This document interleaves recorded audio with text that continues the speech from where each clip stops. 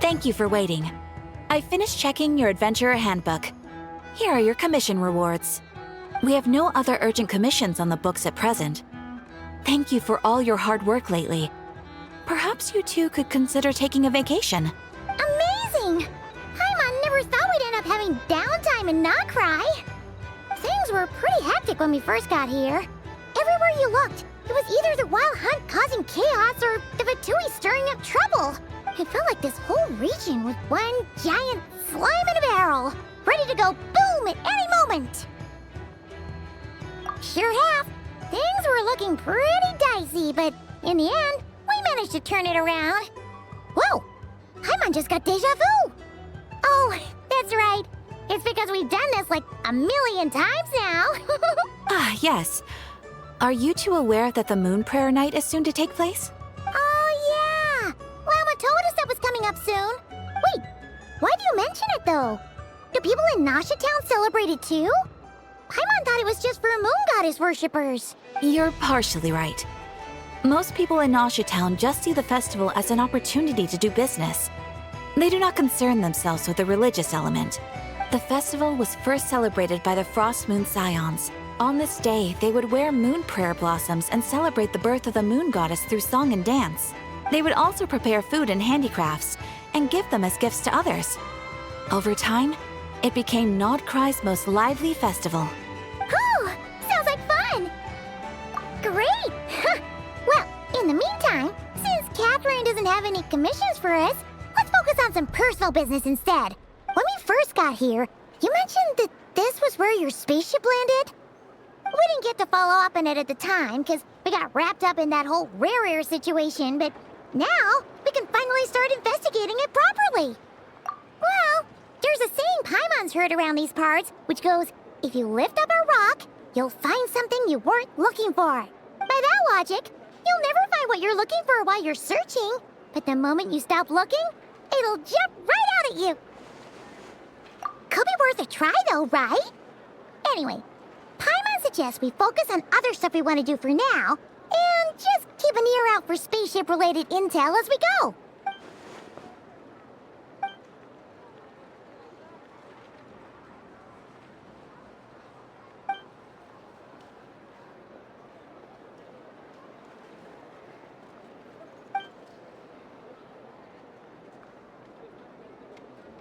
What's wrong? She looks super serious all of a sudden.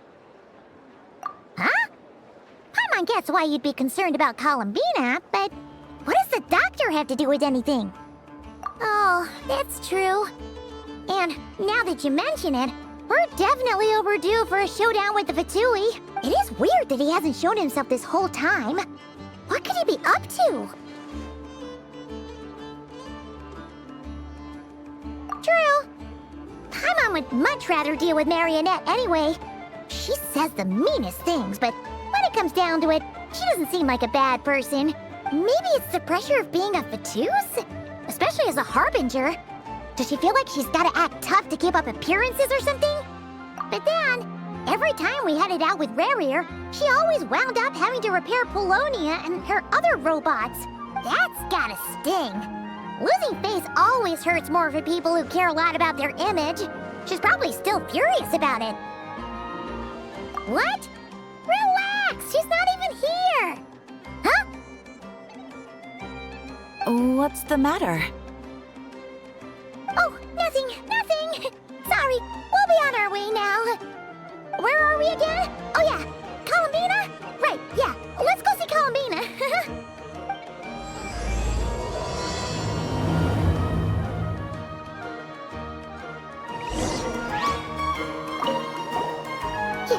You won't snitch on us, will you? I'm not entirely sure what you're talking about. But rest assured, I protect client and adventurer confidentiality as a matter of principle. Phew! That's a relief. Paimon does not want to get an earful from her.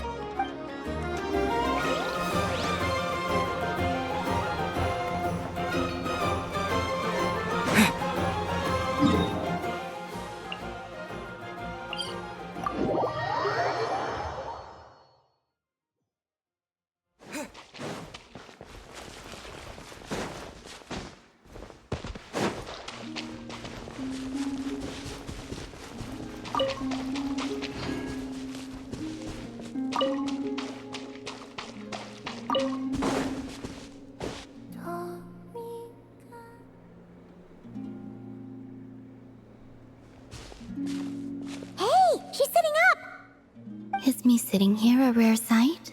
No, we just thought you'd be resting. Perhaps I would have been, were it not for the sudden arrival of some unexpected guests. Not that I consider it a disturbance. After all, you are the only ones who are free to enter. Would it not be a little unfriendly of me to lie down while we speak? I didn't realize you put so much thought into little things like that.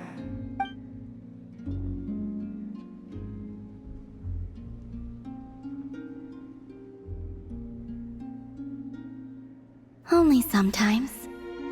There have been moments lately where I think about you and your companions. They are warm, mysterious, and cozy memories. Very few of my past memories are anything like that. They say that travelers return home bearing bags full of souvenirs. But my luggage was empty, and I believed it would stay that way. Return home? So, you're still planning on returning to the moon? Yes. This planet continues to reject me, reminding me that I do not belong here. If I remain in Teyvat, there will come a day that I disintegrate. And I don't mean reduced to dust, or turned into food for the flowers. I mean, I will cease to exist entirely. Alright then. Well, we're sure gonna miss you. But it sounds like we'll have to say goodbye. How do you intend to return? The moon prayer night is soon to arrive. On that day, the moon will be closest to Teyvat. The Kuvaki in this land will reach its peak at that time.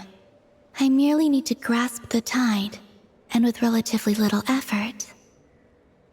Oh, Paimon gets it! It'll work like a slingshot! You make it sound like she's gonna get blasted up to the moon. If I did that, I suspect I would crash into the false sky. I will be using a much gentler approach, but I do like the analogy. It's fun. You see? She gets Paimon's sense of humor. In the blink of an eye, the time has come to part ways. It does feel that way, doesn't it?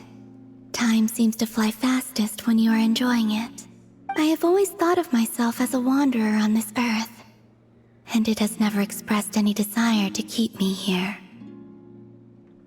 Yet, just as I plan to depart, it tugs at my arm. Is this a gesture of affection? Or is the world mocking me? Oh. Were you hoping I can answer that? Yes. You are a traveler, so you must have a lot of experience in this area. Then, what I would say is, enjoy the moment. That's right! Don't overthink it! Happiness is happiness and joy is joy! The point is to enjoy it, not analyze it! I see. Then what I would say is, even though I am very tired right now, I am still happy. I can't tell from the tone of your voice. Oh, really? You don't think I sound happy? I'm just kidding. I could tell you were in a good mood today from the moment we saw you. Ah, a joke. Albeit not a funny one. Anyway, I assume you're here about you-know-what. Give me your hand. Actually, it's not that. There's something else we wanted to discuss with you. Oh. Then, do you still want to give me your hand? Or not? Sure.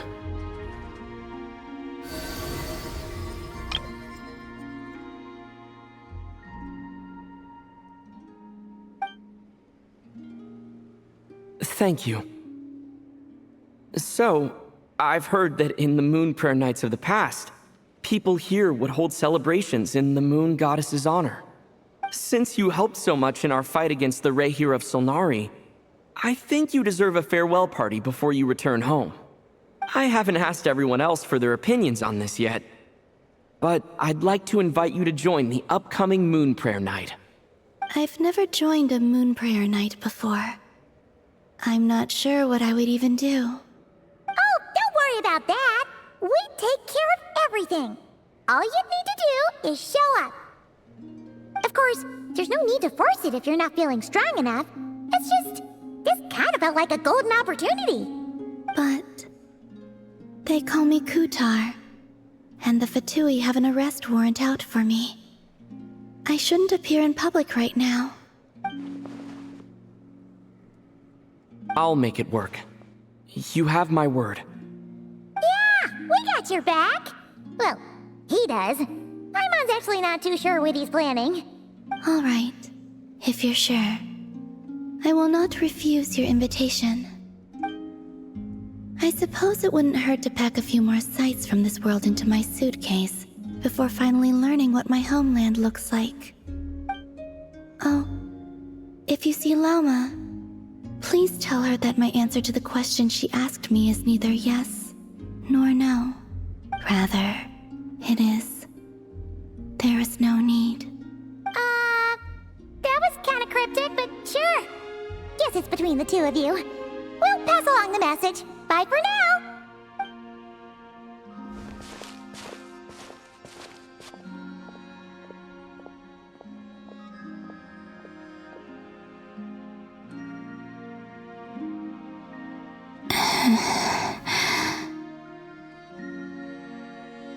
And also, I do not know.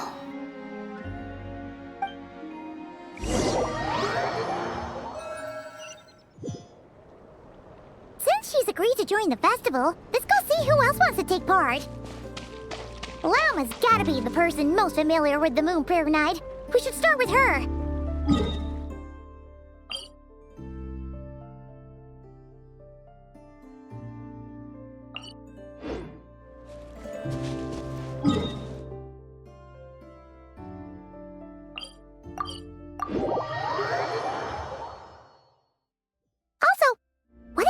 Is your plan to keep her safe?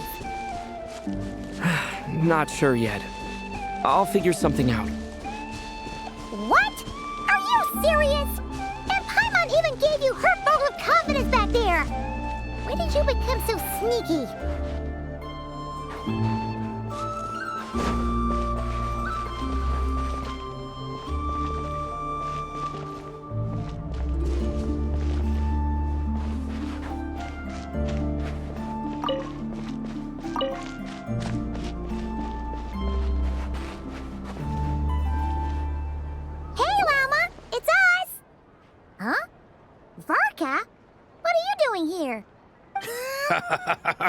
Beats me. I had a bit too much to drink last night, and when I woke up, I was on Hisi Island. Mr. Varka is helping to oversee Nasha Town's preparations for Moon Prayer Night.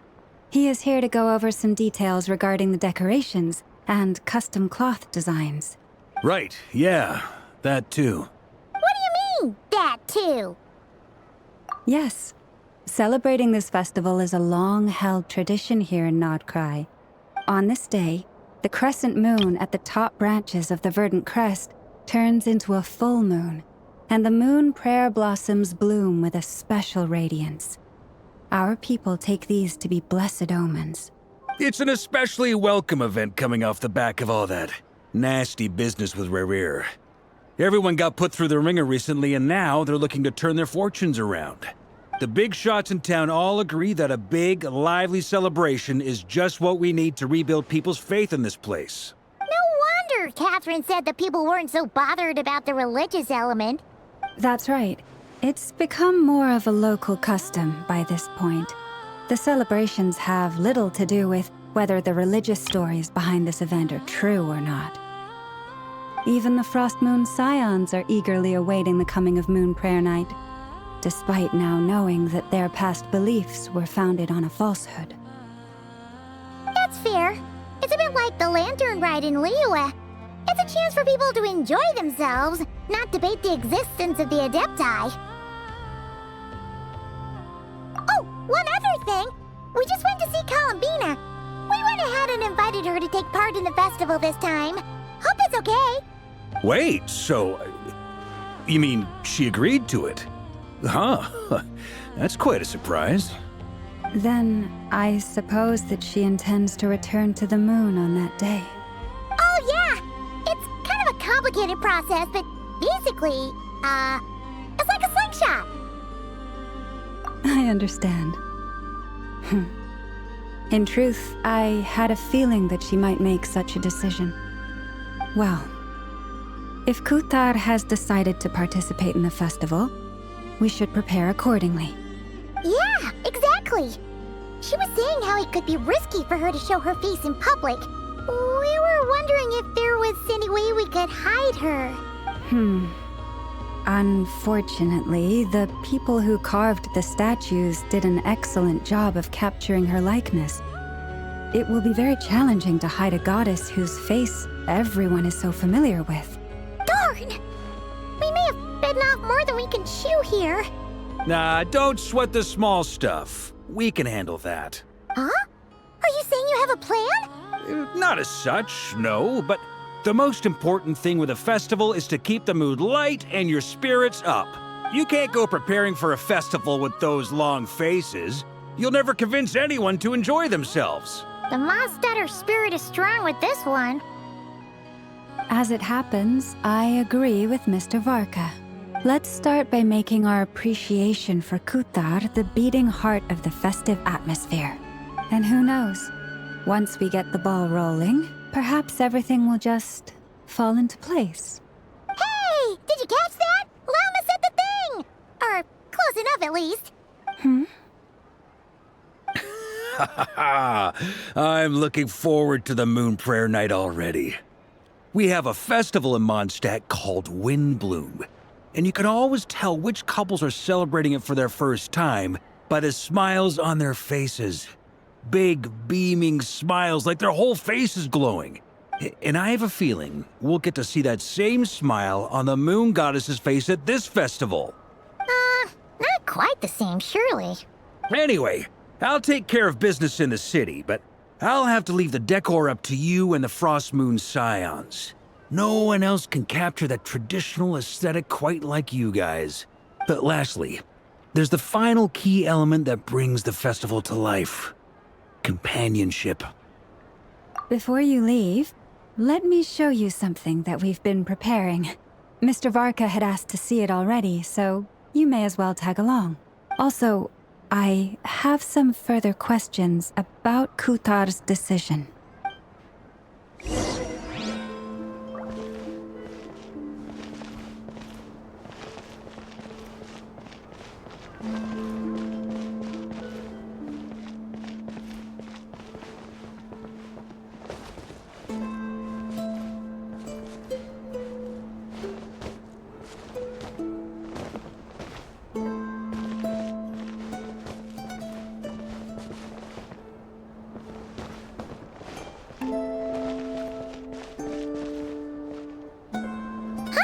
What's this?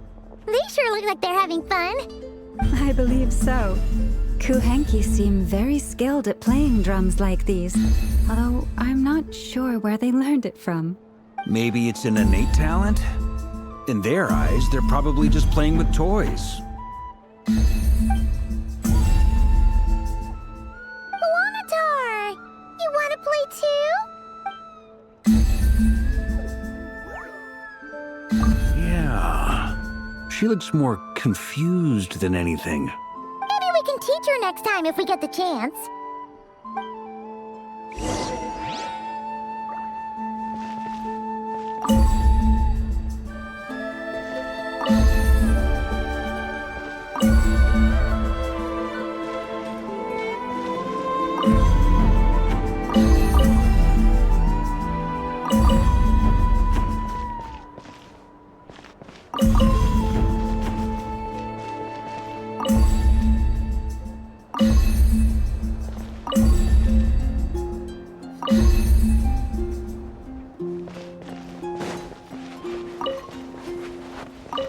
these floaty things?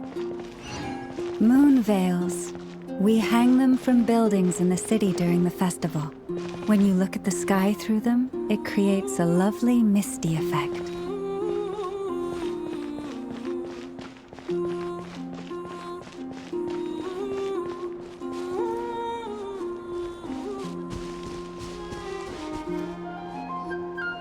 Everyone seems hard at work. They are preparing items for Moon Prayer Night. For instance, the sculpture being made over here, Mr. Varka and I were just finalizing the details of where it will be placed. Ah, there she is. I didn't know the finished article would be so large. Not to worry, though. All the necessary arrangements have been made. Just let me know once it's ready, and I'll get some people to ship it over. You have my thanks. And over here, we are preparing a very traditional confection. Oh, look at all these colors! It looks great! Can Paimon try one? Of course. I have a feeling you'll like it a lot. You bet! Sweets and treats are Paimon's favorite!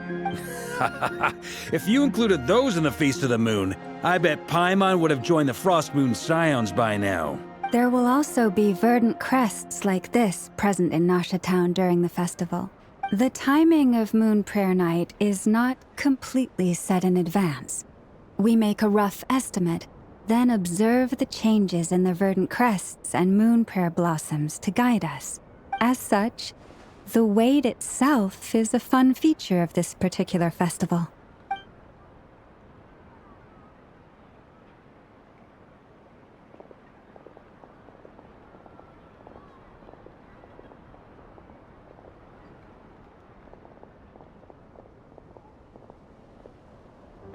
Let's talk here. To tell the truth, I am very surprised to hear that Kutar is willing to participate in the festival. I once asked her if she'd be willing to stay with the Frost Moon Scions. I could introduce her to everyone, and we could be a family to one another. She did not answer, but she has not appeared here since. I took this to mean her answer was no. But if that were the case, she would not have accepted this invitation. Ah, I see. Maybe she is right. Maybe the Frost Moon Scions of today no longer need a moon goddess. But my wish was not for her to come here and be worshipped as a deity. I simply wanted to offer her a place to stay. I'm sure she believes that showing herself here might invite Fatui intervention, and as such, she does not wish to cause us trouble. But what really pains me about all this is that this is her birthplace. She ought to belong here, yet no one has been able to grant her shelter. I think I'm qualified to weigh in here. When someone's about to depart on a long trip, what they need is blessings, not burdens. We should wish her the best, not make the journey harder than it already is. Anyway, she's agreed to attend, hasn't she? All we need to do is simply respect her decision. I see your point. Yes, she will soon depart after all. Our job is to leave her with some happy memories. Besides, who's to say her journey to the moon is a one-way trip? It's not like she can't come back and visit if she wants, right? Paimon agrees wholeheartedly. Festivals are all about having fun, so let's keep it simple. All right, I'm gonna head back to Nasha Town soon. Want to come with? I'm guessing you have some other folks to visit there. Sure thing, let's go! Bye for now, Wilma! Thank you all. Goodbye.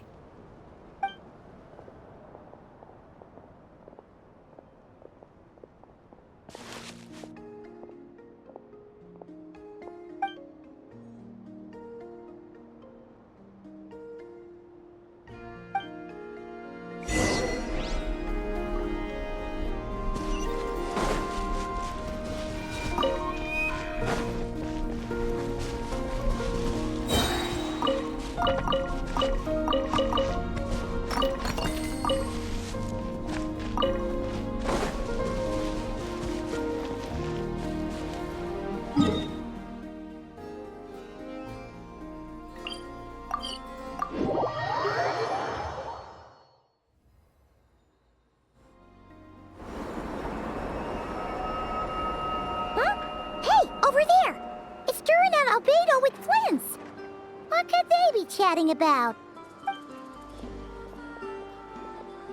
Your guess is as good as mine. Ah, Grand Master, and the Traveler and Paimon. Hello there. It's been a while.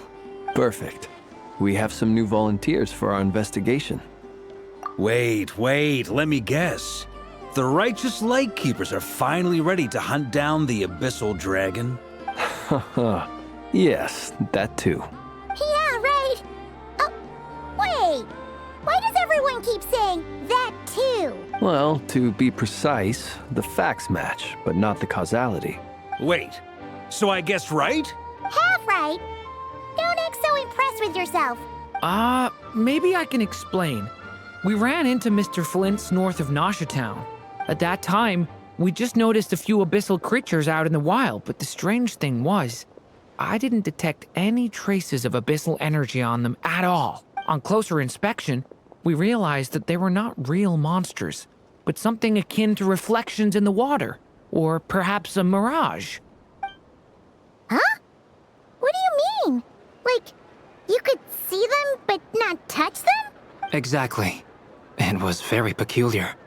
They roared and tried to attack us, but we could not make any physical contact with them. I think I've heard of things like that happening in Nocturne before, but I don't know much about it. Yes, it's a known phenomenon. Mirage-like illusions tend to appear in Nocturne in the run-up to Moonprayer Night. From a distance, they appear quite real. I myself thought that Misters Durin and Albedo were locked in battle with abyssal monsters when I first arrived. But after sharing intel and investigating a little further, we can confirm that these illusions are harmless. There is no great cause for concern. All the Mirage stories I've heard are either animals, rocks, or small houses. Abyssal monsters, though? That's a first. It's a first for me, too. So I'm planning to look into it further just to be on the safe side. I intend to inspect a few more locations. What about you two? Any plans? Alice contacted me a few days ago. She'd like me and Durin to assist her with an experiment, but we lost contact shortly after receiving the message. I'm sure that comes as no surprise to anyone familiar with her. We don't know when the wind will blow, yet when the wind blows, we will know. That, in a nutshell, describes how Alice operates. Yeah, that tracks. Okay. Well, I suggest we investigate this Mirage business in the meantime. It's piqued my curiosity, and I'm pretty sure I know someone who will already be 10 steps ahead of us. Well said. Right? Whatever's happening in Nocturne, she always seems to be the first one to know. Let's go see what she knows. We can invite her and her staff to the festival while we're at it.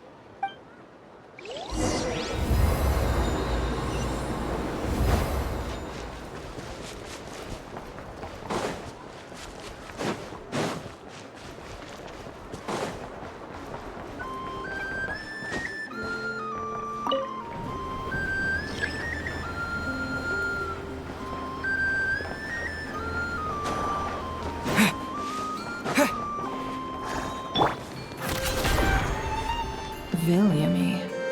Now that's a man who's lost it all. Pity that pile of cold ashes still hasn't flared back up again.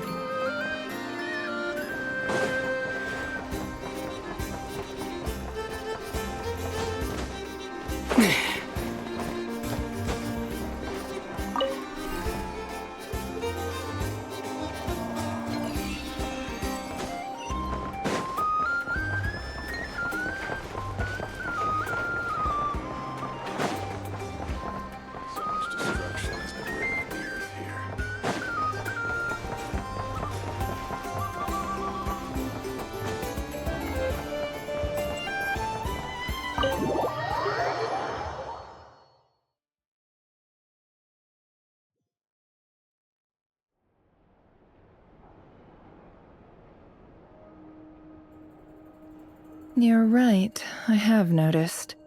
There's certainly something a little fishy about this situation. Only a little, though. Records indicate that this phenomenon can occur in the days before and following Moonprayer Night.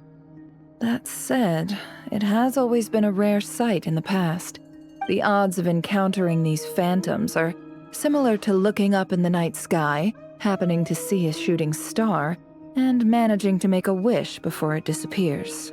But this time, either everyone's getting lucky, or they're appearing far more frequently than usual. Yehoda's out gathering intel as we speak. In the meantime, let me check off some points of interest.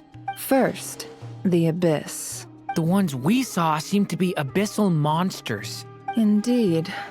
But we have identified one location where many more of them have made an appearance. And not just monsters, but human phantoms too. Given the scale and nature of the phantoms, it's almost as if someone's last memories are coming to life. Or perhaps the memories of multiple people. Oh. So you mean the phantom monsters are hunting down the phantom humans? Exactly. The phantoms can interact with each other, but we have no means of intervening. In addition, some of the human phantoms would seem to be from the very distant past.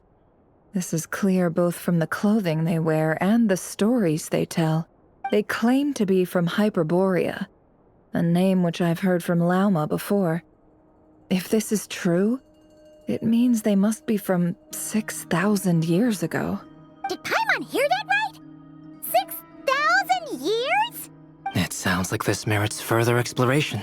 That'd be a big help. I'll leave it with you, Albedo.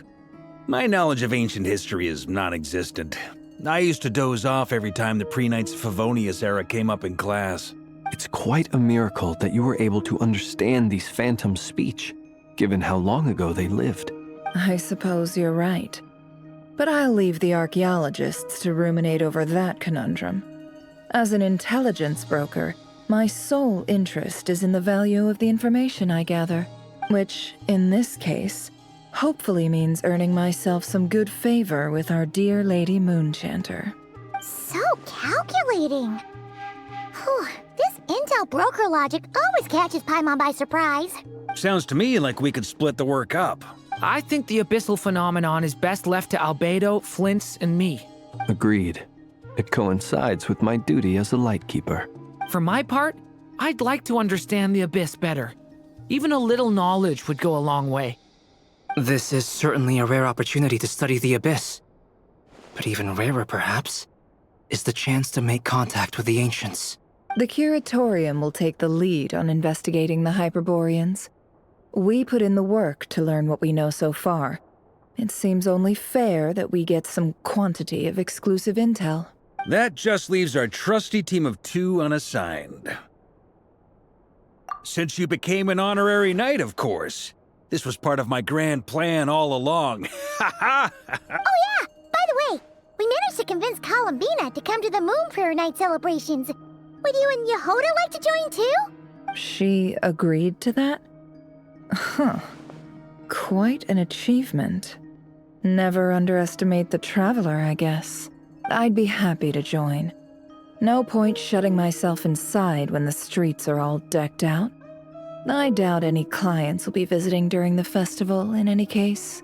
And Yehoda loves a party, so I'm sure she'll jump at the opportunity. No. No! No! No! No! No! No! No! No! Way to contradict me in front of... Wait! No, that's not what I have bad news, boss! So many people. Alright, everyone inside! Quick!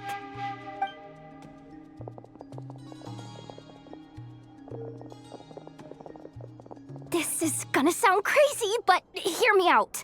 I saw one of those phantoms at Star Sand Shoal, and it was some sort of flying ship. Like a spaceship? That's gotta be the one you came to Tibet in. You said you saw the same thing through the moon marrow, right? Huh? You already know about it? Ugh, I thought I was gonna blow people's minds. Turns out I'm the last to find out. Wait, back up. You came here in a spaceship? Now my mind is blown! What's it like on the inside? Was it like flying through space? I want to know everything! Yep, exactly. Huge discovery. You're the best. Second best intel broker in the world. After your boss, of course. Wow. Really? Well, I don't know if I'm all that, but... I guess that decides where we're heading next. Come on, don't look at me like that.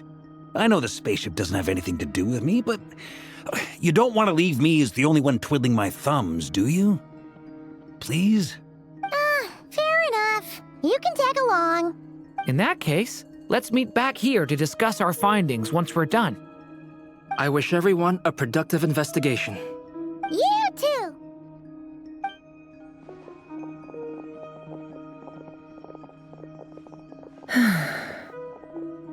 What's up, boss? Aren't we gonna head out?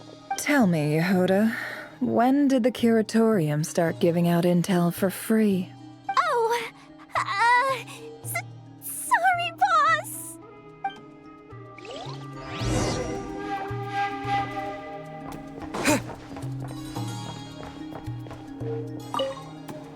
We can't unshare information any more than water spilled on sand can be put back in the bucket. I'll just have to balance the books some other way. Please, boss. There's gotta be another way. Who knows? Depending on what they find, maybe this will work in our favor. Please don't find me. Please.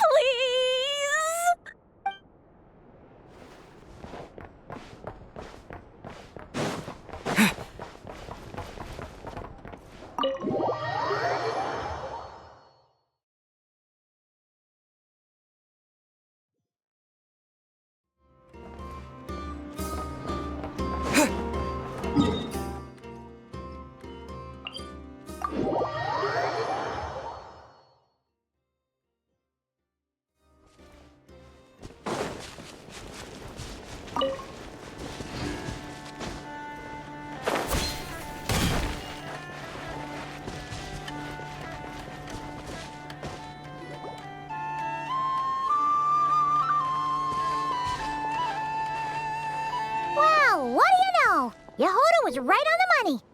This Phantom really is your spaceship. But that's so weird. Why would it show up here? Is it some kind of projection? Or a ghost? Like, maybe it no longer exists, but somehow it left an afterimage? Ah, you're already here.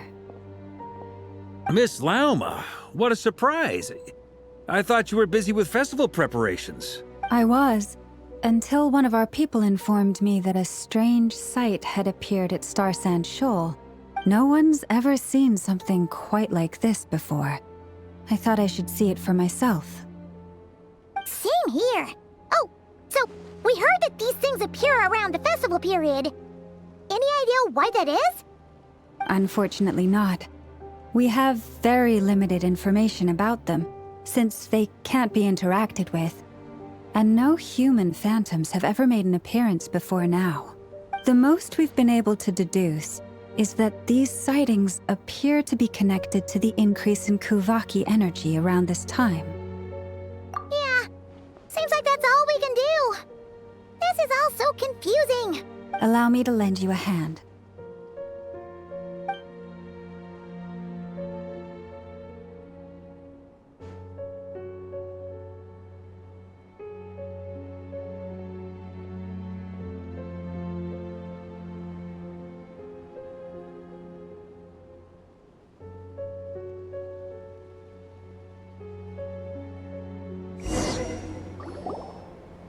Everyone, our friend here should be able to provide us with some information. Is that a phantom Rhymehorn deer? I've heard about how the Frost Moon Scions live in harmony with the animals and can even communicate with them. That's coming in handy now, for sure. Okay. Yes, I understand. Then how about this?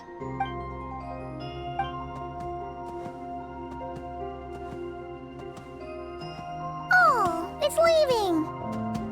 It appears to share our curiosity about this giant spaceship, So I asked it if it wouldn't mind investigating along with some friends. In return, I told it about some nearby spots where the wild fruit grows abundantly. We may live in a different era from these phantoms, but I trust that the terrain, climate, and ecology here are more resistant to the effects of time than some things are. Let's give them a moment and hope for the best.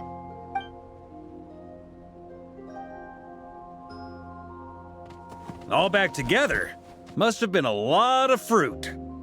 Indeed. Now let me ask them some questions.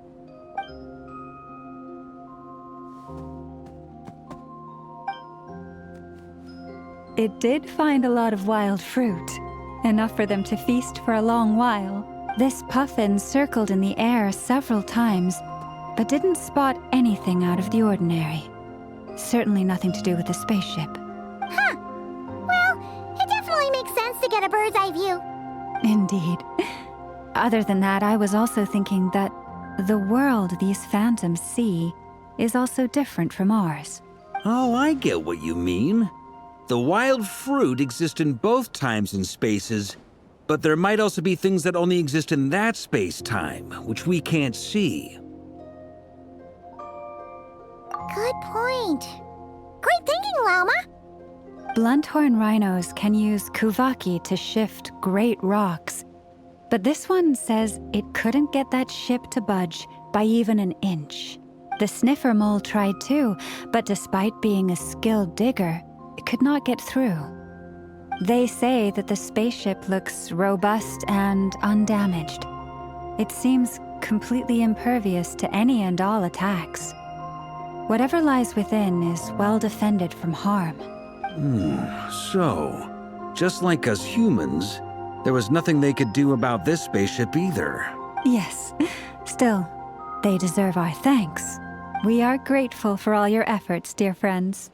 Now go and enjoy your feast. I've noticed some other human phantoms gathered nearby. Come on, let's go talk to them.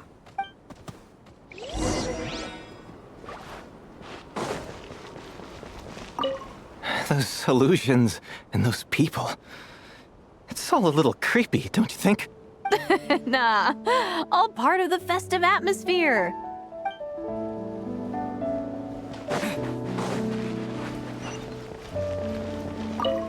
Have you ever seen anything like this? Nope. Never seen or heard anything this weird.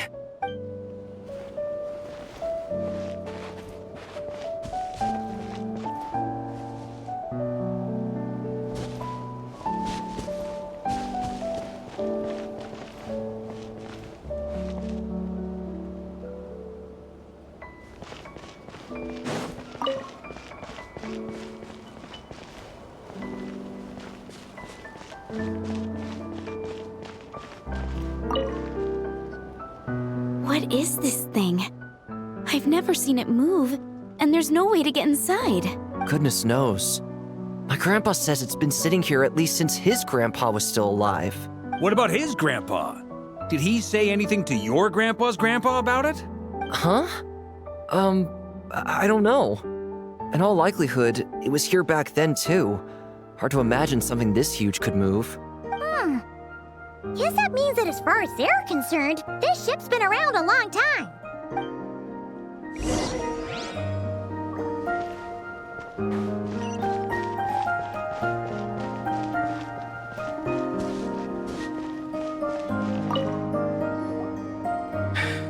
Come on, brothers. If we can get even a small chunk off of this thing, it's gotta be worth a fortune. Today is the day we strike it rich. Huh? You mean Paimon? Yes, brother, I shall join you. Let's make our fortune. We should go with them. What the? This thing is crazy tough. I can't even scratch it. What's it made of? Sorry, brother. Looks like we'll have to seek our fortunes elsewhere. Enjoying yourself? I was just seeing if I could influence this phantom's perception by playing. But nope, no dice. I'm sure we're all starting to build up an idea of what's going on here now that we've spoken to some of the people. These phantoms are reenacting real historical events in Nodcry. It's almost like we're in some kind of interactive stage play. We can talk to the actors, but the plot is fixed, and we can't influence it. It makes sense. History is set in stone. The objective facts of the past cannot be changed. Paimon totally thought you were just goofing around earlier. But actually, you were doing some serious investigating. Of course I was. Anyway, at this point, I think we're forced to conclude that although the Phantom spaceship is right there in front of us, we aren't going to learn much about it from these people.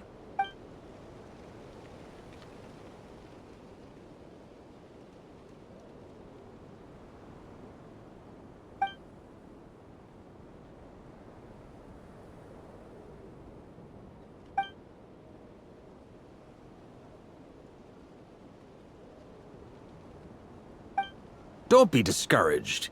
If nothing else, this is proof of the ship's existence. And think about it.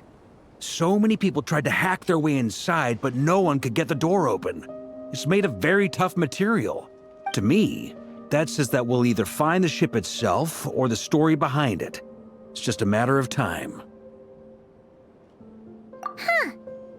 Every now and then, when Varka gets serious, he actually does seem like Grandmaster material for once. I wonder how the others are doing. Let's head back for now. Sounds good. Also, drinks are on me if Team Knights of Favonius is the first to finish. Wait, we have a team name now? Am I in Team Knights of Favonius as well? You're very welcome to join. We've even got a cathedral ready for you. Isn't that technically blasphemy? You wouldn't dare make a joke like that if Barbados was in earshot. Nah, I'm sure Barbados doesn't mind a little harmless blasphemy once in a while.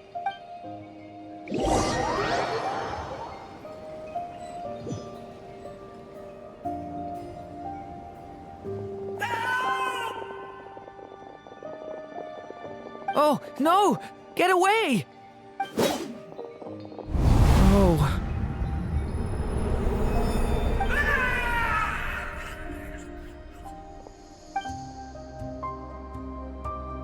I know it's hard to stomach, Mr. Durin. But as I'm sure you've noticed, there is nothing we can do to intervene in that which unfolds before us. But we have to at least try. And try you have. But are you aware of how many unsuccessful attempts you've made now? I wasn't keeping count. I'm afraid this is the 39th failure so far. Or the 5th if we're only counting this particular victim. There are no indications that these phantoms may be altered in any way. You seem to have calmed down a little. I'll make us a fire. You should rest and have some water. Feeling any better now, Mr. Durin? May I ask a few questions? Be my guest. What exactly are we witnessing here? What happened to those people? My guess would be that we are seeing Nodcry during the Conrian Cataclysm. Would that be accurate? Conria. That is correct. As you know, once the Abyss senses even the tiniest crack, it floods in and spreads like wildfire. There was a time in the distant past when it permeated all of Nodcry, causing immeasurable harm. The people paid a terrible price to heal this land. Then, 500 years ago, the whole of Teyvat suffered an abyssal disaster. Once more, Nodcry was dealt a devastating blow. I see. In the face of the abyssal onslaught, all were like grains of sand tossed around by a tidal wave. Be they human, fae, or god. The moment you witnessed is but one drop in a whole ocean of catastrophe. All right. I guess that answers my second question, too. I wanted to know why there's nothing I could do to help them, and that's because what we are seeing is history. That would be my guess as well. As I understand it, history and fate are not all that dissimilar. The latter may be unseen to us, but both are immutable. Yes. Fate was determined long, long ago. I still have a couple of other questions for you, Mr. Flint. You mentioned more than one abyssal disaster that has struck this land in the past. How can you be sure that what we're seeing is from the Conrian incident? And also, how are you able to stay so calm when you're talking about these events? From everything I know about you, you're not cold or ruthless, and you're not indifferent to the suffering of others. Alas, I am forced to show my age. I must be 600 or 700 years old by human measure. Wait, so you... One is not easily moved by history when one has witnessed the truth firsthand. I'm sorry. You needn't apologize. Your passion is a good thing to have. Treasure it, because someday you may find it in terribly short supply. Now, at the risk of offending you, I have a question in return. Your curiosity toward the Abyss, is it born from hatred or because you sense its call? I only ask because I kept a fragment of Rerear's body in my lantern for a short time. Specifically, his heart. So I know what a burden it can be to carry the Abyss with you. And I hear its power growling from somewhere within you. In my eyes, your mere existence is a miracle. My honest answer is... I don't know. I don't think I have the confidence to say for certain. What I will say is the Abyss is not the only issue that haunts me. Even before I became who I am today, the question dogged me constantly. Should I even exist at all? My doubts remain unresolved. But when we fought Rerear, something became a little clearer to me. Sometimes it is the darkness within us that allows us to achieve the impossible. I certainly got the sense from your 39 attempts that you were trying to achieve the impossible. It sounds like you've resolved to see the truth for yourself. Absolutely. In that sense, he and I are quite similar. Then I wish you every success. I look forward to the day of your transcension. Well, if everyone's caught their breath, I suppose we should head back. Oh, and one last thing. I'd appreciate if you kept our discussion about history a secret.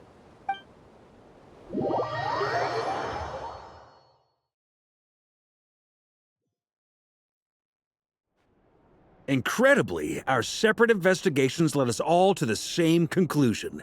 Hooray for consensus! Yeah, but we barely learned anything, though. I totally thought this would be the mother lode. Talking with the ancients? I mean, come on! But nope, all we got was useless snippets of conversation. And all this stuff about moons and hyperopia. What a load of baloney. Seems like people back then had a few screws loose. I understand your frustration. We found the same issue. Each phantom only showed a very brief moment in time. There isn't much value to be found in these miscellaneous fragments of a civilization's history, no matter how glorious it may have been. If there's a silver lining, it's that these phantoms are harmless to the present reality. They shouldn't get in the way of the festivities. Paimon agrees. And not just because it's the first thing she understood in this whole conversation. You look disappointed, Nefer. Is something the matter? What do you think? We all worked our tails off, but the only one to gain anything from it was you, Lady Moonjanter. Well, please do share the Hyperborean records with me. I will gladly inscribe them in our people's documents. Oh, duh! Yeah! That was it! Hyperborea! Hyperborea. I'm serious. Only an expert in the Frostmoon Scions and their history can turn these records into valuable research material. The alternative is to let them gather dust on the Curatorium's storage shelves until the pages turn yellow. Nefer, you're wise enough to know that cooperating and sharing the profits is the best course of action here. Well, that goes without saying. Sure, let's do that. Huh? But didn't you say we aren't supposed to give out intel for free? Sorry. Shutting up. Now is not a good time to push Nefer's buttons. Anyway, back to Moon Prayer Night. I'm thinking that we should prepare something a little special, aside from the usual decorations and so on. You mean a parting gift? Can't go wrong with food. Although, does food go bad on the moon? Perhaps a lantern would be a better choice. It might be dark up there. It could prove difficult to light a lantern on the moon. Magical stones might serve that purpose better. What about a clockwork mecha model from Fontaine? I've got a whole bunch at home. I use them for fighting practice in my free time. None of these sound like things she would be even remotely interested in. But we don't interact with her enough to know what she likes. Yeah. It would really save us the guesswork if someone could find out what she's into. Wait, what the? Traveler? They're all looking at you. Great! Haha, problem solved. Now, I need to stop by Dory's. Gonna need her help sourcing a bunch of stuff for the festival. Then let's leave it there for now. We all have our own business to attend to. Traveler, if you find out what Kutar likes, let us know right away.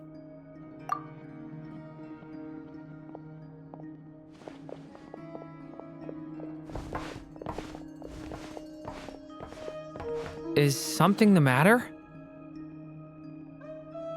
I'm fine. It's just... I'm still feeling a little rattled after witnessing the horrors of the Abyss. But it's okay. This is something I have to work through. I'll be all right. Thanks for your concern. Well, don't put too much pressure on yourself. If you ever feel like something's wrong, physically or mentally, we're here to talk. Come on. Stop treating me like a kid.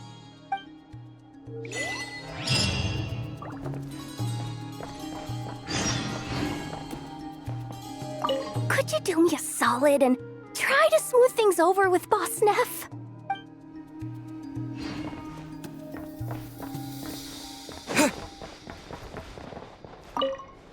You should get going. It's important that we ascertain what Kutar likes.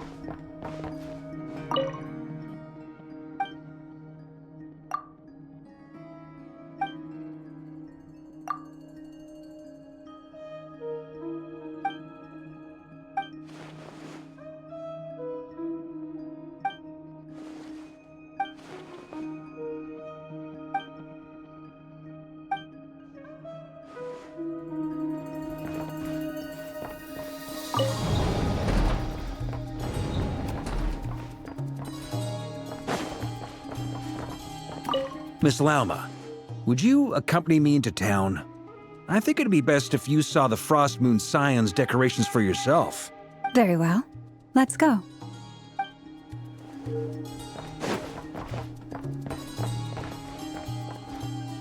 Which is why we need a lantern guaranteed to work on the moon. Yes, I have a few ideas, but the lantern itself is the easy part. The real issue is how little we know about the lunar environment. Wait, you two are serious about this?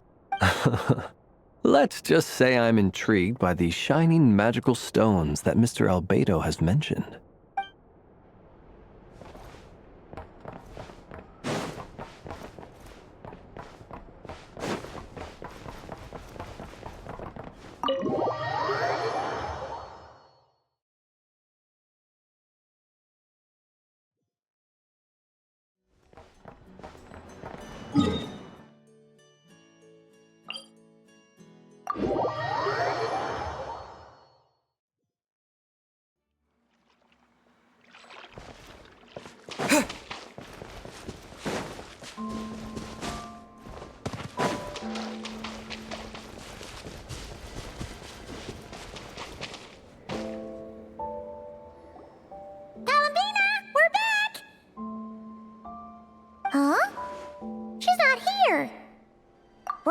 few Kuhenki here last time, too?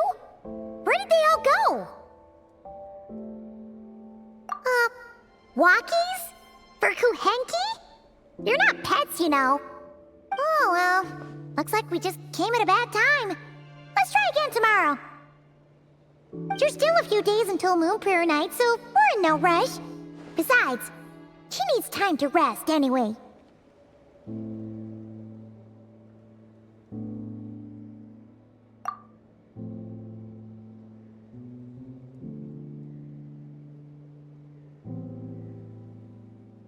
Kalamina! Are you back yet? Oh, how strange. Looks like she still isn't here. Right? It's not like her to spend so much time outside. Especially since she's worried about attracting unwanted attention. What about Luonatar? Luonatar, you there? Hey! Do you know where Kalambina went? Sorry, didn't understand. But if you know where she is, could you take us to her? Yeah, that's even stranger. What about him? Oh, that's not good news. They change color when Kalambina gets weaker, right? And they look super pale right now. Good idea. She might know what's happening.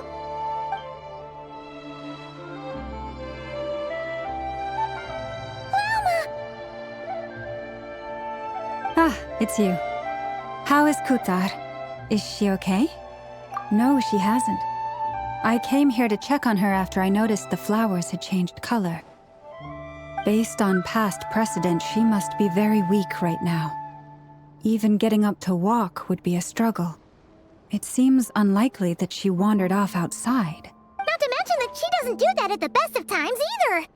So yeah, this is super weird. No. Very few people are in the know about Kutar's whereabouts. And if anyone suspicious had visited, they'd have left some sort of evidence. Come on, let's go to Nasha Town.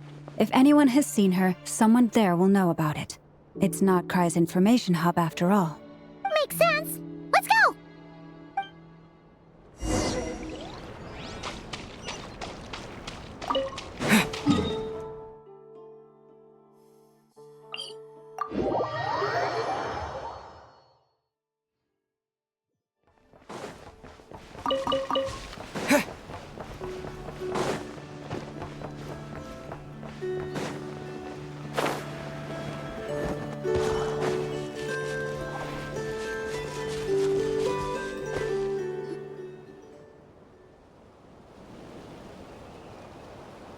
Moment.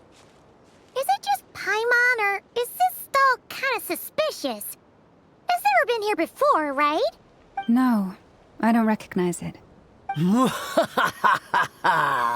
Alas, your free and easy adventure time is over. Now, prepare to face the final boss of Nod Cry. Whoa! Where'd that voice come from? Not sure, but it's definitely hostile. No, not that way. The final boss is right here. The sniffer mole? That's the final boss? Surely not. Also... Okay, the jig is up. I'll stop teasing you. Turn around. I'm right behind you.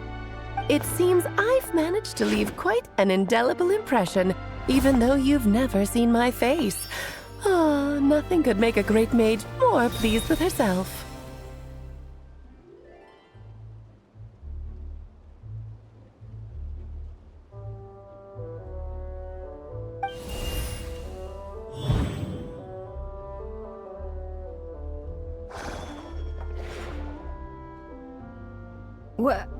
What is going on?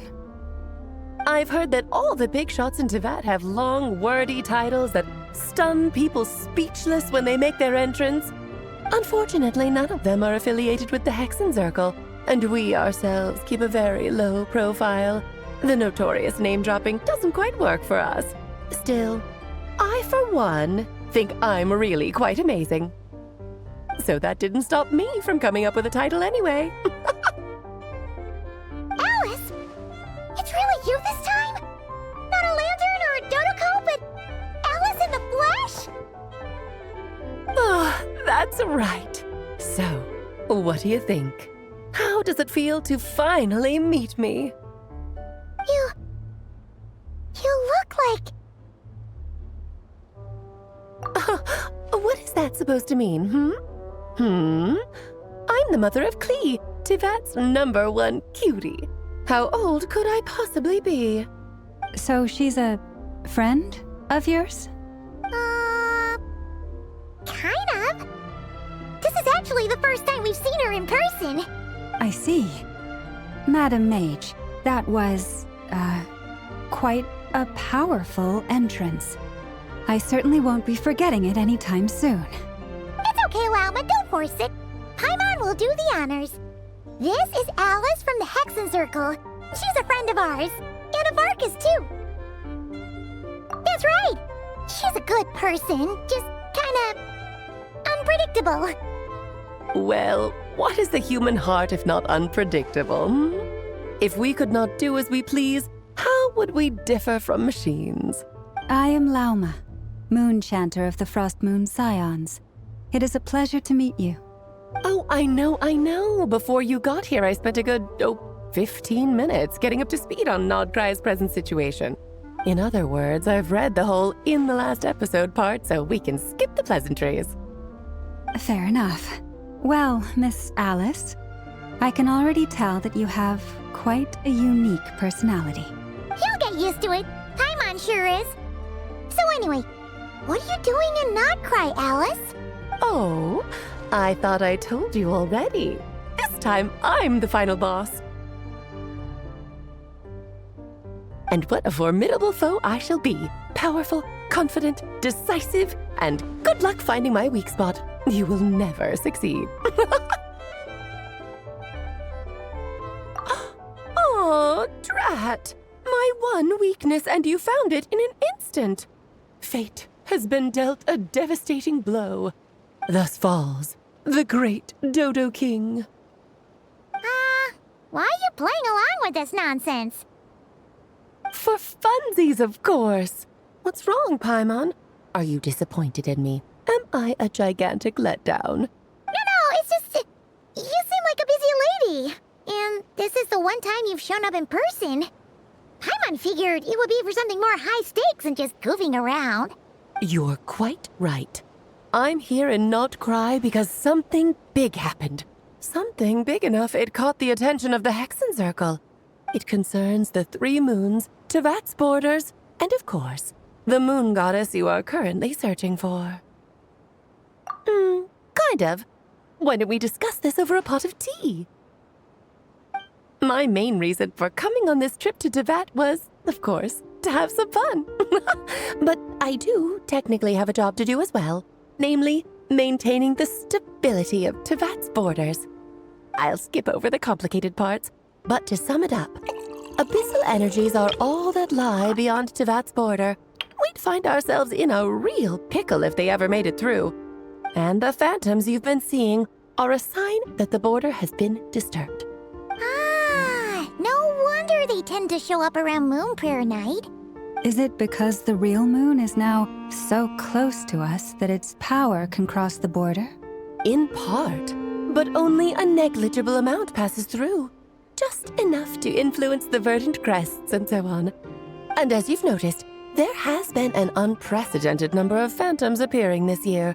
The influence of the moon beyond the border cannot explain this. No, there is another far greater factor at play. The trilunar syzygy. A trilunar syzygy? Eons ago, before the heavenly principles came to Tivat, it was the then 3 moon goddesses who controlled the laws of this world. Oh, that's exactly it!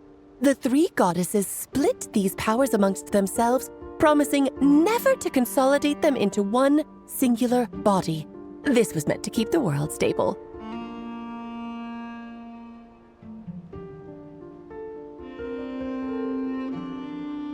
But, fast forwarding to the present, the eternal moon's marrow is with you, while the iridescent moon's marrow, which should never have appeared in this world, has been retrieved. Add that to the presence of a moon goddess in the flesh and...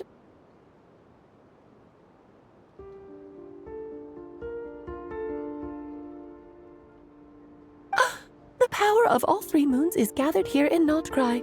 There hasn't been an event like this since the War of Funerary Flame.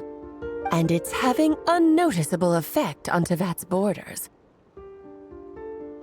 Because I wish to give my darling daughter a peaceful, sunny environment to grow up in. Is that a good enough reason? Kinda sounds like you're dodging the question, but it does make sense. Well, that's one reason anyway, and the most important one. The others are a little complicated to explain. For instance, cleaning up after dearest Miss R. Albedo could tell you more about that if you're curious. But right now, I have a more important question to ask you. Why are you collecting the moon marrows? I see. Nicole told me about that legend once. Nicole? You mean meet Anne? Oh, so you remember. Yes, of course. That was a story about fate, her area of expertise. But back to the story of our dear moon goddess. I'm afraid her intended method of returning to the moon is unlikely to work anymore. What does that mean? She may be missing, but she hasn't gone anywhere. She has disappeared.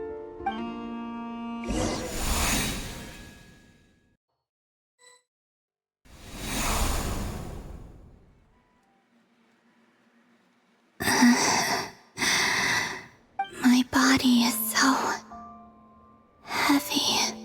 Wait, no. It's my mind that's heavy. My arms and legs are as light as a feather. What's happening to me? I feel drowsy, like I've been asleep for too long. Is it daytime or nighttime? Is the moon out? I think I'll go for a walk.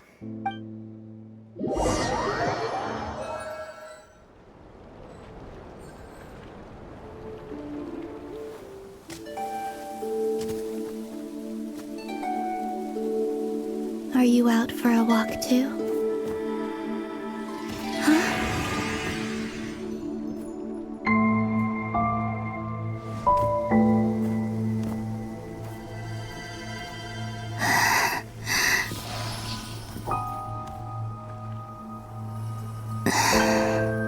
The day has come at last.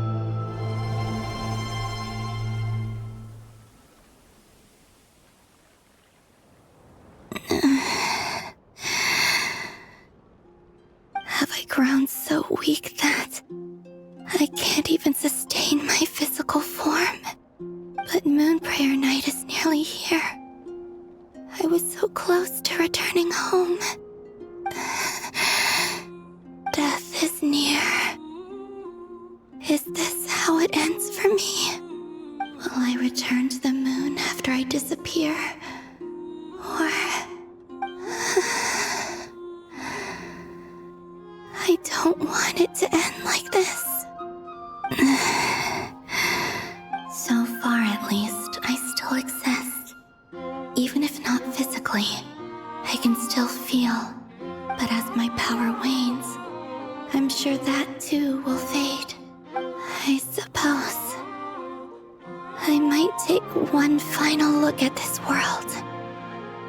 The world where I was born.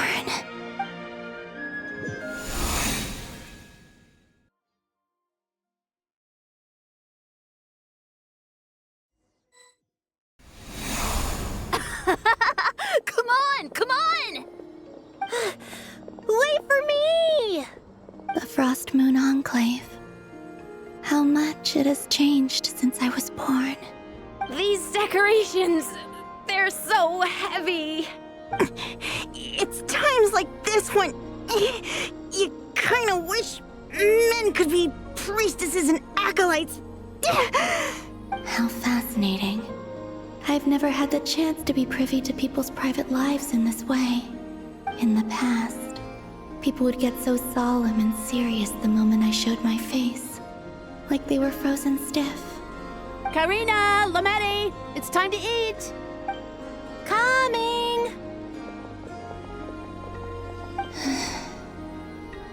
I want to watch them a little longer.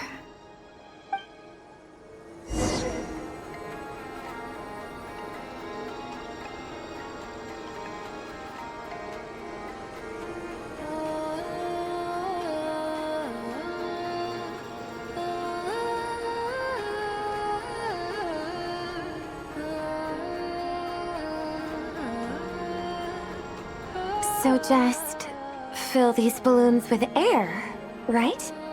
Yep. Try a couple now to test things out. The rest can wait till Moon Prayer night. Think fast. Rita! Teasing an acolyte of the Frost Moon Scions? Surely that's a punishable offense. Take this! Huh? All right, enough horsing around.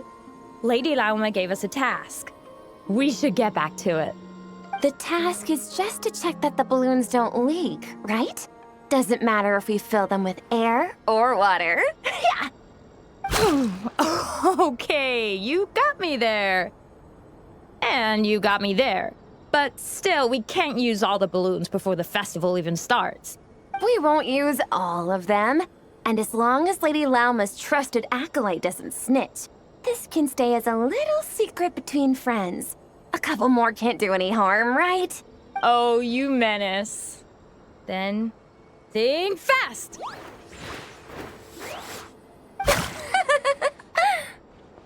Is pumping a balloon full of water really so much fun?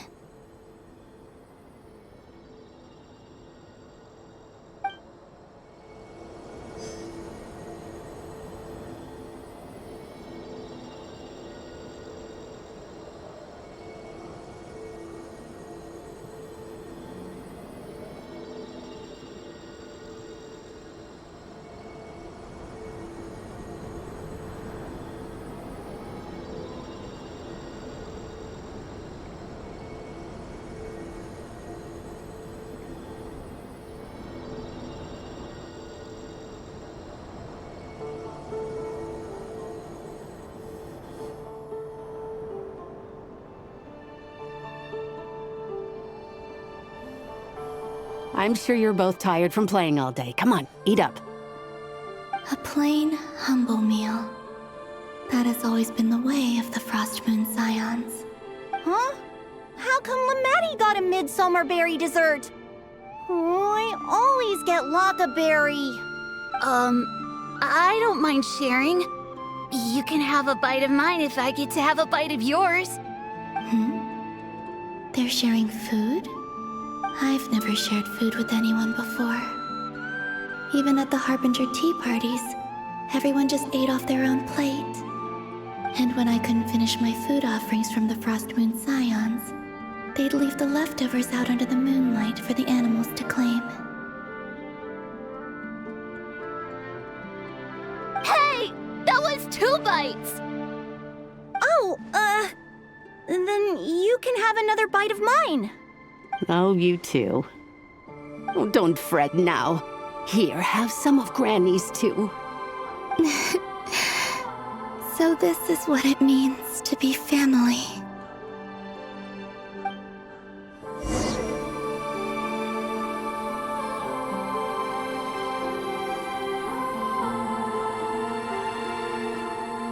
I'm seeing so much that I'd never usually get to see. They'd never act like this when I was around.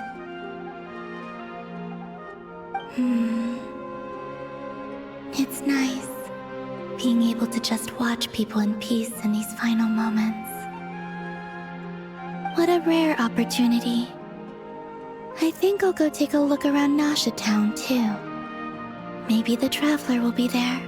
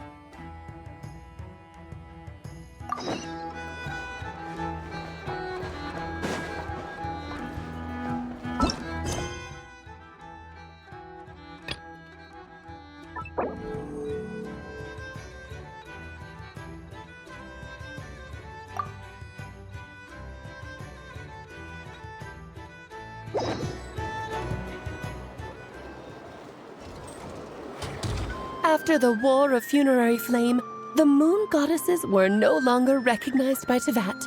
They lost the whole foundation for their existence. That's why the moon goddess's strength is fading. She cannot withstand the world's rejection of her.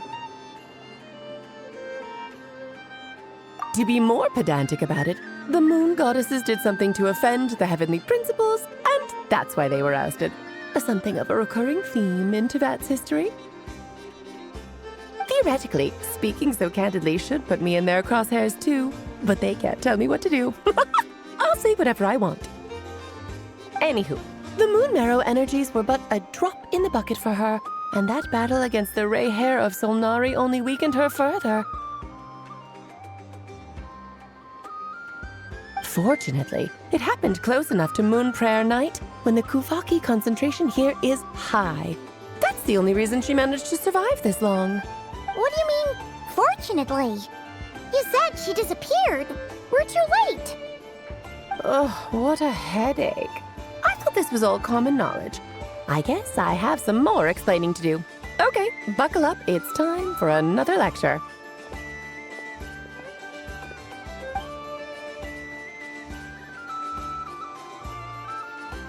Now, I said earlier that the moon goddesses lost the foundation for their existence. The reason for that has to do with the natural order. Basically, the rationale for their existence in Tevat was lost. The same logic applies to the present moon goddess too. Consider her existence so far. Her comrades in the Fatui called her Damselette.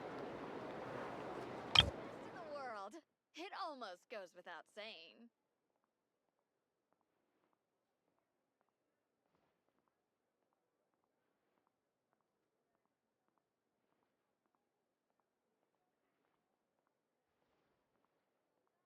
This land holds nothing but promise for adventurers from all walks of life.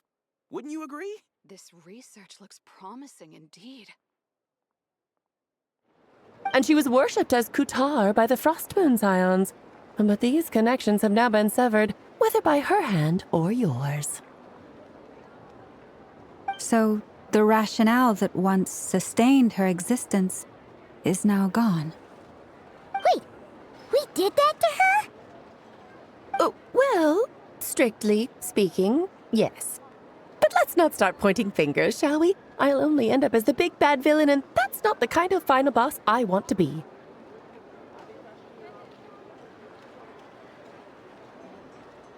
Of course I do. I'm only the greatest mage in the whole entire world.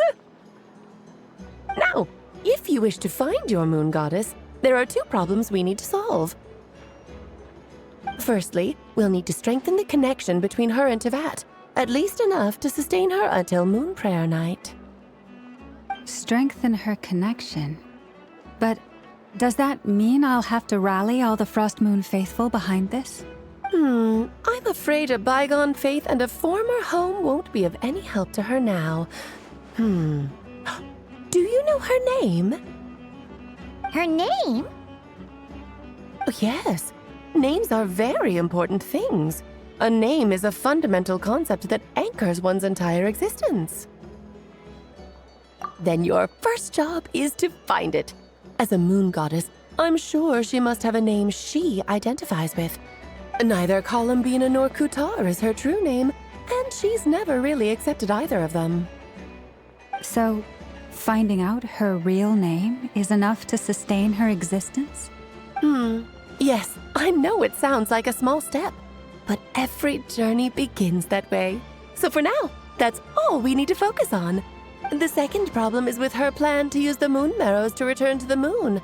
Unfortunately, piercing through the false sky will take an enormous amount of power.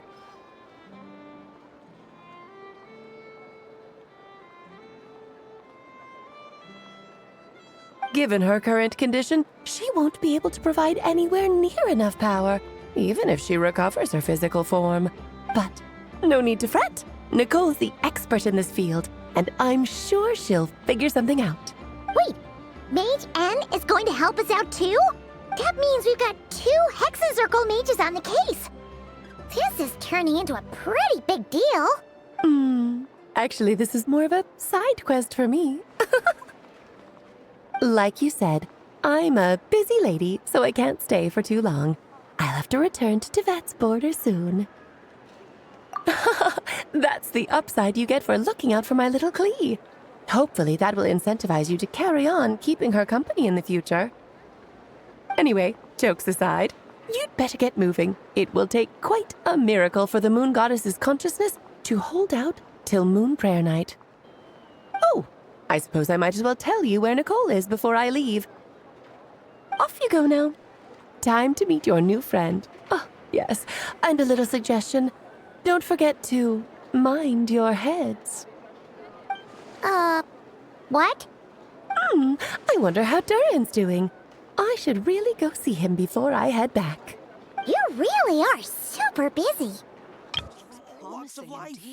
Wouldn't you agree?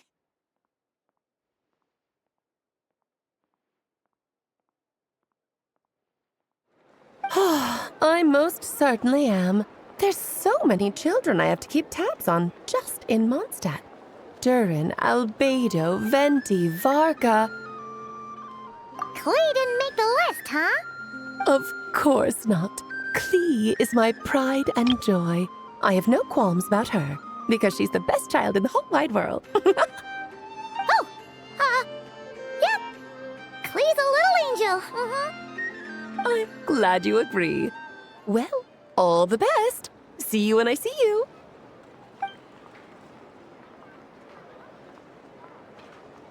She left in a hurry. Yeah, she didn't pack up her stall. Should we handle it for her?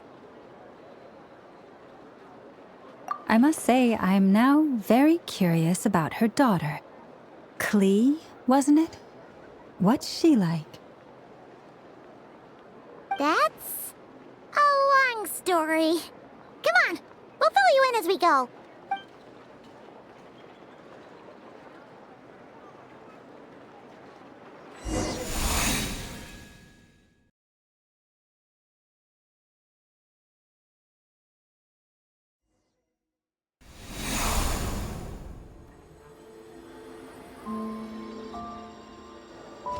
What a lively place. I've never experienced Nasha Town like this before. Hey, you old geezer! Your hammer's rusted through!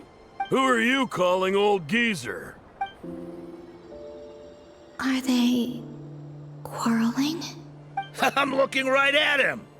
You've really gone downhill since giving your daughter free rein in the workshop. Can you even swing a hammer anymore? It shouldn't take you days just to fix a single chair. You might as well use that hammer to massage my back for all the good it's doing. Don't run your mouth, or you'll get a back massage that'll put you in bed for the rest of your life.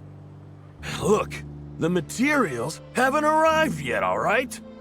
You know how busy it gets in the days before Moon Prayer Night. I'll bet you send all the materials to your little princess. Blood's always thicker than water, huh? All right, you've made your point, Uncle Koski. As soon as the materials arrive, fixing your chair will be the #1 priority. And Dad, if you've got time to chat, why don't you lend me a hand, See? Lolka knows what the score is. I guess they're friends. But the way they spoke to each other was so ugly. Then again, it wouldn't be the first time I've seen something like this. Columbina! Sing outside my door in the middle of the night one more time, and I'll unscrew your vocal cords. You hear me? Oh, Zandrone. So that was her way of trying to be friends with me. What a pity. I won't get the chance to say any ugly things in reply.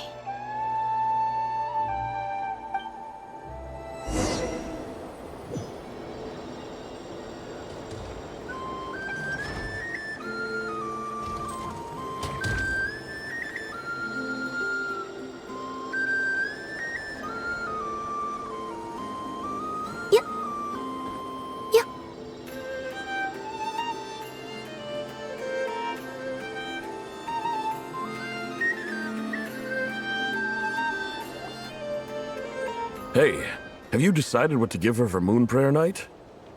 I sure have. She's gonna get the surprise of her life when she's least expecting it. Then I'll whip out the ring and pop the question. The surprise of her life. What a fun turn of phrase. Cool, I get the picture. You can spare me the gushy details. Ooh, looks like we have a customer. Hello there, ma'am. Would you like some Moon Prayer Night candy? Huh? Is he talking to me? Can he see me? Here you go. Oh.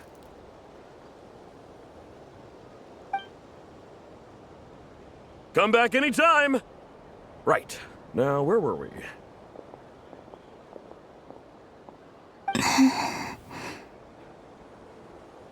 I don't know why, but I still held out hope.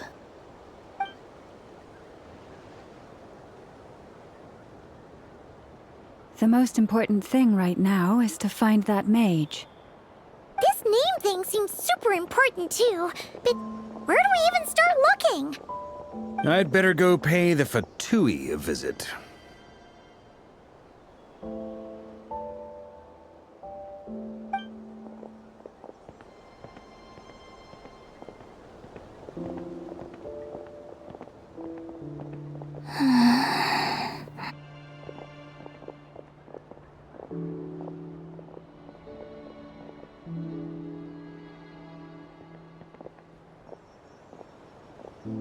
Columbina?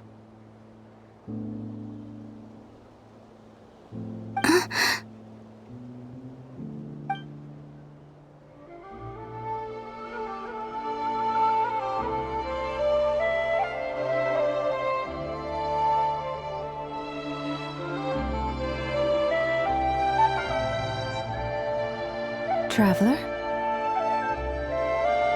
Let's go! This is no time to be spacing out!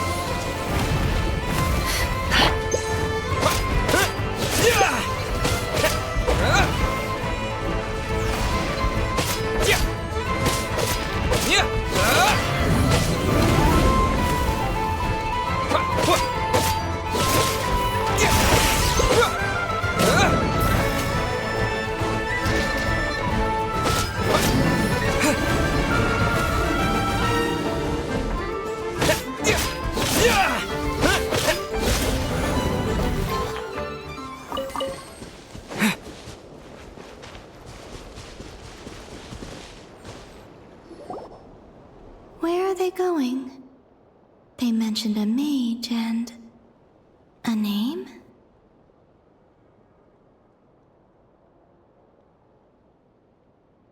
So, Mr. Varka, are you acquainted with this Nicole? Or should I call her Mage N? Not really. We've never met, though she has come up in conversation. From what I've gathered, Alice kinda took Nicole under her wing. Taught her how to speak in a more ladylike fashion, that kind of thing. Huh. Hard to imagine Alice as an etiquette coach. Yeah, Alice is a larger-than-life personality, I'll give you that. But then again, that's why she's able to draw such an eclectic mix of people into her inner circle. If I remember correctly, being an interesting person is actually one of her main entry requirements. So, if you ever wanted to join the Hexenzirkel, I'm sure you'd both be eligible to apply. Hey! Don't go around making promises on Alice's behalf. I wouldn't dare. I'm just trying to paint a picture of the Hexenzirkel for you. Okay, sure. Anyway, since none of us have ever met Nicole, how are we supposed to find her? We can't just go up to every woman in sight and ask, "Hey, are you Nicole?" Maybe something she's wearing will give it away? Like a windbloom pinned to her chest or something. Wait a minute. Alice never said Nicole was from Mondstadt. Oh, true.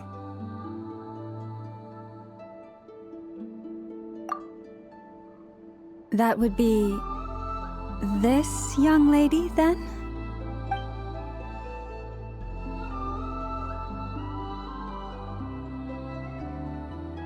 Hey there! Sorry to disturb you, but are you Miss Nicole? Varka, Knight of Boreas of the Knights of Favonius. Alice might have mentioned me before. Have we got the wrong person? Sorry. Well, this is awkward. When I shook my head, I meant, no, Alice hasn't mentioned you before. Huh? Where is this voice coming from? My apologies. For certain reasons, I am unable to speak. This is the only way I can communicate with you. It might take some getting used to, but I hope you can understand. Hey, it's fine. I'm more shocked by the fact that Alice never speaks about me. I mean, As for you two, we have crossed paths twice before, but it is nonetheless a pleasure to finally meet you. It's really you! Thanks for all your guidance in the past. You're quite welcome. This time, things are different. We have reached the unwritten pages of the story. You might say that we stand at the crossroads of fate. Now then, allow me to formally introduce myself. My name is...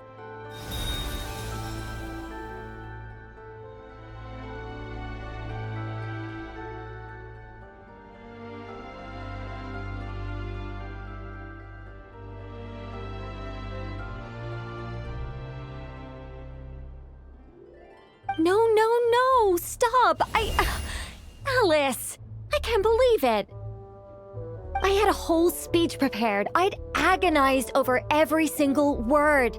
She always picks the worst moments to ruin other people's plans. I'm so sorry about that. Alice took the liberty of devising some bespoke self-introduction magic for each member of the Hexenzirkel. But I could have sworn I deleted all of the triggering conditions for it. How did it bypass everything? Oh gosh, this is so embarrassing. This is a very different side of Nicole than what we're used to. Is she not used to face-to-face interactions? Don't worry about it. We've seen that introduction magic once already, so it wasn't too much of a shock. Please go on, Miss Nicole. We'd love to hear what you have to say, or, well, communicate. Huh? Are they talking to this lady? But... Will you all promise to forget that horrendously embarrassing introduction? sorry, embarrassing. When?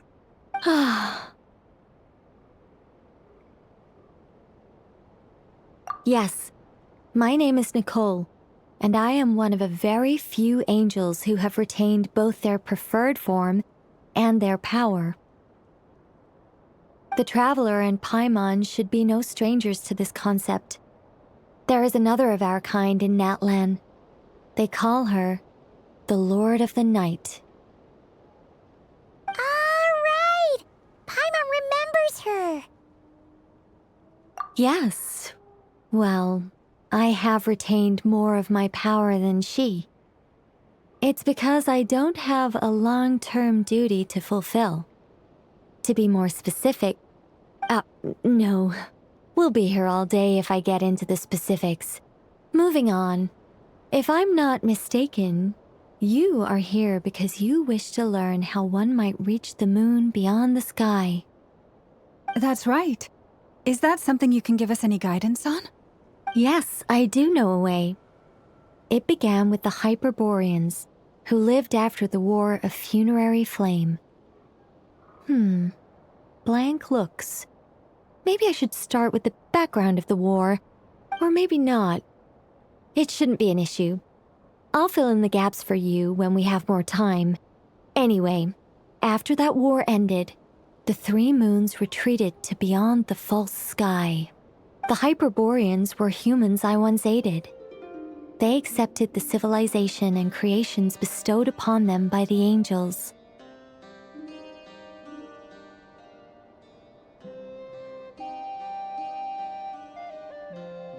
But despite accepting many blessings of the angels, many among them still held on to their faith in the moons.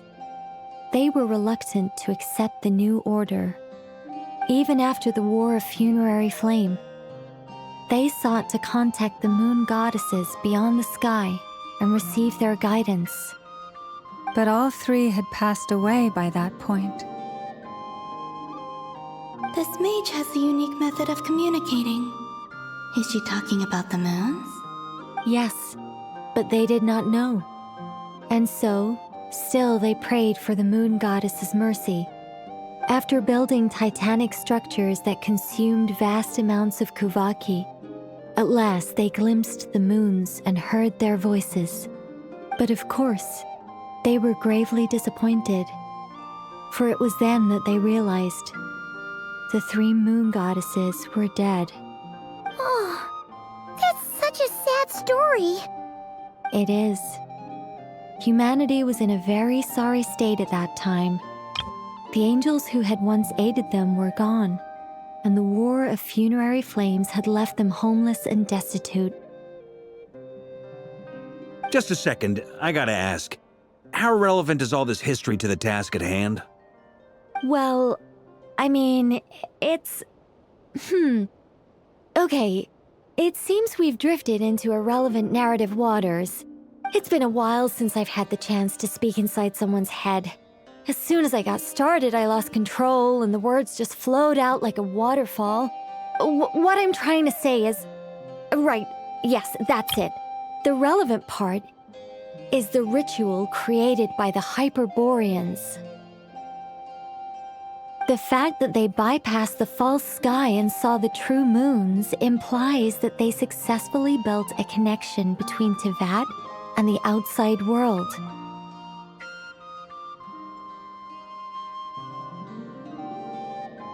Which means, with enough Kuvaki and a sufficiently stable connection, it should be feasible to send one person over the border. Okay, so they built some kind of portal? Oh, yes. A portal. Yes. Is something wrong? You sound disappointed. I just didn't expect you to summarize it so well. It turns out I could have said all that in one word, if only I'd managed to think of it. No, please, it's fine. This is invaluable knowledge. I'll be sure to record and preserve everything in writing. Oh, really? Well, in that case, I suppose I could backtrack and add some more detail. I did gloss over a few things so far. Whoa, time out. Let's summarize what we've got first. The Hyperboreans were the last ones to use this method, right? So we somehow need to find whatever structure they built and make sure there's enough Kuvaki to power it up. Luckily, we have the moon marrow of both the eternal and iridescent moons, so we're all good for Kuvaki. Which means the key issue we need to focus on is finding the place. Am I right so far? Yes. Although I expect the structure is long gone by now.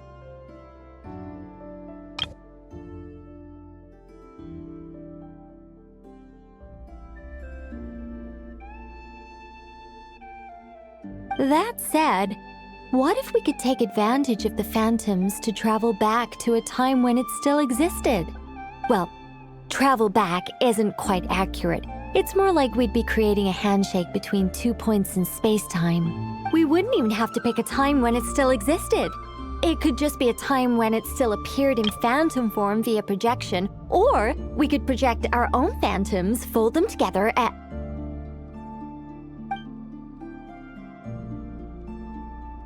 You look lost. Was that too hard to follow? Yeah, things got a little, technical there. Paimon's brain is reaching capacity. All right. Let me think about how to put this more simply. Okay, got it. Over the next few days, I'll search for phantoms that we can use. Once I find one that meets the criteria, I'll let you know and we'll regroup. By completing certain rituals, specific individuals will be able to enter the phantom and make it to the Hyperborean structure. If everything checks out and it looks feasible, we'll just need to wait for Moon Prayer Night, and we can send the Moon Goddess back home. I'm really skimping on the detail here. Is this making any sense at all? I think so. For now, we'll just wait to hear from you. Yes. Basically, yes. Great. Counting on you. In the meantime, we'll focus on finding the Moon Goddess's name.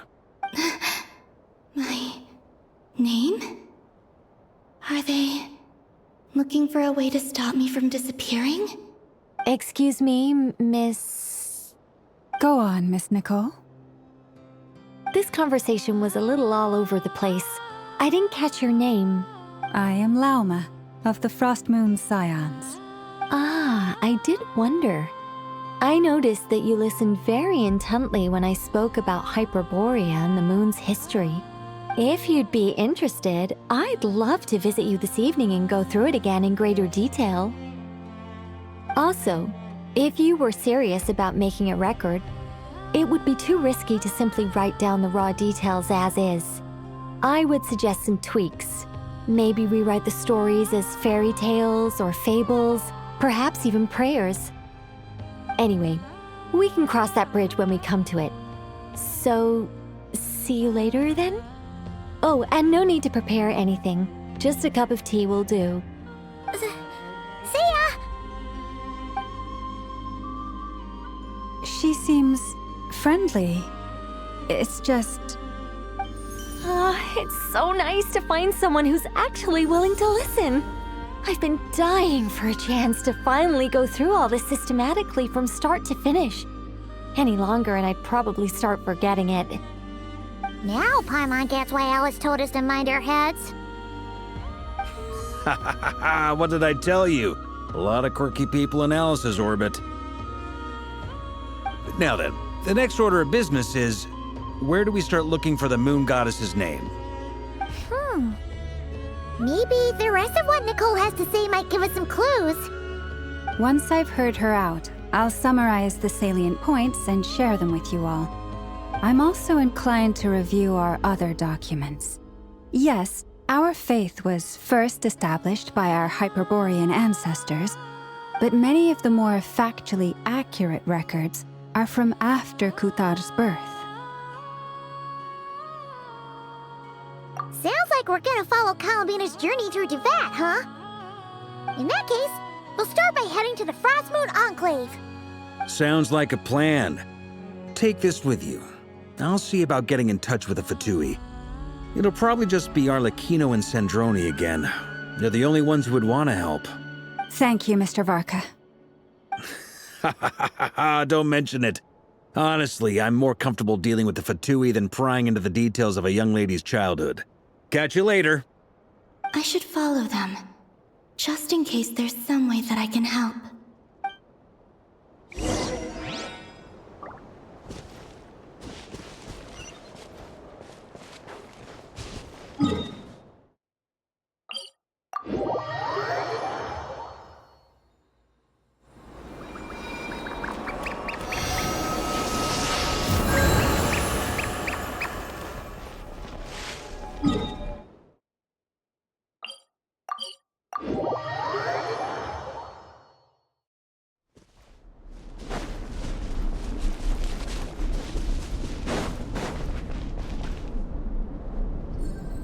A while ago, I took the time to organize all documents in our possession that pertain to Kutar.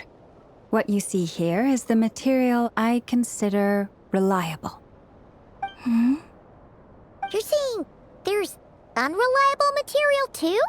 Yes. Most of the information we have was transmitted through an oral tradition.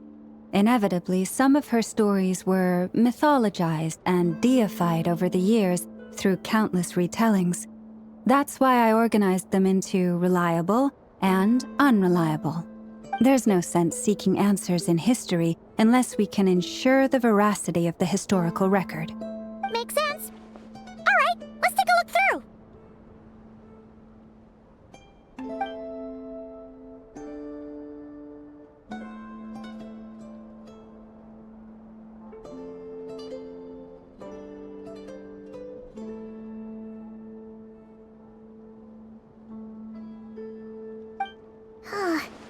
Almost all these records refer to Kutar instead of Columbina. Although neither of those is her real name. Paimon's not sure what point she's trying to make. What we can gather from these records is that the Frost Moon Scions worshipped her as a god, placing impossible expectations upon her. I cannot fault them for their earnest faith, but for all their devotion, worshipping her day in, day out changed nothing. I imagine that none of it resonated with Columbina. It wouldn't surprise me if, even back then, she had already begun to reject the name Kutar and everything it represented. Lama speaks the truth. When I heard them call upon Kutar with hope and expectation in their voices, they may as well have been calling upon somebody else.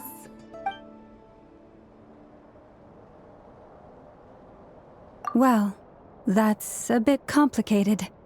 I looked at the level of detail, perceived authenticity, prose style, and how realistic their portrayal of Kutar seemed to be.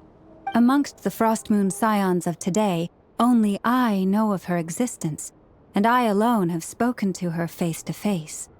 As such, I know that there are certain things she simply would never do. That being said, I have sensed some changes in her lately. Changes? Me? Seems like this is getting us nowhere. For what it's worth, why don't we check the unreliable sources too? Sure. Give me a moment.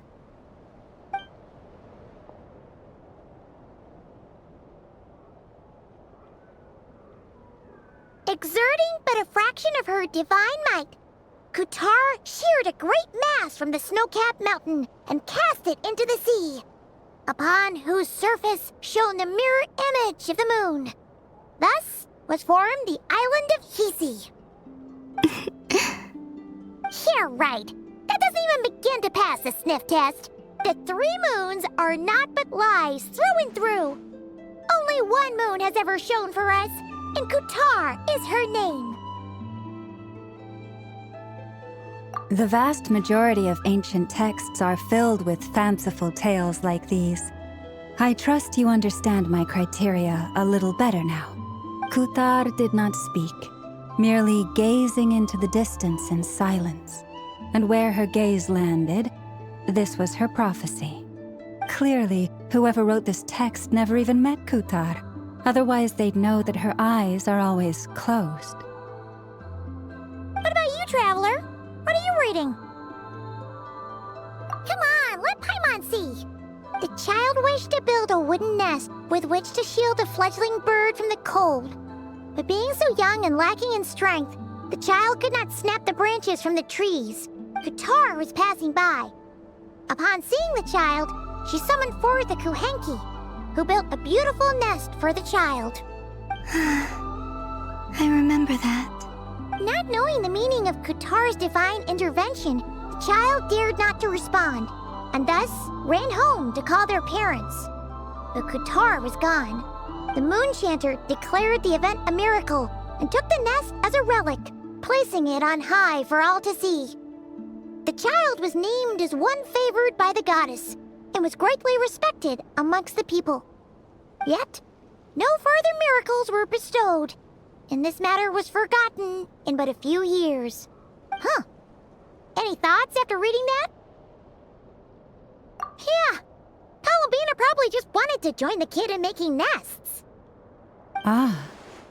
I had originally considered this a fabrication, because Godtier did not perform any similar actions in subsequent records. But now that I think about it, it does seem like something Columbina would do. It's just that...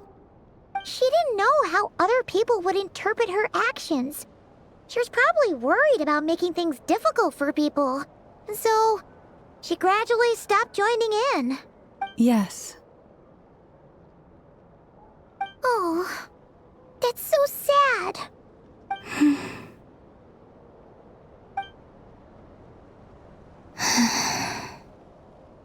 And now, I can make no such gestures of warmth, even if I want to.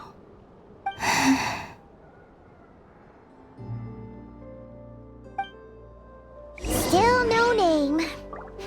That's a bit of a shame. But we did learn some interesting stories.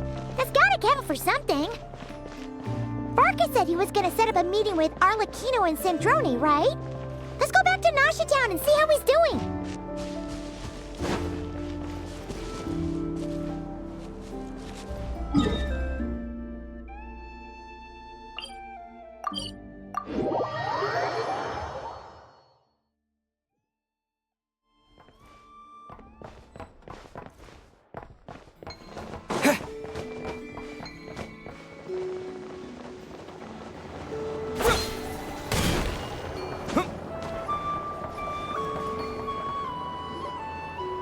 Let's see. There's Varka. Oh, and it's Durin and Albedo too. Yeah, this is pretty much the same place we bumped into each other last time. I convinced them to stick around a little longer. We were all waiting on people, so I figured having a little company would help pass the time. Ah, so you've been waiting for us? Does this mean that you've already arranged things with the Fatui? Sure does. Now you're back, we can go meet up with them together. How'd your investigation at the Frost Moon Enclave go?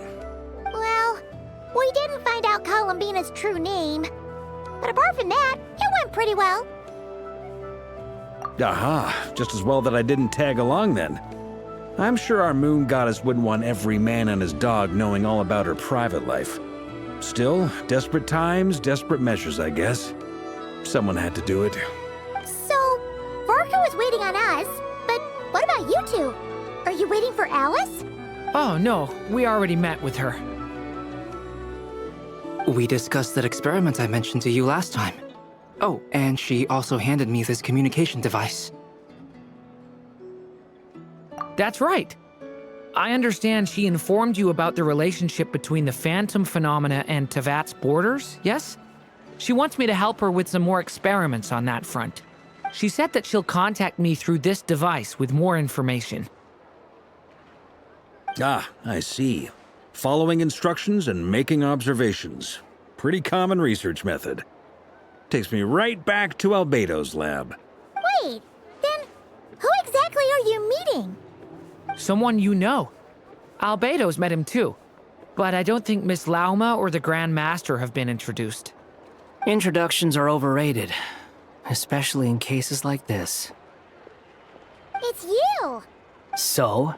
It's not like the Academia has prohibitions against going abroad. Also, I applied for leave. I've been writing to Hat Guy since obtaining a human form. I've already brought him up to speed on everything that's been going on in Nodcry. Hat Guy? Turns out, I actually have heard that name before. Oh? Then why did you react the same way I did? I only knew the name, not the fella. But since we're all here, let's do some introductions for what it's worth. I'm Varka, Grand Master of the Knights of Favonius. Lauma, Moon Chanter of the Frost Moon Scions. And I'm a Drioche from the Vahumana Darshan of the Sumeru Academia. Hat Guy. Good to see you again, Mr. Guy. I believe we last saw each other on the boat ride here.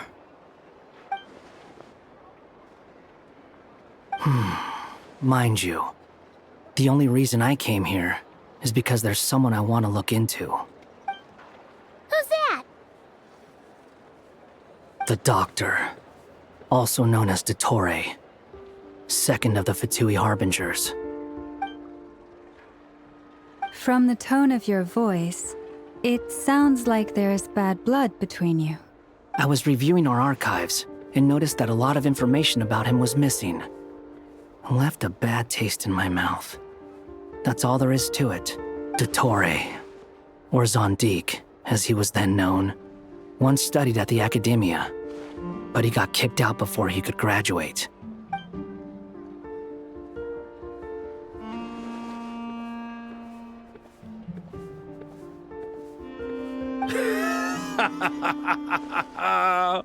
So the Harbinger's #2 man is a college dropout? How embarrassing for them. Last we heard, he was planning something.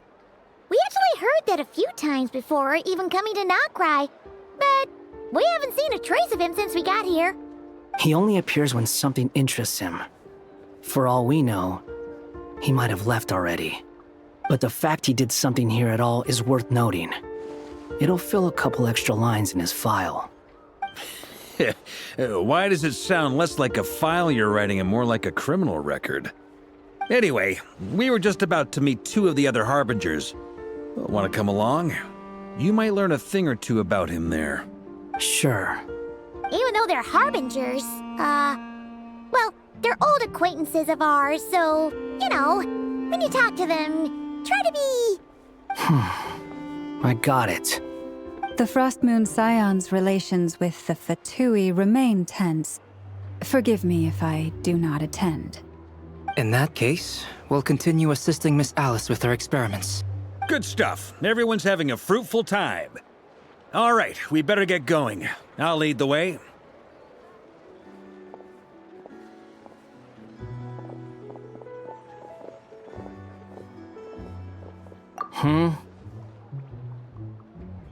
Well, yeah, that's obviously part of it. But I'm not the only one who has a score to settle with him. Neither you, nor Lesser Lord Kusanali, nor I want to see him meddling with things again. What's the hurry? Don't worry. Pigeons always know which way home is.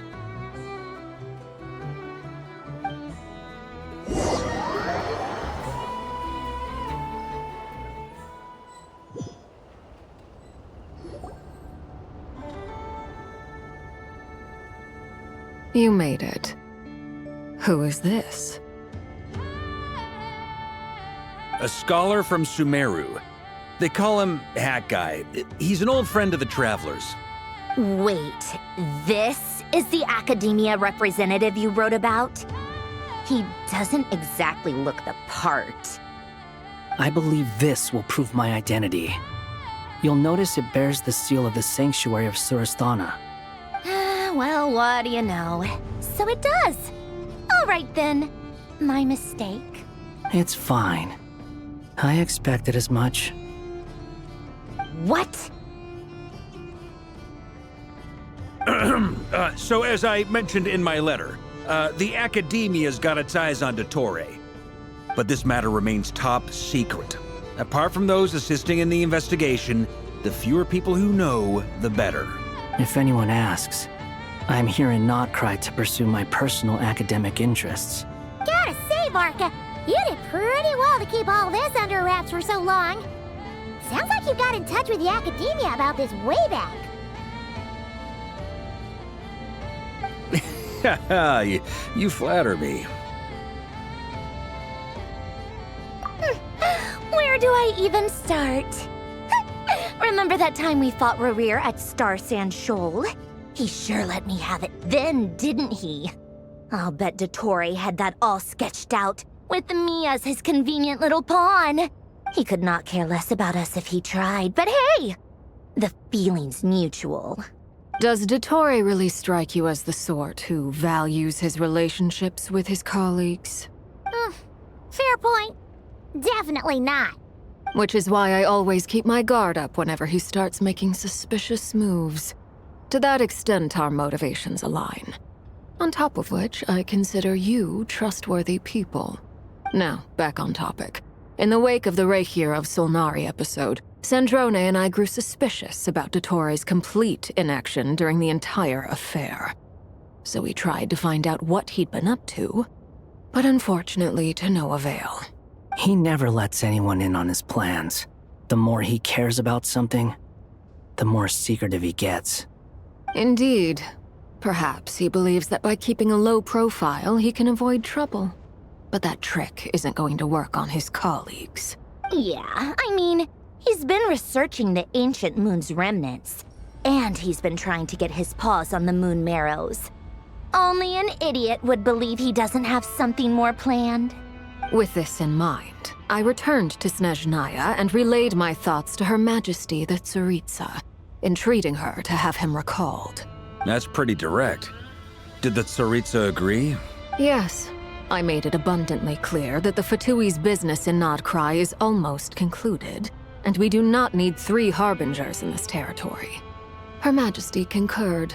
Accordingly, Dottore has returned at her orders. I imagine he is continuing with experiments, which no one besides he would ever have any interest in. Common sense might mean nothing to him, but he's not stupid. He knows that no good can come from opposing the Tsaritsa. Smarts alone won't get him all the way. He needs the Rooster's resources and Regrator's Mora, both of which the Tsaritsa can strip from him by waggling a finger. But doesn't he have a track record of publicly following orders while going against them in private? He probably has it down to a fine art by now. Wouldn't put it past him. We worked together on a research project once. Only briefly, but it was enough to show me that we're fundamentally different people. He has no interest in doing things methodically, stage by stage. His thoughts jump all over the place, and the moment his curiosity is satisfied, or he gets the results he wants, he disappears. The only similarity we share is that, once we set our minds on doing something, we will see it done, whatever it takes. Well, we definitely saw some of that in your battle with Rerir. You got so competitive. Ugh, do not remind me. Then I believe we all concur. Dottore will not simply give up. Fantastic. Now this is turning into a whole day of unpleasant memories. Ugh. Are you talking about the moon marrow stuff? He also strikes me as the kind of person to disregard experimental regulations, ruin all the equipment, and go way over budget. Then leave the first person he can find to deal with the fallout. Exactly. This one time, he was running some high-temperature experiment and the substance exploded. But does he care? No. He orders his subordinates to open the device so he can observe the results, which causes the gas inside to leak out. That gas was poisonous. If I hadn't been there, who knows how many people might have died. And after all that, he left while I was still cleaning up after his mess. What a waste of time, he said. Waste of time?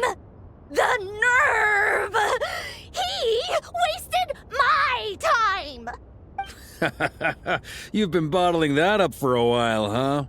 Hat guy, I must say, you seem awfully familiar with internal Fatui affairs. Especially when it comes to Dottore. Thank you, Lady Harbingers, for providing such valuable information. I have no other questions for now, so I'll be on my way. Wait, what? You're just gonna leave? You're welcome to join if you want. Ugh. Just when Paimon thought he'd finally mellowed out. He makes quite the impression. I'll say. I've met tons of headstrong people, but not many of them would join me in bad-mouthing Dottore. Anyway, back to the main agenda. Barca, you said that Columbina has gone missing? Or rather, disappeared. Yeah. We're working on building a connection between her and this world. The simplest method is to find out her real name. I've actually asked her that question before, but she said she didn't know. Considering our relationship, I doubt she was lying to me.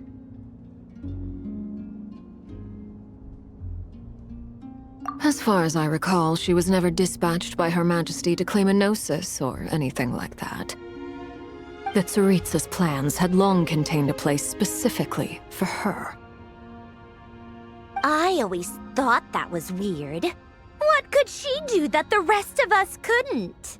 Knowing what we do now, it's probably something related to Kavaki, right? More than likely. When she first arrived, Columbina would often go to Her Majesty and ask when she could start the task assigned to her. But Her Majesty always gave the same reply. The time has not yet come. So she spent her days in Snezhnaya doing basically nothing. The Tsaritsa has summoned a beautiful blind maiden to be a harbinger, giving her the third seat by virtue only of her enchanting voice. It was a dumb and stupid rumor, but the reality of the situation made it hard to refute. And what happened after that? I imagine she stopped caring. She no longer seemed to care why she had been recruited, and Her Majesty never gave her any missions, so she just continued to sing in the flower garden. For my part, I was busy. So busy, in fact, that watching someone be that idol had me fuming. But still, I got the sense that she had long been used to a life of other people claiming she was needed when she wasn't. I just felt that having a place to stay would cost me something eventually. And so I waited quietly for the day that I would have to pay the price. And on the other end of that spectrum, you had me. Someone once told me that I had the lousiest work and the toughest luck. That's a good way of putting it. I forget who said it, but those words have always stuck with me.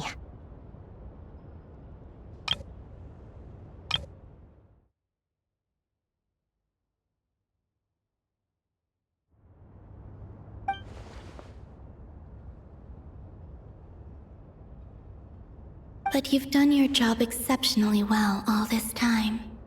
Because at heart, you are a conscientious person. What is it? Something come to mind?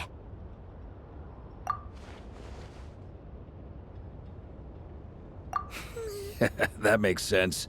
Nothing screams you are needed like your name shouted from across the town. Well, good luck with it. But if you ask me, Columbina is still the most shoutable name. I'm just so used to it now. After all the arguments we've had, I can't be bothered trying to remember another name for her. Nor I. Sandrone. Harlequino.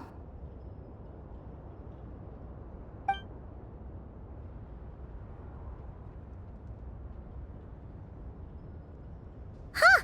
It's a Sealy! Does that mean Nicole has news for us? Ladies, I thank you for your hospitality. If the chance ever comes up, I definitely owe you both a drink sometime. I'm sure it will. You can make your own way out. Heck, you've been here enough times, you probably know your way around better than I do. Okay, time to do what adventurers do best. Exactly!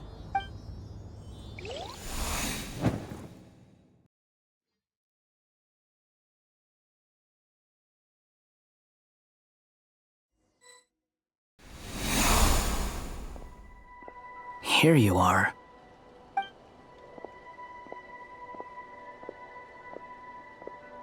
Oh, hat guy. How come you're back so soon? Did things go all right with the Fatui? Fine. Dottore been summoned home by the Tsaritsa. Couldn't get much more than that. How about you? Any progress with the investigation? Unfortunately not. We've tried everything. Different phantoms, different locations, different points in history. But the results are the same each time. Abyssal monsters roaming the land. People crying out in despair, with no hope of being rescued. Every time I see it, I can't help but think, is this what it was like in Mondstadt when Dragonspine Durin attacked? And if I fail in the task I've been given, will I create yet another tragedy? That's just meaningless speculation. When we encountered similar phenomena previously, I tried to interfere with those illusions, using sounds and lights to guide them. However, we could not change their fates. At most, we were able to extend their existences. The events of the past are like fate that has been written into Irminsul. There isn't a living thing in Teyvat that can escape its past. But Miss Alice instructed us to try to find ways to change the outcome that these phantoms face. It's an impossible task. Can't you just refuse? Since she asked us to do this, I feel like it can't truly be impossible. Or if it is, well, mages can make the impossible possible. I could not have been born as Durin otherwise. But you also said that your past 39 attempts were fruitless. That's true. But you're still going. Yes. After this many futile attempts, surely you realize that you're not doing this because you still believe what some mage told you. It's because you want her hypothesis to come true. It's something you wish for deep inside. So, think for yourself about what you want to do. As long as you don't believe it's futile, it isn't. Yeah. Previous experience indicates that we cannot touch the phantoms, which limits the effectiveness of our interventions. If we want to clear this hurdle, we need to break this rule somehow. Same thought here. Following the same rules means repeating the same failures. Reducing ourselves to mere playthings of fate. So you mean we need to figure out a way to make contact with them despite knowing that we can't? Yes, and I suspect that's something only you are capable of. Everything in Teyvat is logged in Irminsul, but the withering that once occurred in Sumeru was a sign that the Great World Tree was being corrupted. This corruption allowed things that should not have existed in Teyvat to appear. This is tantamount to rewriting reality to an extent. You're saying abyssal power might be able to affect those phantoms? No one's ever tried it before. If you're gonna try it, it'll take courage. And you have to be confident that you can control it. Is anyone there? Has anyone seen my daughter? She's missing. I have to find her. I hear someone inside. Spargana? Are you in there? Ah! If I can use my abyssal powers to warn him that there is danger here, maybe it'll change his decision. Maybe he'll stay away. Yes. The important thing is not the nature of the power, but rather how you use it. To intimidate and obstruct. Sounds about right for the Abyss. Well, let me try. I should be able to influence that thing. Have you seen a little girl? What? This isn't the time for that! Just run!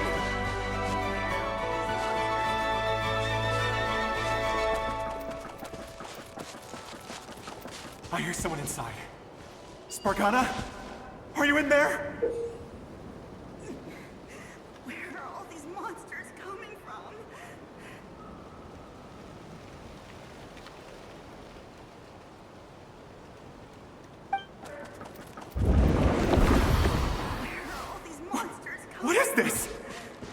dangerous. I should get out of here.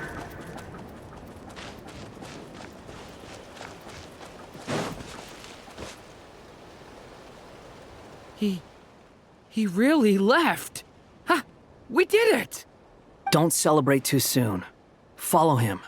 See what he does next. Monsters approaching from the front. You need to stop them and create an opportunity for him to hide.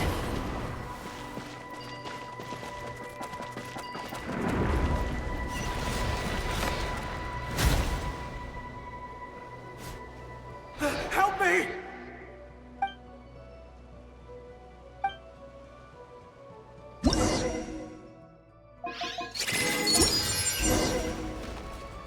Monsters approaching from the front. You need to stop them and create an opportunity for him to hide.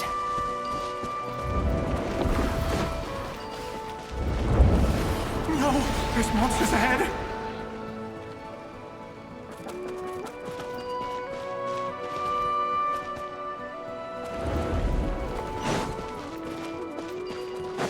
Wait, is that the barrier I saw earlier?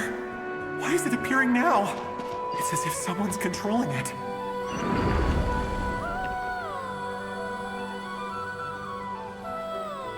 The monsters are gone. Is it safe now?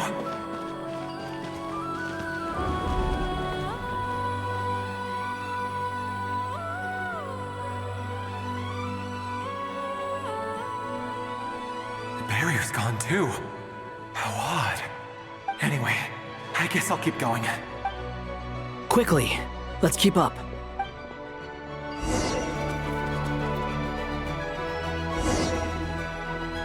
Wait, there was someone else here?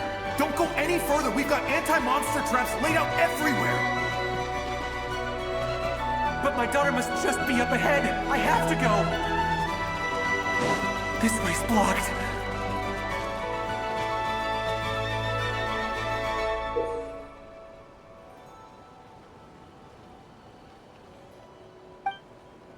We might be able to use the explosives over there, but we need to take care not to hurt him.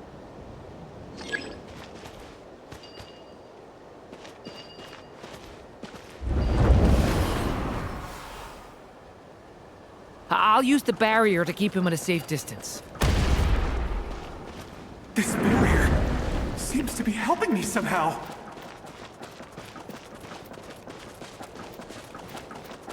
Hey, wake up! Oh, no good.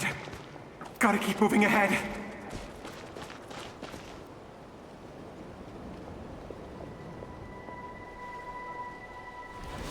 So many monsters! There's still a chance, Durin. Use the traps.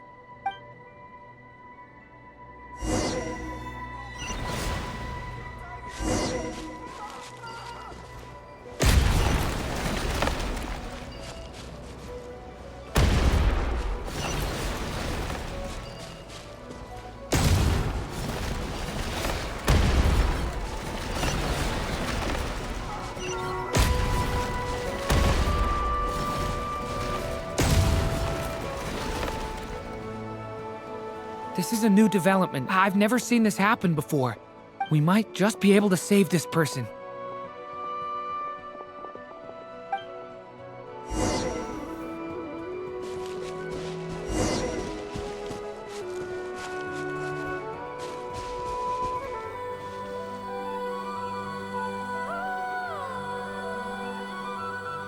Hello there. Have you seen my daughter? Spargana's her name. She's carrying a large backpack. Get out while you still can, you fool. You won't find any survivors here. But I can't just leave her here. She must be so scared right now. Sorry. Wish I could help, but I haven't seen her. You'll just have to keep looking. Okay, thank you. If I do find her, I'll get her to shelter and come back for you. Don't bother. I've got nowhere left to go. What's that noise? Monster! No, if he goes inside, he'll be walking into a trap. Let's try this once more. This time, we have to stop him.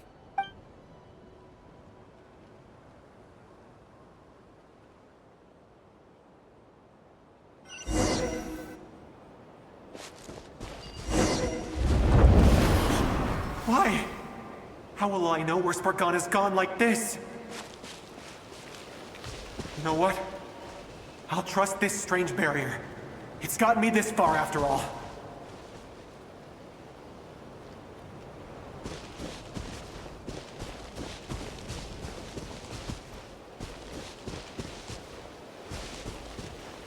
Spargana, are you there?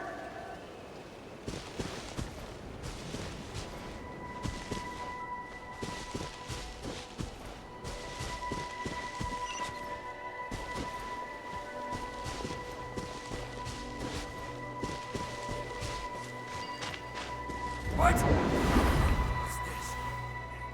Hey! Let us out!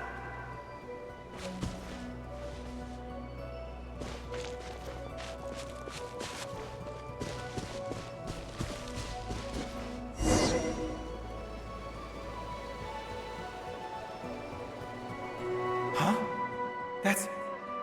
That looks like one of my daughter's books! Oh, thank you. Thank you! Yes, it's one of hers for sure. That's her name on it right there. She left her backpack here. Durin, just like last time. Use the explosives.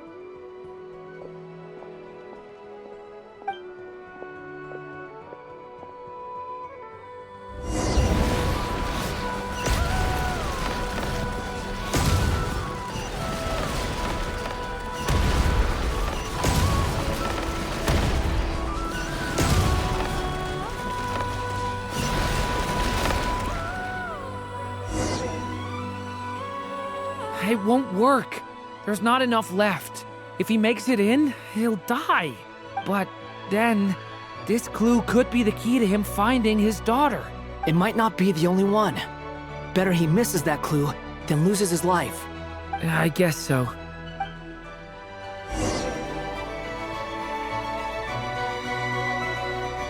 Stop him, Durin. We can't let him get any further in.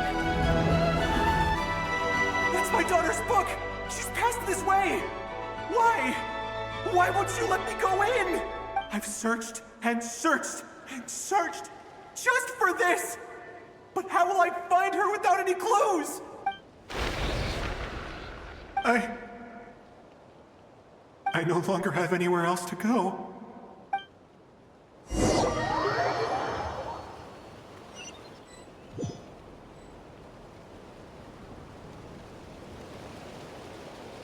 I'm sorry. I'm so sorry. He refuses to go anywhere else. Whether he opens this door or not, all that awaits him now is death. We couldn't change his fate. Albedo? Hat Guy? Let's try one more time. I don't know how we're gonna do this, but I don't want to give up either.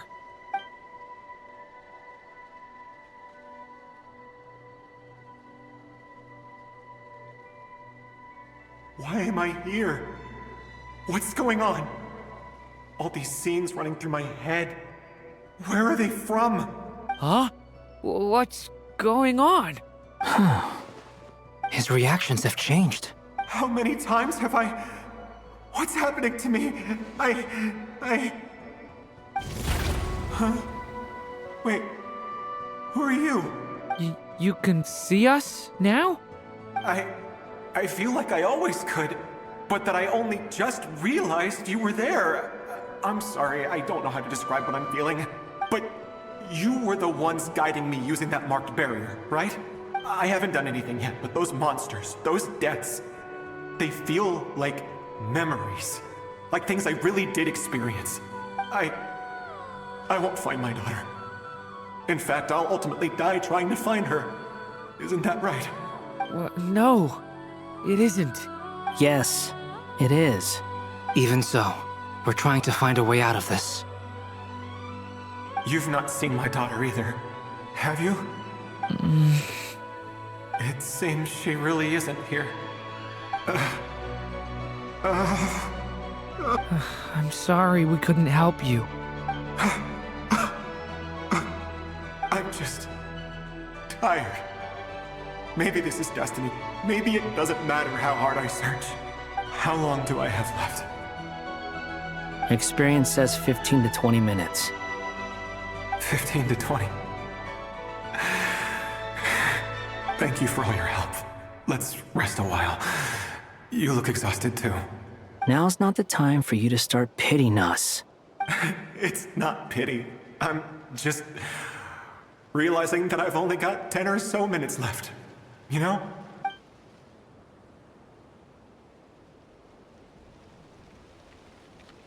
You say you're from Mondstadt, yes? A place with windmills, where people enjoy limitless freedom?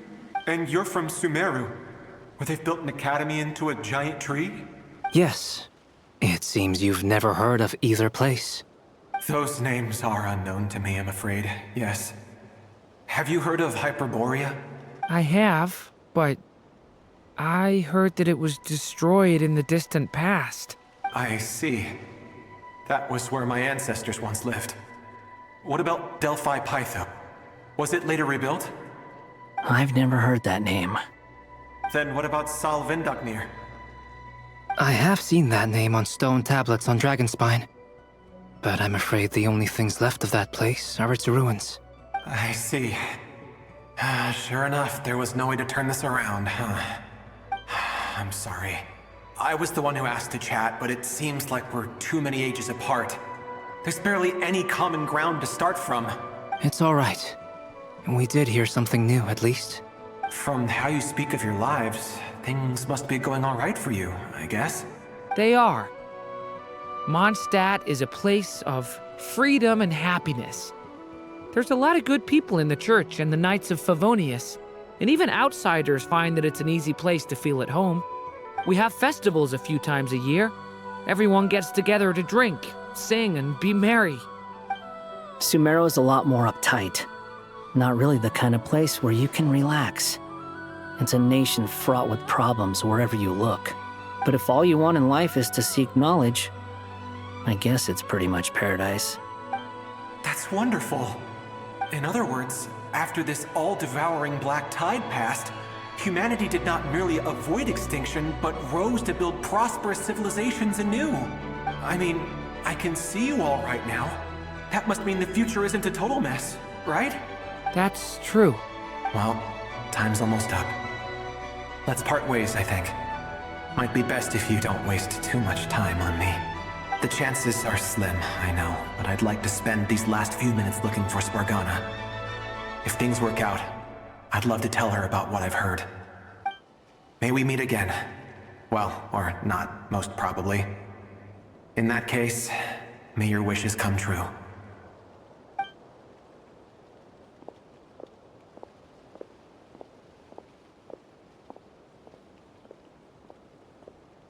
He's gone. In a few minutes, he will meet the end that was his to begin with. The ending of this tale did not change, but I believe that we've just made the most progress we have yet. May your wishes come true. If only it were so simple. Hat Guy, could I ask you a question? You've never talked about your past. It seems complicated, and it weighs heavily on you, too. Would you be willing to tell me about it? I mean, sometimes it's better to get things out in the open. Take that guy we try to help, for instance. At least he said goodbye with a smile, right? I know about Albedo's past. Our experiences are very similar, and he created me. As for you, you're my first friend, and you've witnessed every step I've taken. But by comparison, I know nothing about you. Either way, I mean, we're still best friends. But if I knew more about you, I might understand your thoughts a bit better. I've told you about myself. I'm a student at the academia. And what did you do before that? Prepared for the entrance exam. All right. If you really don't want to talk about it, I won't press you any further. I was a puppet built from the branches of a white tree. using technology left behind by the Conrian schools of mechanical engineering.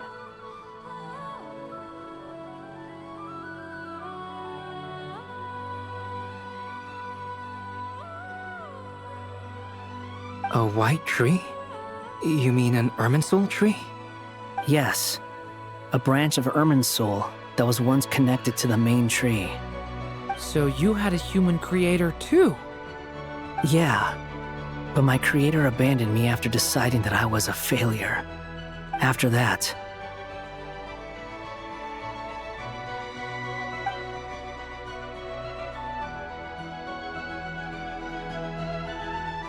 Durin, resisting the influence of the Abyss, suppressing the urge to destroy, trying to do the right thing. None of these things are easy. But no matter how hard they are, trying to rewrite past wrongs is far harder. You asked me if you would create a new tragedy if you failed. I told you there was no point speculating about that. But the real answer is, yes, you absolutely will. That guy. But at least you've got people here to help steer you away from the wrong path. So, just keep aiming towards the light. I will. I promise.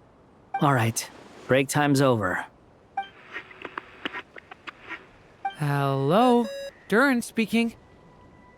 Hello, friends, it's me! What have you been up to, I'm detecting some unmistakable fluctuations here at the border. The amplitude isn't particularly high, but they're completely different signals from the ones before, and the scale is comparable to those I've detected previously.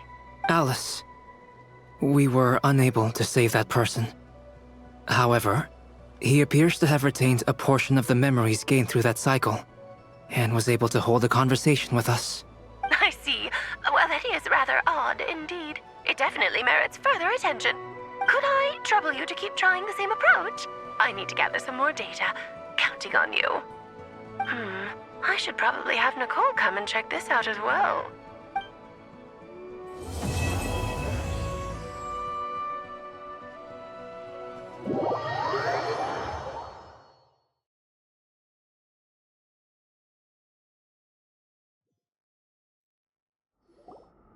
There you are. I was worried you might stop to collect treasure chests opened by the Seelie along the way. It would have taken you so much longer to get here. Another conversation I cannot hear. I am delighted to see that you understand what takes priority, and that your adventurer's instinct has not swayed your resolve. Really, I must applaud you for it. You should know. Paimon's head. Okay, I'll try and keep it short. My senses are telling me that this is where we shall find the entrance to the ruins. Oh, cool! Well, what are we waiting for? Let's open it up and see! Patience.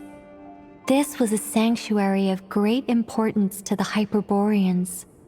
A special process is required to open the gate. Oh! Like the place that housed the Eternal Moon's marrow? Okay, so what's the plan? Need us to do anything? And just the short version, if you can. Ah. All right then. I was planning to start with some background on the invention of these techniques. Are you sure you don't want to hear it? It's quite informative. Remember what you were saying about priorities? Fine. Simply put, we need 3 human representatives to successfully undergo a process of Kuvaki resonance. Think of it as a test from the 3 moon goddesses to see if the entrants are qualified, with the most recognizable qualification being Kuvaki. Pretty sure Lauma would ace that test. Oh, wait. We need 3 people. I also have no doubt that the Moon Chanter would be qualified. But we would need 2 other people with the same constitution.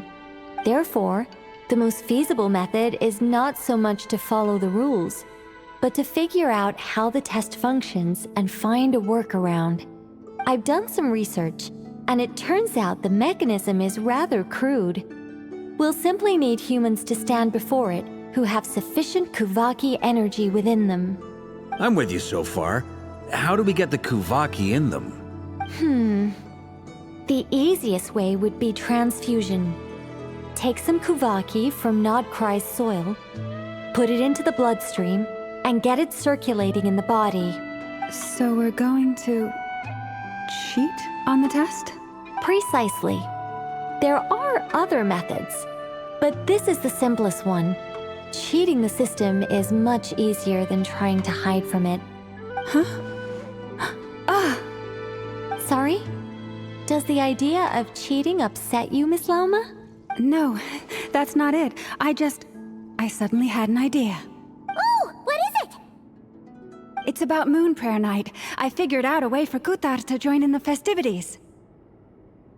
Huh? But as Paimon said, we need to have our priorities straight. Let's get back to the test. I'll follow up with Nefer on the festival arrangements. Oh, okay. Anyway, is this really the best method we have? A Kuvaki transfusion sounds dangerous, no matter how you slice it. If you think that's dangerous, wait till you hear the other methods. I'd be more than happy to go through them if you'd like. There are several. No need, we're good. Let's go with this one. Very well. Kuvaki transfusion it is. Now, I should mention that the risks can be greater or lower depending on individual compatibility. It would be rash to simply infuse the Kuvaki and hope for the best. If the body rejects it, the reaction can be quite severe. The symptoms are similar to another condition that some people living here suffer from, known as congenital Kuvaki sensitivity. So, before we execute our plan, I will perform a simple test of my own to see who is compatible and who is not. Once that is done, we will have to complete the resonance process as rapidly as possible. The participants must remain stationary while the Kuvaki circulates and bonds with them, and they mustn't eat or drink anything. What? No eating or drinking? That's some hardcore fasting. They'll all be monks by the time they're through. 3 days. Oh, that's so long! And we still need to find 2 more people who are not just compatible, but also willing to volunteer. Fasting? What are they talking about? Really? Don't you want to think this through? Haha, count me in too. 3 days without food? I can handle that. Miss Nicole has made it clear that this is the easiest way. The way I see it, there's nothing else to discuss. It's time to step up. Yeah, you're right. In that case, Paimon volunteers to be Captain of Logistics. She'll keep the fires lit and grab some spare clothes to keep you comfortable. Then we'll start with you first, Traveler. Please step forward.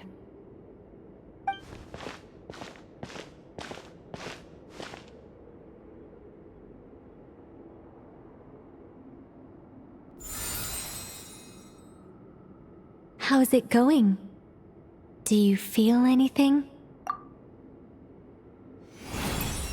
How about now?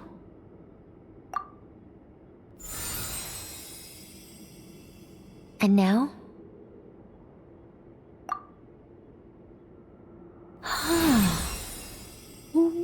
What about now? You guys, it's not a competition, you know. All right, I'm officially impressed. Even as a descender, you can withstand far more than I imagined. It's like I summoned a giant stone titan to arm wrestle you, and your arm hasn't even moved an inch. In my last attempt, I infused 5 times the amount of Kuvaki required. Yes, safe to say, compatibility won't be an issue for you. You're eligible to join. You're next, Mr. Varka. Sure, here goes nothing. All right, I'll start where we left off. 5 times the required Kuvaki dose. Whoa, whoa, whoa, hey, wait a minute.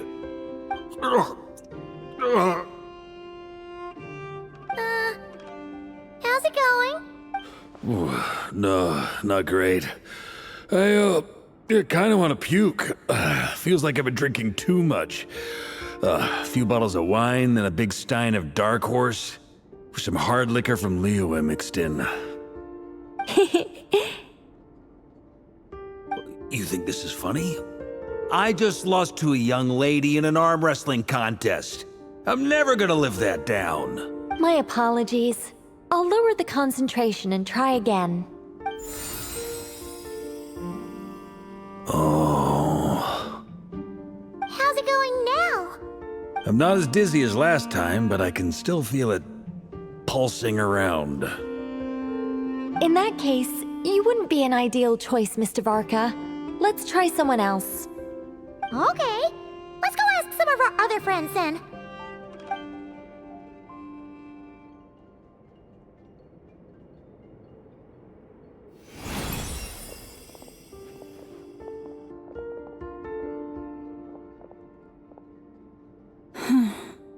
No surprises here, Miss Moonchanter. You're perfectly compatible. You may join.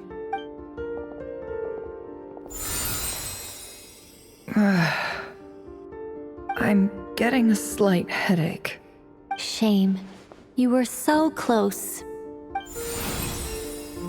Whoa! I'm itching all over! Allergic reaction. We can't have that. Huh? Well, are you gonna start a what? The Hexen Circle is an organization that cares for and protects children. We will not have them do dangerous things. Not even tests.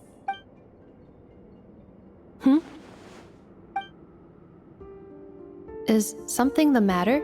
The candidates have to be human.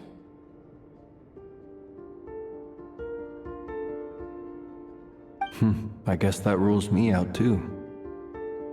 Huh. Everyone except the Moonchanter got beaten. Guess I don't need to feel so bad after all. I mean, looks like this isn't gonna be as easy as we thought. Perhaps I could ask for volunteers among the Frost Moon Scions.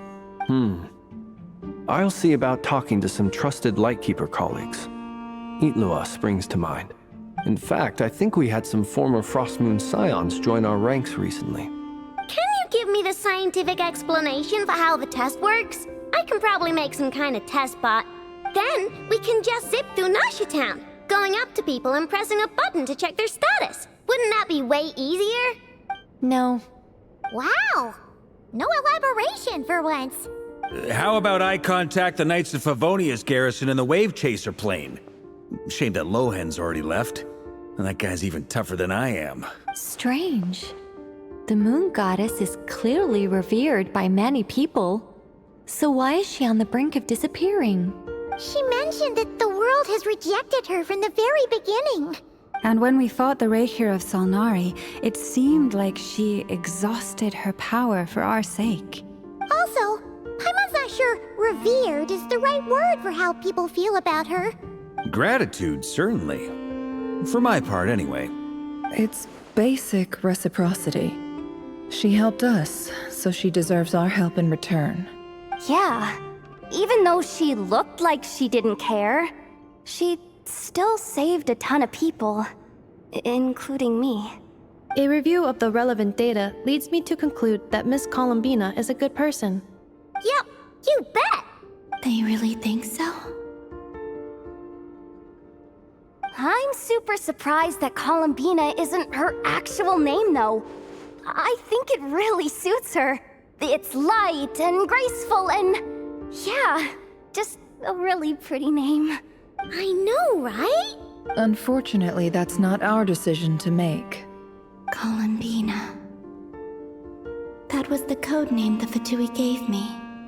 But it also came up in the song I heard when I was born. But... is that really all there is to it? What do I truly think of my own name? Is there anyone left who will still call me by that name?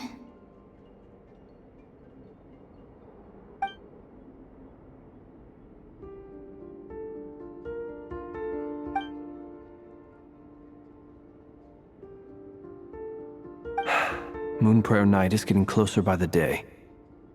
We're running out of time. We need to look for other candidates. Then allow me to try. Huh? What are you doing here? You contacted your friends via the Adventurers Guild. Sandrone has been keeping an eye out for something like that, so she informed me. Since I have the ability to accommodate a moon marrow, I should prove to be a suitable candidate. Arlecchino. When can we begin? I see. We can begin right away.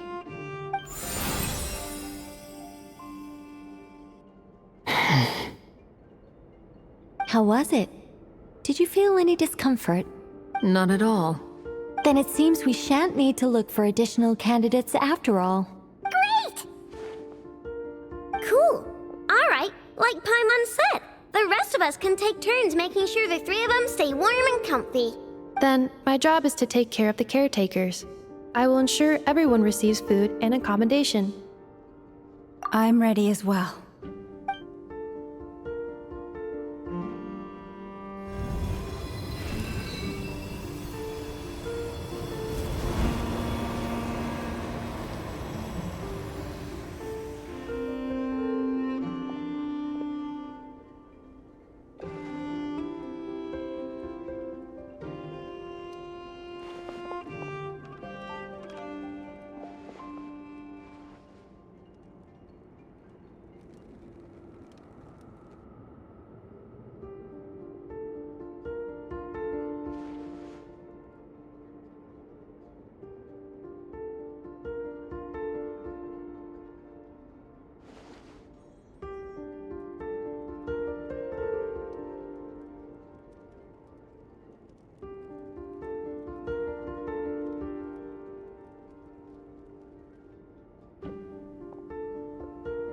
The work is done. The sacred scroll shut. The stars grow dim, the people silent. The white sun sets, the silver moon rises. O path to the temple, appear now before us.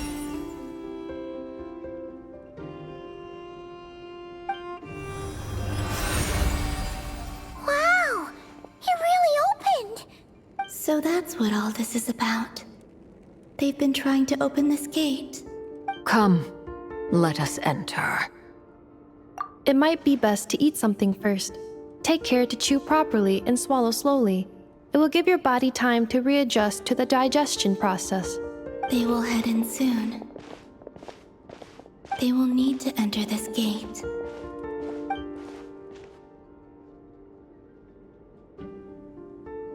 Huh? I cannot pass through. Is it because I have no physical body? It has been 3 days.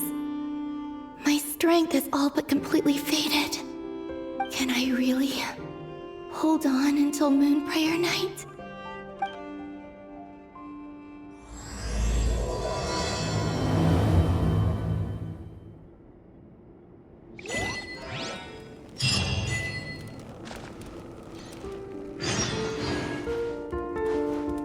I have confirmed that you are all in good health. With that, my work is now complete. Congratulations are in order.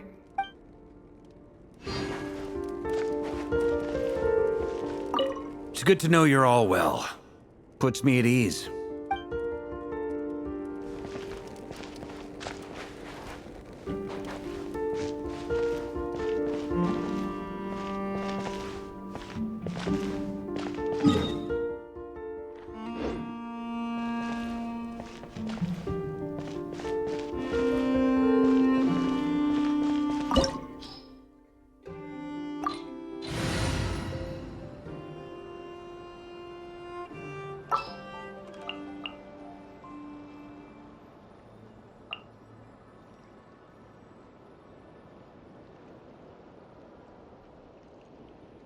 All is accounted for. Let's move out.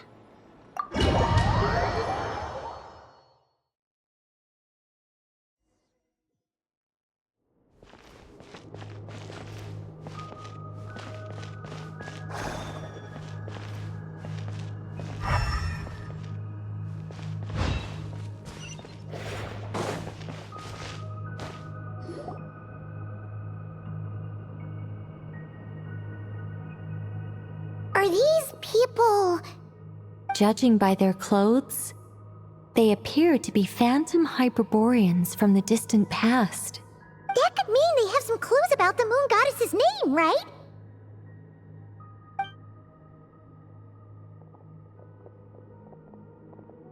Hey there! Could you tell us what the moon goddess's name is? Sorry. That's probably a weird question, huh? How do we explain this? The moons are long gone, and their goddesses are dead. Their names no longer mean anything. When a new moon goddess is born, we will surely know her name. We have used every last resource at our disposal. All that remains is to wait, patiently and quietly.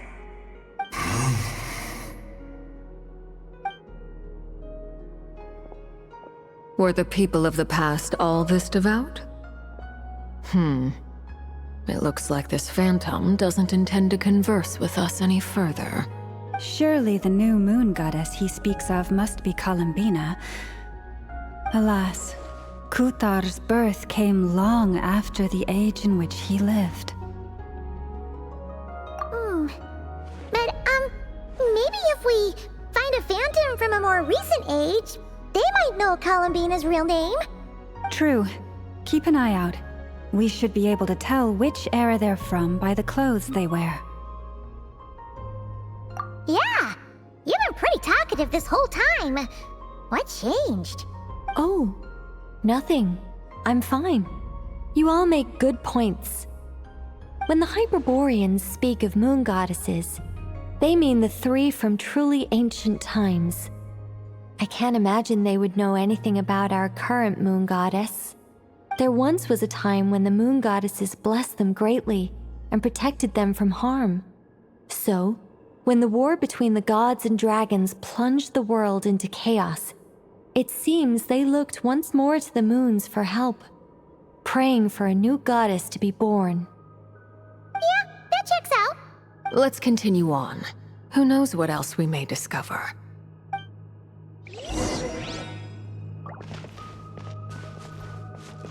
The moons have left for now, but they would not abandon us forever.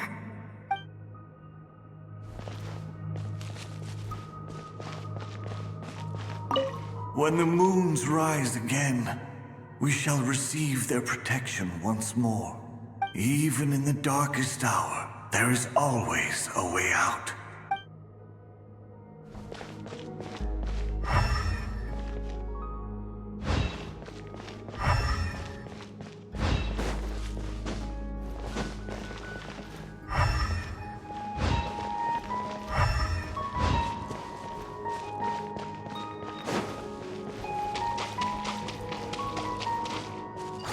There's a door blocking this path.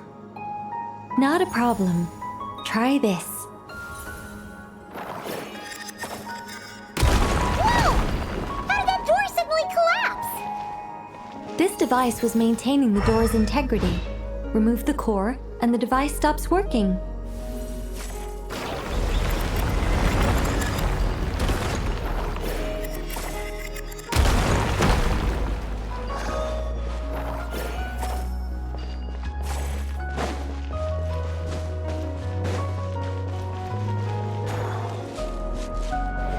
Is this our destination? Impressive. More precisely, this is a device that will help us reach our destination. Let's go.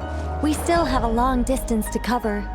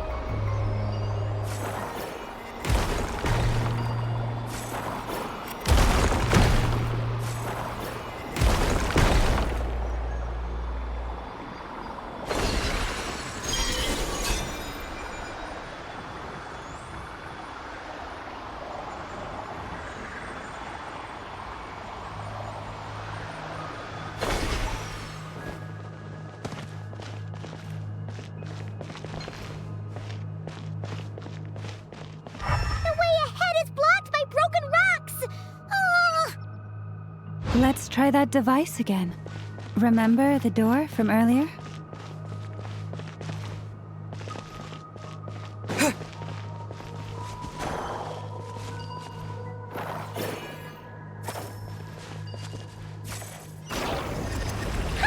So it works in reverse, too!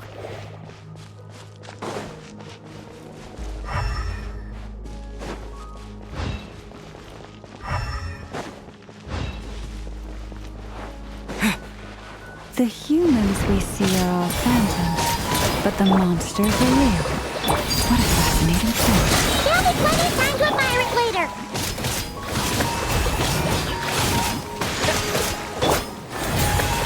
Billowing surge!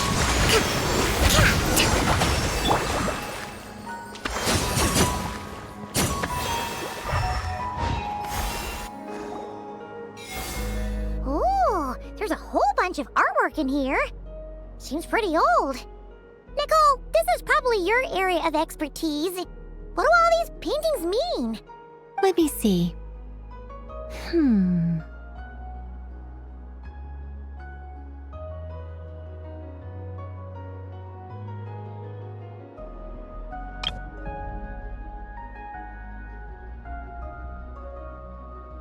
To understand these murals requires some knowledge of the history surrounding the War of Funerary Flame. I shared a little of this with Lauma before. Yes, I think I follow. The dispute between the Moon Sisters, the transformation by Nibelung. Oh no, it's no trouble. I'd be delighted to share the tale again.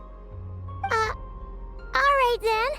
Tevat's 3 moons and their goddesses were brought into being by the will of Nibelung, the then ruler of Tevat.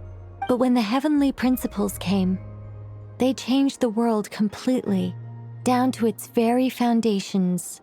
The moon goddesses were nowhere near strong enough to challenge this entity. But the heavenly principles did not view them as heretical entities that had to be removed. Essentially, the 3 moons existed to keep this planet alive and operational, which did not directly conflict with the heavenly principles' aims. Nevertheless, the inherent precariousness of this arrangement would soon be revealed. Nibelung returned. Yes. He did, and thus began the War of Funerary Flame, a battle for dominance between Nibelung and the heavenly principles. Discord would soon emerge between the 3 moon sisters. One would voice the opinion that they should follow Nibelung, for it was he who first hung the moons in the sky.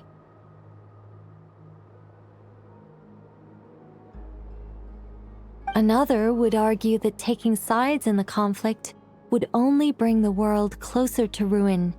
There was no telling where it would lead, especially since their creator had returned, bearing the perilous power of the abyss. Nibelung would eventually discover their disloyalty. He had all 3 imprisoned before transforming the moons into weapons with which to fight against the heavenly principles.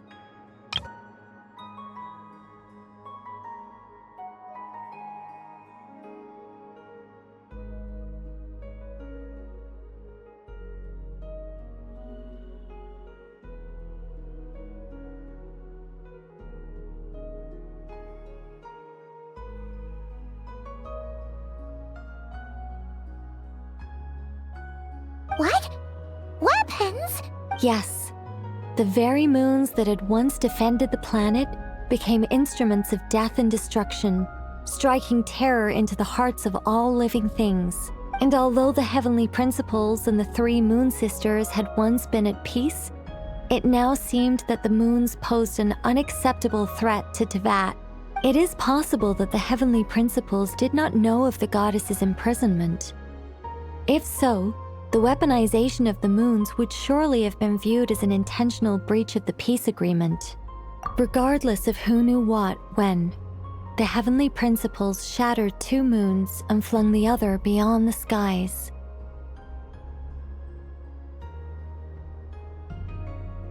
Whether the goddesses managed to escape Nibelung's captivity after his fall, nobody knows. But this much is certain. From that day on, the moons no longer belonged to Teyvat. The rejections slowly drained their power until eventually they passed away. So that's the full story.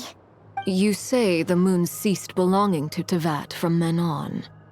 Why then would Columbina be born here? That is perhaps due to the lingering connection between the Frost Moon, which was not shattered, and this world. You could see it as the three sisters' dying wish. They never desired war. All they ever wished for was to protect this land. I see. If the final fate of the three goddesses is as you say, then Columbina faces the same grave danger. Our investigation has yet to bear fruit. We must hurry. Yeah, you're right. Let's keep going.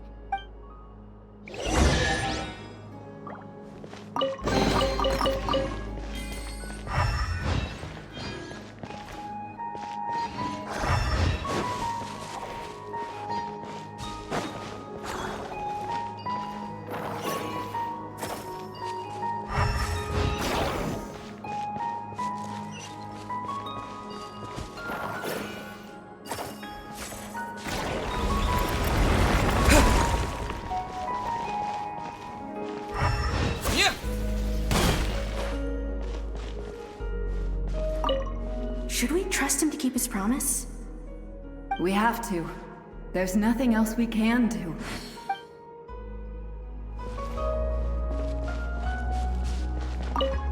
Why? Why do the creators of this world no longer show mercy upon their people? Remember his words. We must change our fate with our own hands.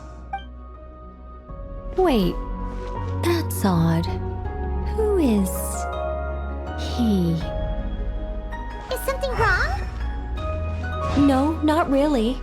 It's just that over 30 possibilities emerged in my head, so I can't be sure who he is. It's been too long. My memory isn't as sharp as it once was. Okay. 30. Wow. Impressive.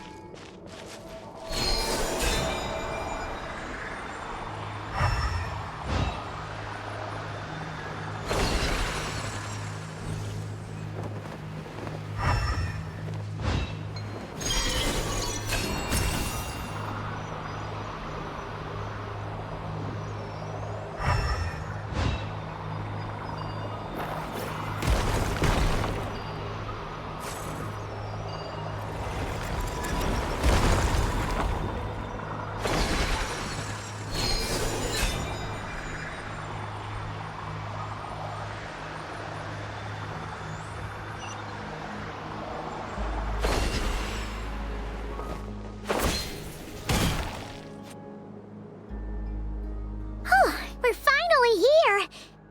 Guessing we'll need to activate this thing? Indeed. I was a little worried about that at first, but as we got closer, I sensed that the Kuvaki within it flows unimpeded. It should be functioning normally. The only issue is how to activate it. It's looking a little worse for wear.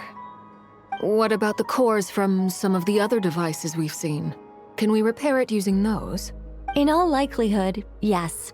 I imagine that would have been the Hyperborean's backup plan. Let's look for some cores.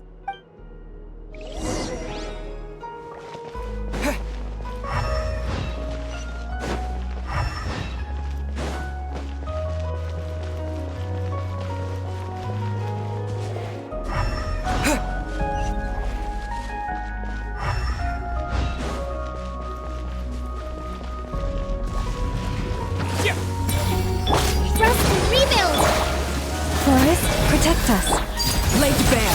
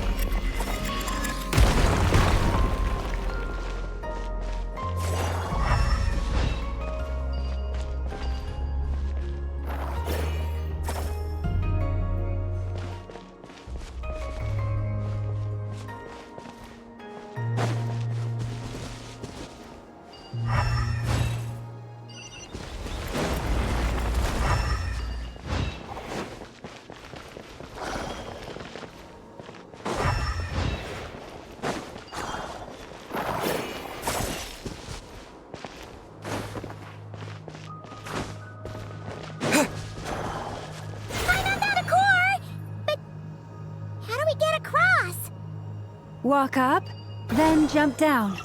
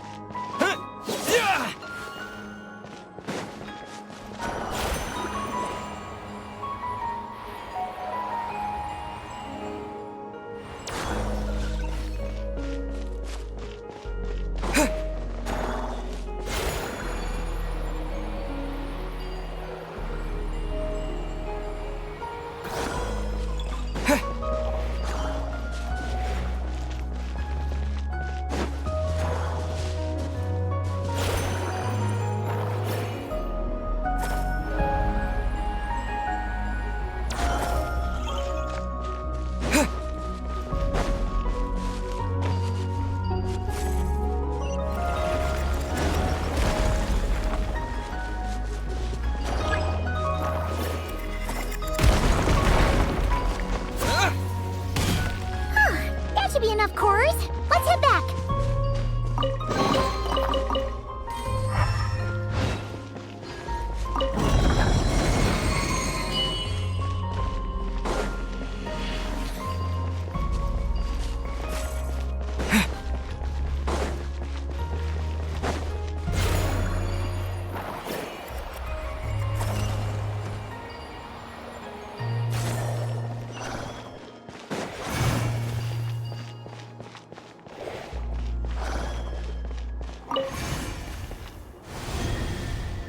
The device is up and running.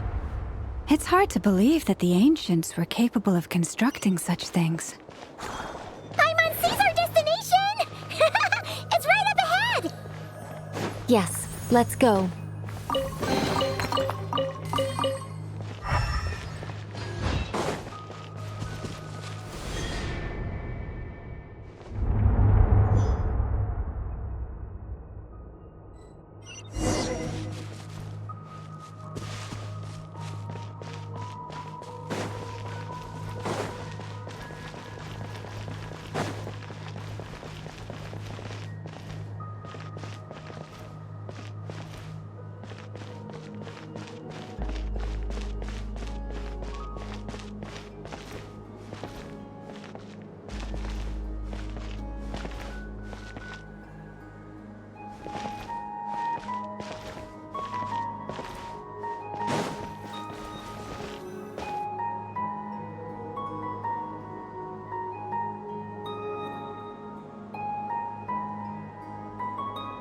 This is where the people of Hyperborea communicated with the moons.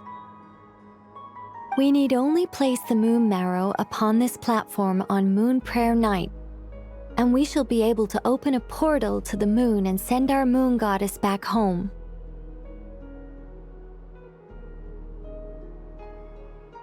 The assumption being, of course, that we can find her first. That's right. You want to know if it's safe there, don't you? And yet, she has no choice but to return. You know this.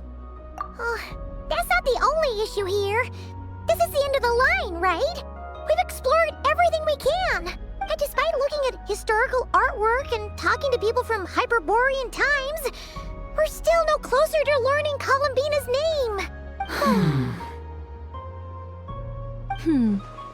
If it's not too much trouble, could you tell me exactly what Alice said to you about finding her name? Oh, sure. What she said was... Then your first job is to find it. As a moon goddess, I'm sure she must have a name she identifies with.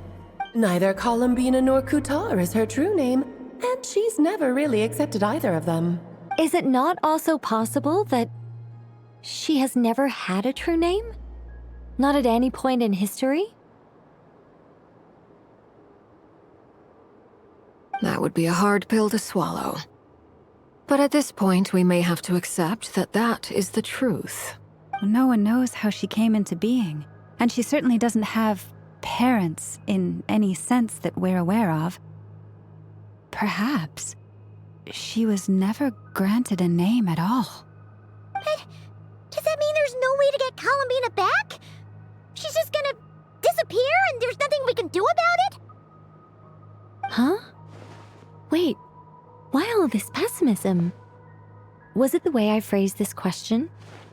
You all seem to be taking this in completely the wrong way.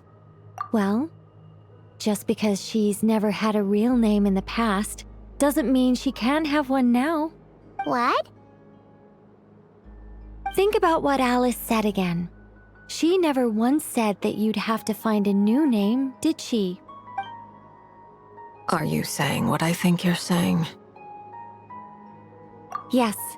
Names are anchors that connect us to the world. If she doesn't have one already, then all we have to do is create one, no? It's like... yes. Traveler, when you first arrived in Teyvat, do you think you would have turned around if someone behind you shouted, "Hey, Tumaini"? But what about now?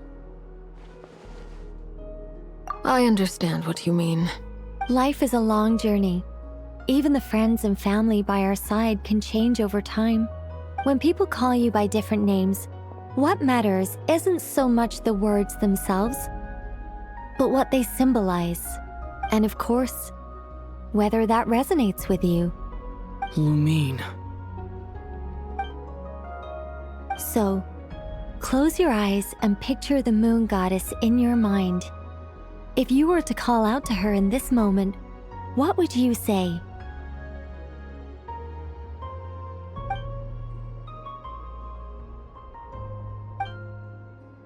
Columbina. Columbina. Paimon would call her Columbina too. Well, she has long forsaken everything that Kuthar represents. I think from now on I should call her Columbina too. Well, it sounds to me like you found your answer.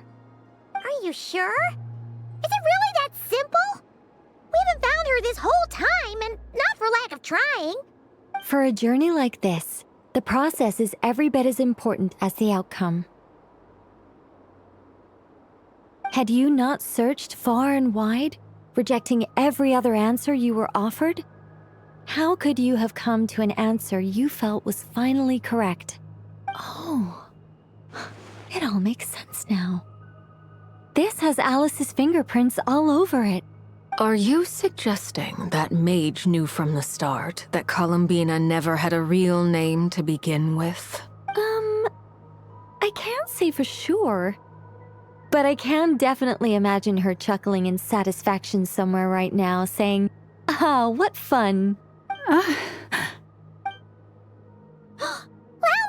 Your antlers! You should hurry. The festive moon has begun to rise. Do not worry, for when you called the name Columbina just now, I could sense that the power within was enough to summon back the moon goddess. The power within what? The name? Yes. So, the thing is... What's wrong now? This is so annoying. I really want to explain how that whole thing works. Starting from the founding principles of Teyvat and... Oh, I could talk about this for hours. But... Deep breaths, Nicole. Deep breaths. You're an angel. A sober, sensible, solemn angel who has her priorities straight. Okay then. Sorry for asking. Clearly a bad call on Paimon's part. Anyway, you all need to hurry. Last thing, remember how it felt when you called out that name. Then it is agreed. By the name Columbina, we shall find her. Then we'll throw her the best Moon Pair Night party ever! And at last, we will send her home.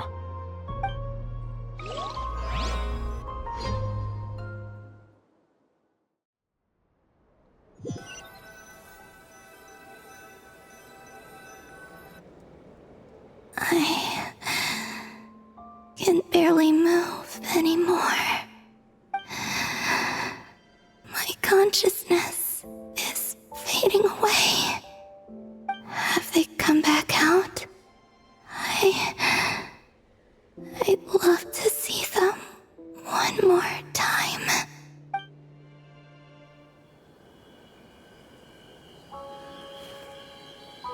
They didn't make it.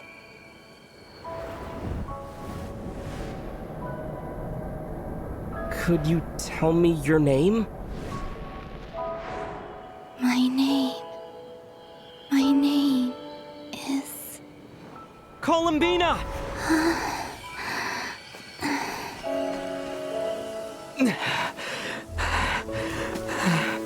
Columbina!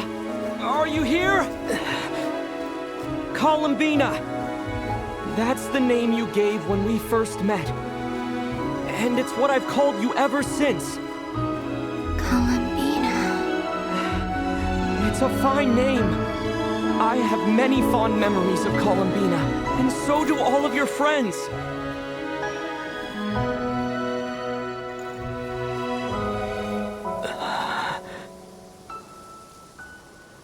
If you like this name...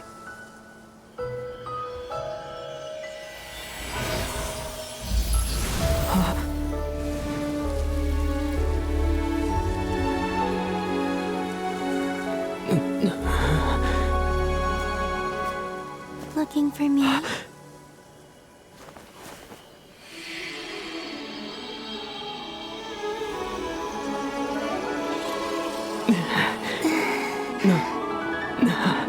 like it.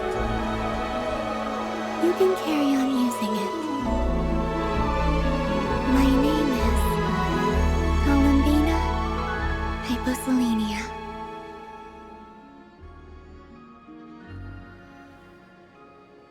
Columbina Hyposelenia.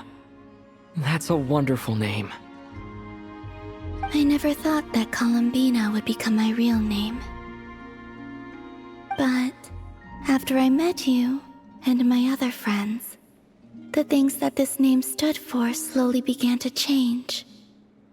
It went from being a Fatui code name to something my friends call me.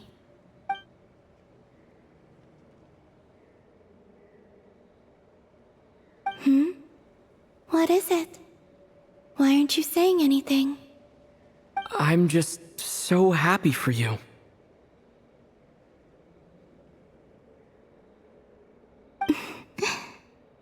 Thank you. So, where's everyone else? We can go and meet them very soon. Everyone went to different places to try calling your name. Great. I'd like to thank them as well. Everyone's done so much for me. Searching for my name, entering those ancient ruins. Huh? Wait, so you were... Yes, I was there. Not physically, but my consciousness was still holding on. I followed you the whole way. Starting from when? You turned around and called out my name while you were in Nasha Town. Do you remember?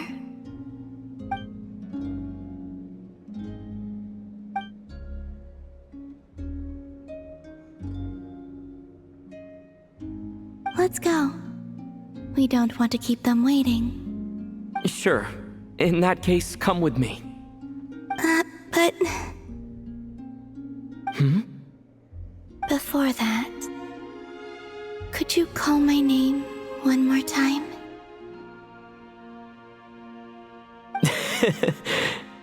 Sure. Come with me, Columbina Hyposelenia.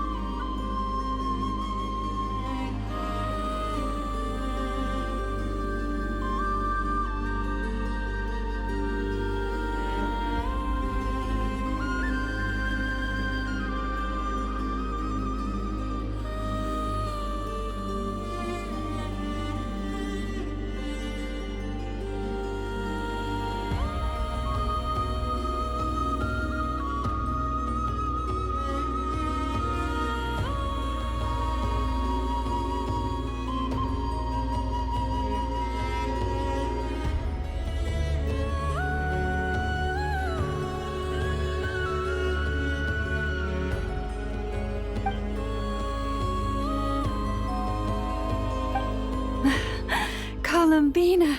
Oh, this truly is wonderful.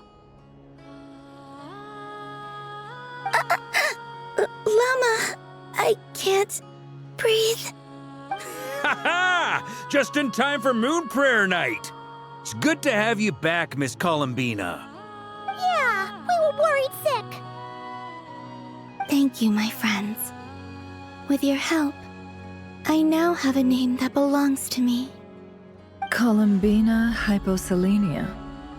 Where's the second half from? You added it yourself? That's right. It means... Born beneath the moon. Yes. And by extension, it can also mean born beneath this world. A fine name.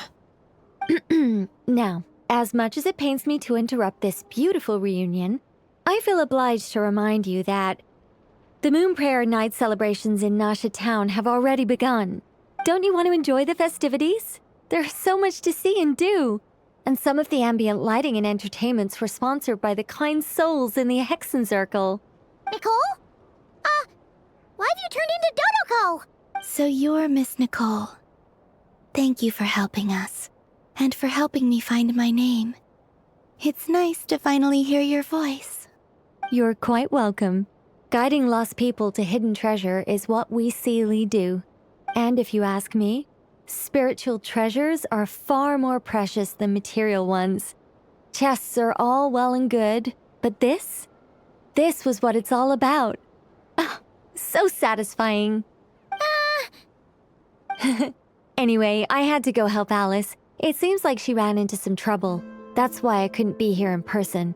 But don't worry, we're with you in spirit. We'll be celebrating right along with you. Keep an eye out for the Hexen Circle's festive stalls in Nasha Town. I think you'll like what we came up with. Alice said she even managed to rope B in this time. The Frost Moon Scions have also prepared various attractions. I believe Aino, Ineffa, and their crew are setting things up as we speak. On that note, Nefer, about that request I made. It's all in hand. Yehoda is on site to ensure that everything goes off without a hitch. Wonderful. In that case, Traveler? Huh? Come on, Columbina. It's time to celebrate the best Moon Prayer Night ever.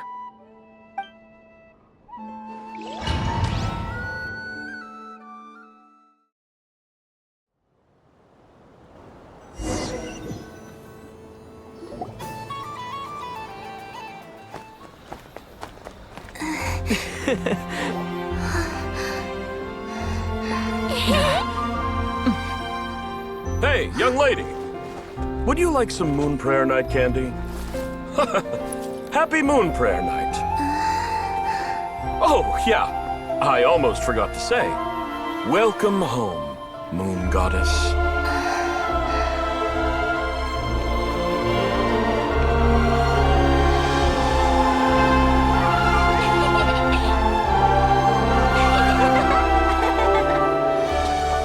Welcome home, Moon Goddess. Welcome home, Moon Goddess. Welcome home, Moon Goddess. Turning Nasha Town into her home is a festive gift. A rather brilliant idea. Perhaps this is what Notcry, Columbina's home, should have been like all along.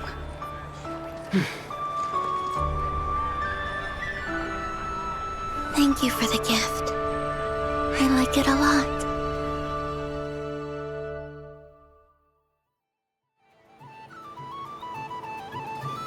This feels like the surprise of my life. I do. I never imagined I'd ever get to enjoy Moon Prayer Night with everyone so freely. If you're happy, we're happy. Quite a strategy you came up with. Hide the tree in the forest.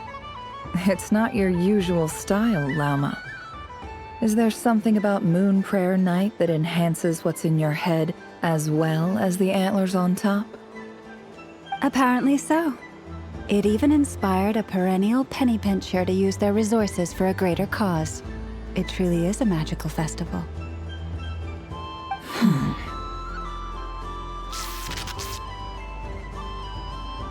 I see it now. This bickering is actually a sign of a strong relationship. Huh? What's everyone doing here? Oh, Miss Columbina, you're back. Yes, I'm fine now. Thanks for your concern. How's your progress with Alice's assignment? Very well indeed. I've never heard her sound so excited. Not like this. This time her excitement seems more serious. Seems like she's had a major breakthrough. She said she'll contact us once she knows more. In the meantime, we're free to relax and have some fun. Enjoy the time off while it lasts. I have a feeling that our next task won't be so simple.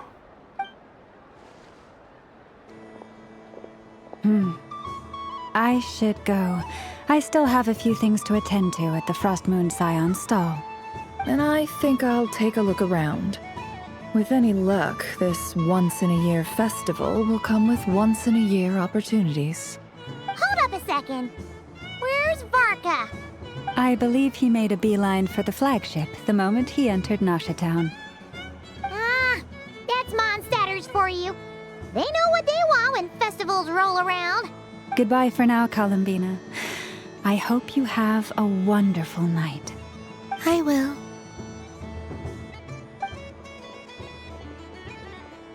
Well, in that case, don't just stand there. Get out there and have some fun. You'll definitely get a warm welcome at every stall. Oh, also, take this map with you. It's a guide to the festival.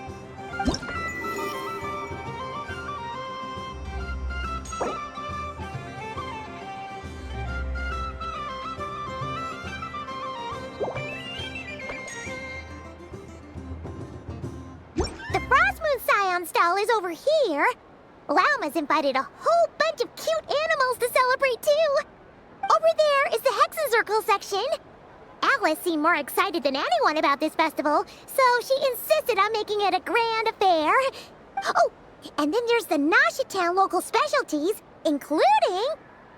Actually, forget that. Better if you go check them out for yourself. Thank you. It looks like a lot of fun. You're not coming with me? We'll be around. But don't you want to browse by yourself for a bit first? Yep. If you find something you like and want to try it out together, just give us a shout. We'll be right with you. Otherwise, just relax and enjoy yourself. There's so much on offer, so try to experience as much as you can. And don't forget to stuff yourself with all the delicious festival food. All right then. Off I go. Where should I go first? This must...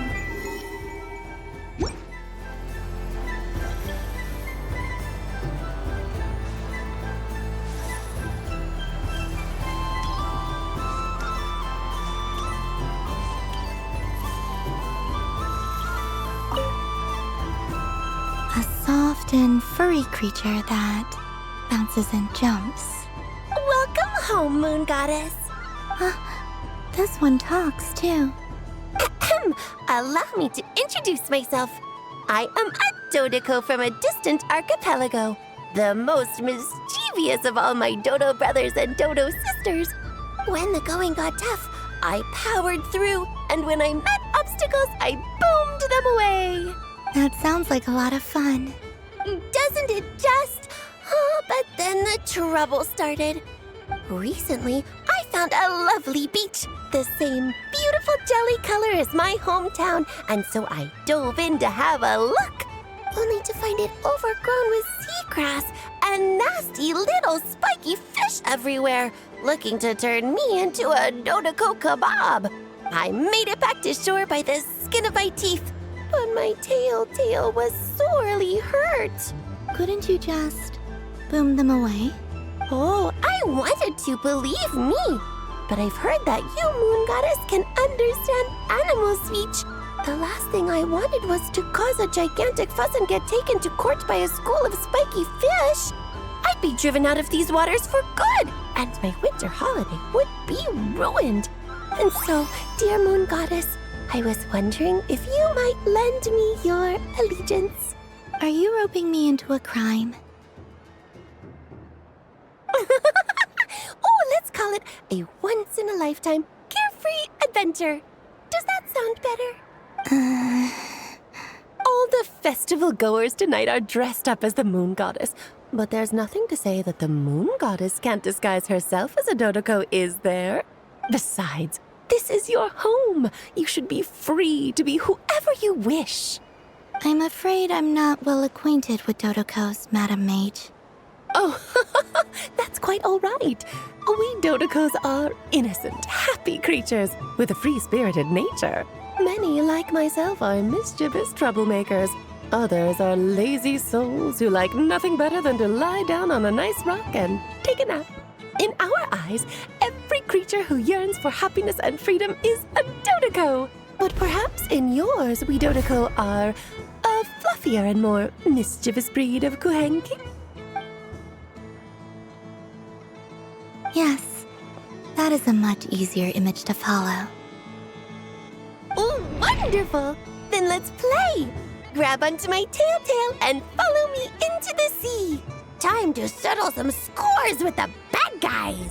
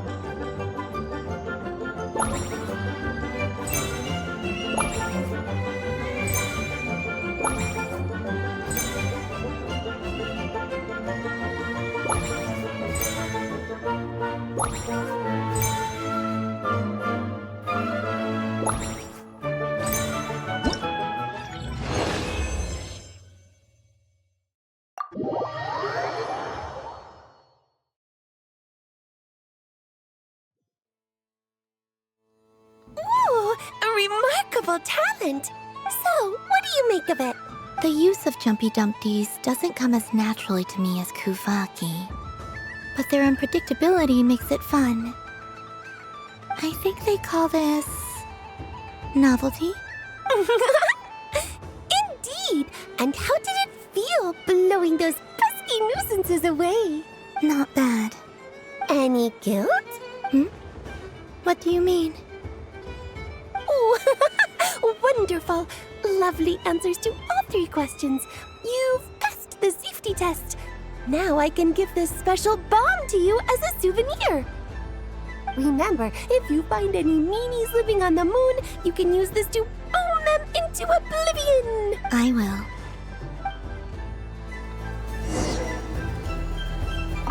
Up for another round of fish boss? Of bye-bye bad fishies? Of course!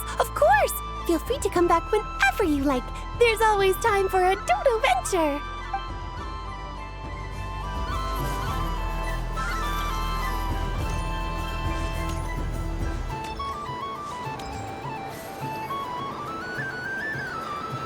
But I was aiming right at it.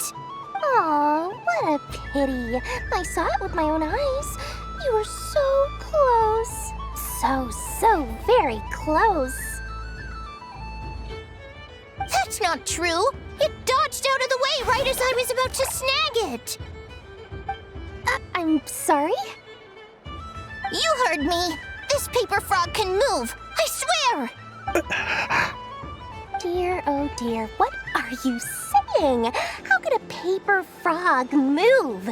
Unless you believe there really is magic in this world. But even if I, the mere humble merchant that I am, knew such magic, Surely I would not use it on a paper frog. I'd sooner give Mora legs, so it could walk right into my purse. My dear, dear customer, why not have one more try?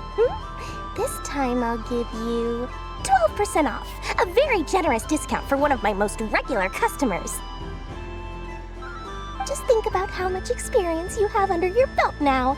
You're sure to win the next one. Darn, I used up all my coins. I'll be right back. Just gonna fetch some more from my house. Take your time, but don't take too long. This event is Moon Prayer Night only. Miss it, and you'll have to wait a whole year before I'm back. Next customer, please. Welcome. Hello. Whoa! What's this bigwig doing over here?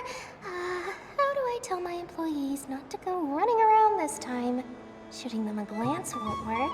I haven't known them long enough. Dory? Why, hello there, Miss Columbina. Would you like to play my ring toss game? The rules are very simple, and it's easy to get the hang of. How much for a round? Oh, first time's free. Not a single Mora. After that, well, we can cross that bridge if and when we come to it. But with your sharp skills, I'm sure you'll win all the prizes in one fell swoop. That was an obvious enough hint for them, right? Right?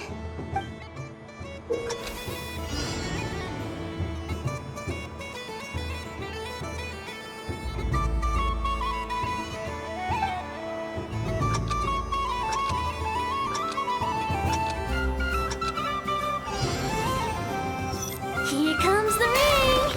Oh, peanuts.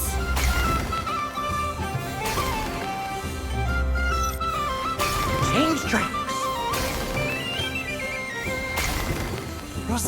Roselle, should we move or not? Just a tiny bit. All right, then Oh, sugar plums, not the clock hands. How do I move the legs again?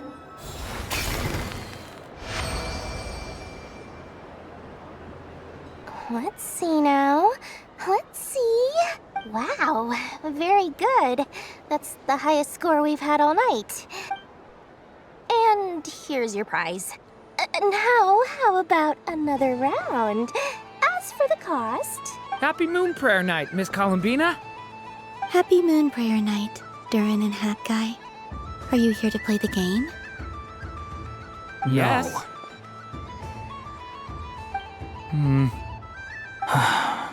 You said we were just coming here to say hello. I did, but then I recognized a few more people as I got closer. Do my eyes deceive me? Is that...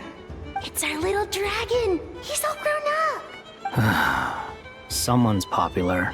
Well now, since you came all this way, why don't you try out this lovely game we have going? First try is free. He'll have a go. I'll pass. It's only one free try per customer. You can't give your try to him. I'm aware. How has Elder Almond been lately? He's in great shape. He goes for a run in the forest every morning to stay fit and healthy. He tried to go boat racing with Firecracker a while back, but he couldn't even make it onto the Lotus Leaf. Firecracker was in fits of laughter. How about you, little dragon? Can you still fly? Yes, I can. But you've become less chatty. Has growing up been tough on you? We call that maturity. You know, the thing people sing about. The knight wields a sword of stone to defend those hearts that are made of gold. Stone is very heavy. That's what keeps him from talking too much. That's awesome! I want to be a knight when I grow up too. Ring, here I come! Oh, the hat-wearing man. I never thought I'd see you again. You seem more determined than when I saw you last on the train. If you say so. Oh, I do say so. The people you once helped see it clearly. It's because you are once again on the right track.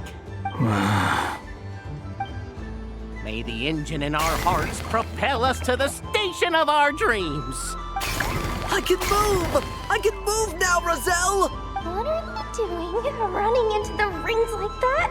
You got them all so quickly. I have never seen anything like this in all my travels. Is this guy actually an old friend of theirs? But how? They're origami animals and clockwork people from a fairy tale. Getting to know them would be quite an arduous task, unless they share a hometown? I have to get to the bottom of this. Next time I see the Great Mage Alice, I shall demand answers. Thank you, Dory. I had a lot of fun. So, now for your prize. Where did I put it? Give me a moment to dig it out. Oh, sweet grand prize. How I wish I didn't have to let you go. Good thing I've already turned a profit from the customers earlier in the night. Otherwise, I'd have wasted all my hard work. Okay, I'm back. What? I leave for 2 seconds and someone's already claimed the grand prize? Oh, well, these things happen, you know? Perhaps you'd be interested in one of the other prizes instead. We've got all kinds of wonderful goodies here. Is this the thing you wanted? Here, you can have it. Huh? But... Don't worry about it. It will be happier with you. Oh, thanks so much, miss. Moon Goddess. Oh, goodness gracious, Columbina. Give me strength. How am I supposed to make any more money from this child at this rate? Daddy, look! That's the game I was telling you about! Forget it. She is the Moon Goddess after all. I'll think of some other way to swing this. Maybe I can try to hook this new kid. Huh? Oh, someone already won the grand prize. You can take mine if you want. What? Why? Why are all these bleeding hearts coming here to ruin my business? Happy Moon Prayer Night, everyone.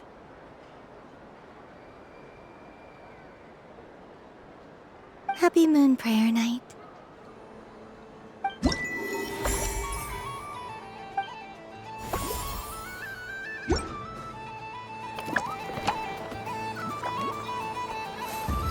If all the prizes are gone, I might as well close up shop for the day. But you haven't had your fill of fun yet, right? So the next time a customer shows up, you're going to have to run faster, all right? And remember, run out of the rings, not into them.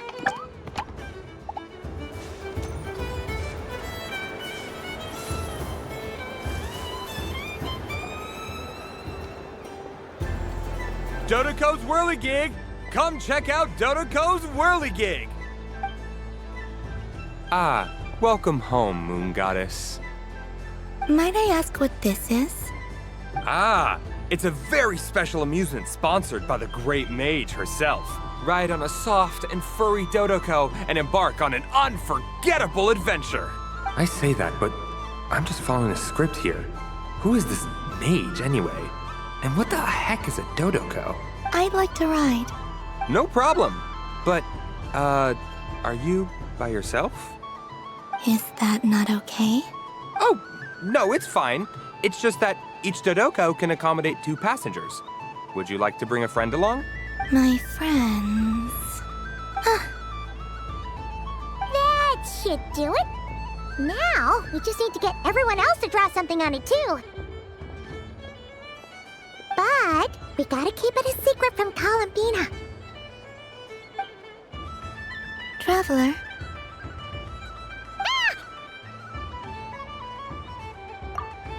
I want to go on that ride.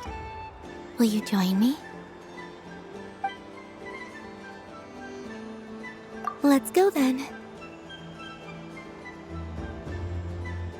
Don't worry. Paimon will do the rounds. You go have fun.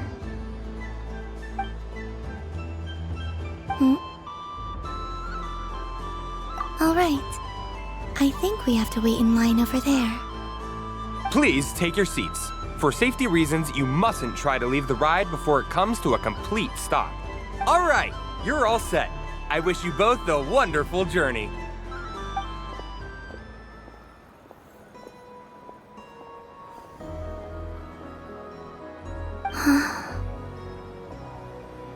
Not bad. It reminds me of riding a moon lane. Sometimes, the Kuhenki circle around me like this, playing their beautiful melodies. Yeah, I'm going to miss them.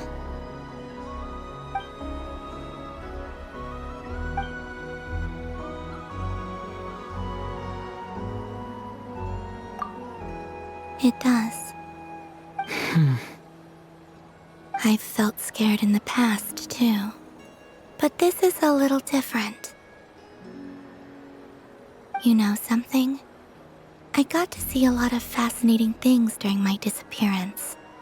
I saw how the Frost Moon Scions act around their families. So different than how they used to act in my presence. And I also saw how they interact with their friends. It made me curious at first. Why do people act so sincere when they're worshipping gods, but save their truest, warmest feelings for each other? Slowly, I came to realize that it's because they trust one another. They know, deep down, that they'll be accepted for who they are. All of it. The good and the bad. I know. I knew it the moment you started calling out my name. What I fear now is the end. I fear losing all this the very night I have gained it.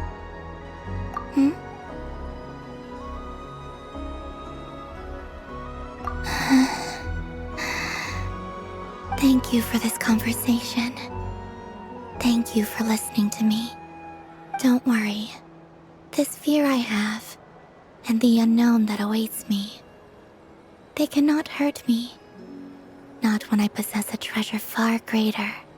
I just want you to remember this version of me, the real me, on this final night together.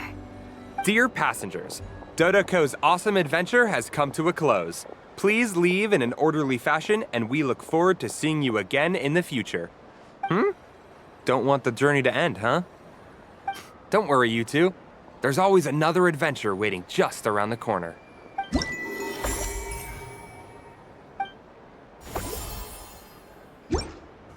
So this is the Frost Moon Scions area. It feels very familiar. But everyone looks much happier than usual.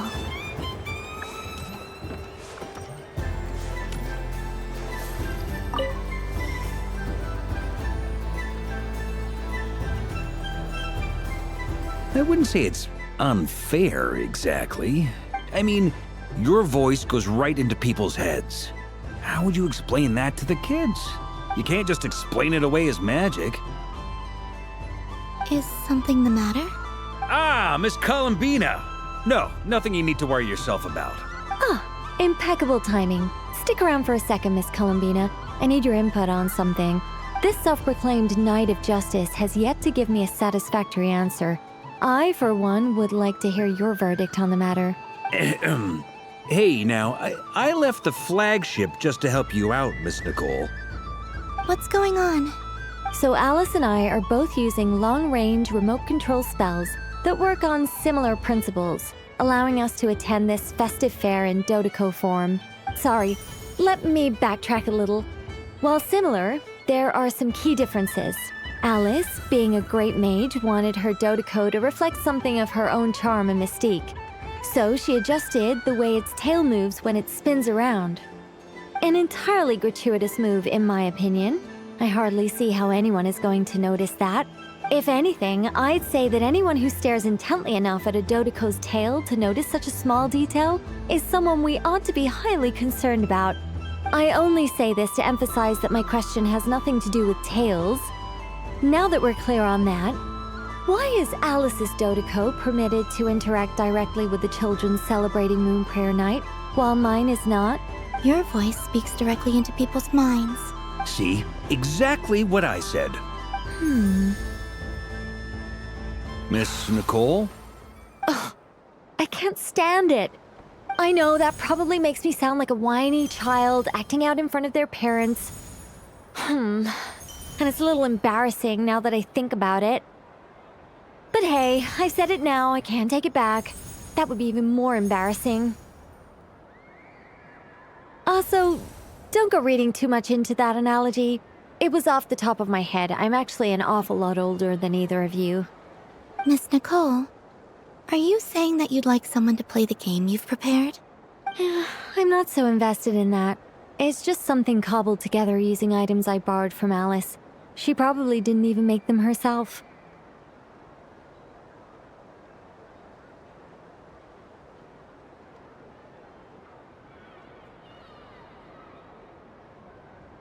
The point is, I want to know everyone's thoughts after they receive their prizes. But as you've said, I can't just ask.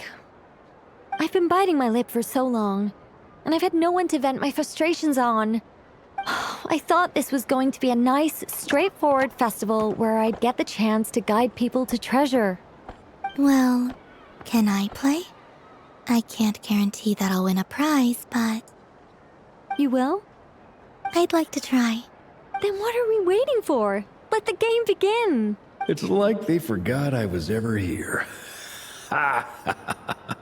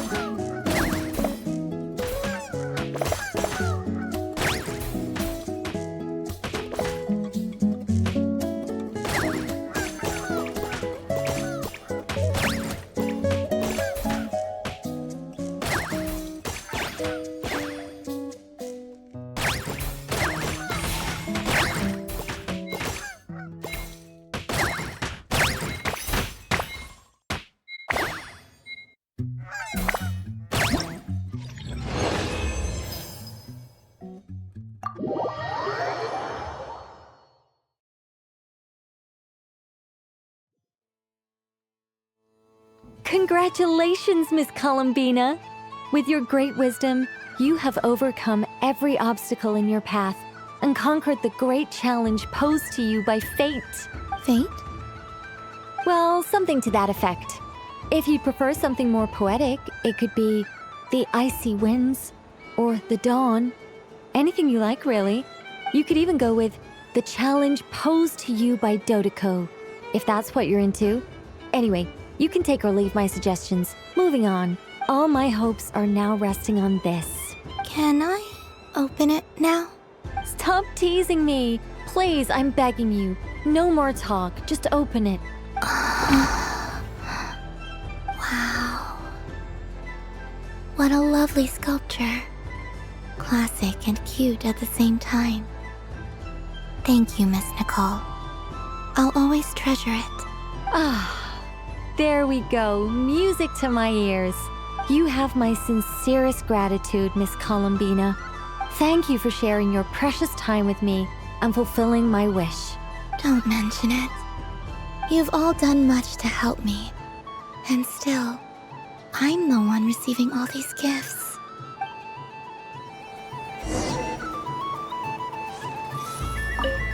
I don't suppose you'd like to play again, by any chance? Don't get me wrong, once is plenty. You're under no obligation to indulge me any further. And besides, I don't have any other prizes for you. All right then. Happy Moon Prayer Night.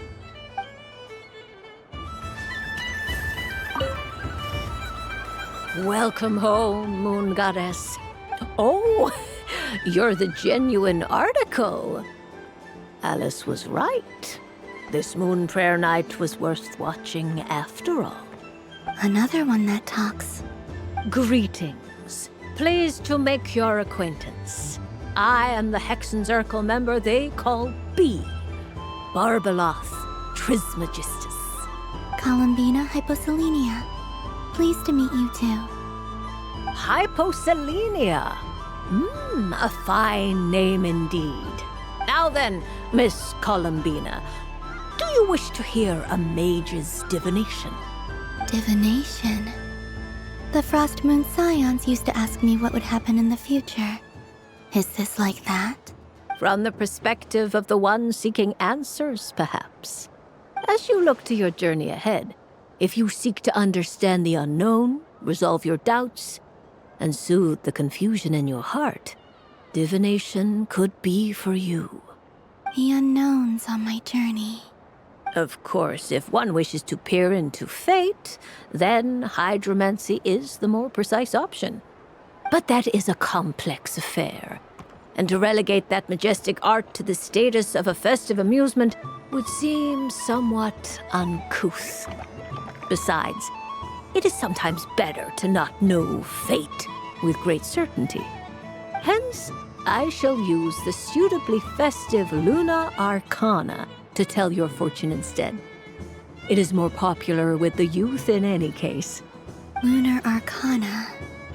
Indeed. Unlike hydromancy, this will only display possibilities and trends.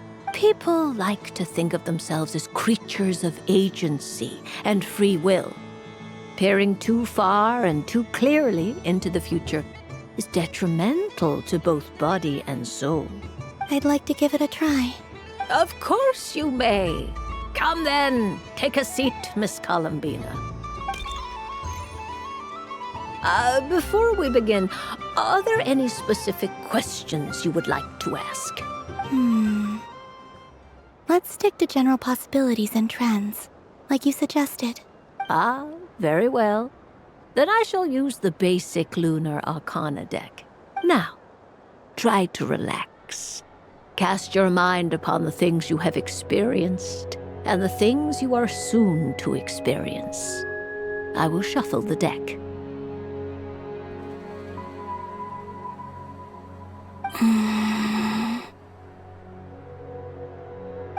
Would you like to cut the cards yourself? You do it. No problem. Now then, to make things easier for the seeker, that is to say, you, I shall decipher the cards from your perspective.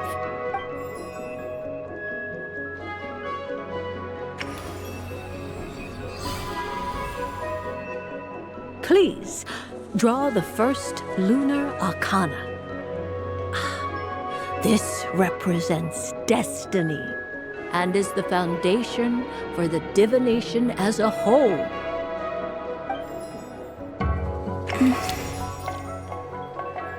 Now, draw your second card.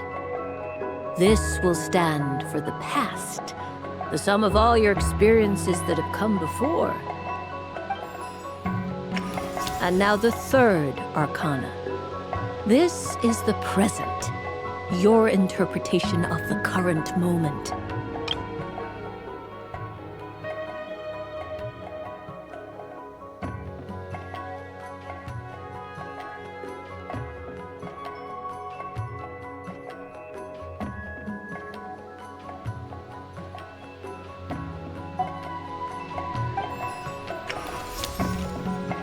Finally, the last card.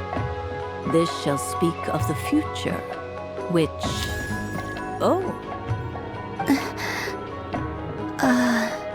Kuvaki Pulse? Fascinating. I've never encountered this before in my role as a diviner. something has exerted an influence upon this card, causing it to leave its designated position. What do you make of this, Miss Columbina? Perhaps this is the guiding hand of fate in action. Of course, if you wish, you can choose to deny the validity of this card and draw the future for yourself. No, it's fine. Let's go with this one. A bold decision.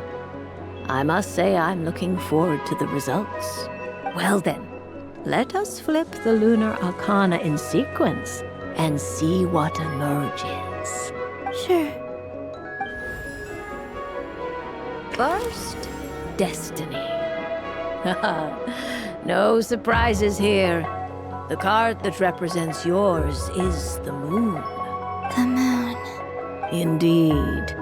The moon can represent the truth at some times, but deception at others.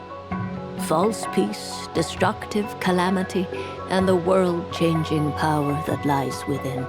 When the moon is placed on the destiny tile, it indicates that your destiny is not what it may appear on the surface. Instead, it may yet have a hidden side. It symbolizes a journey through the fog, fraught with uncertainty and deception, where one must face inner challenges head-on.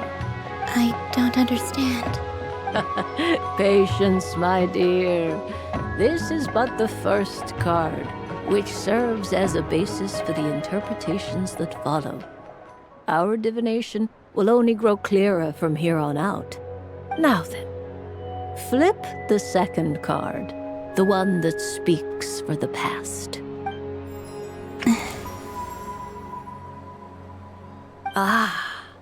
The Hermit, but inverted.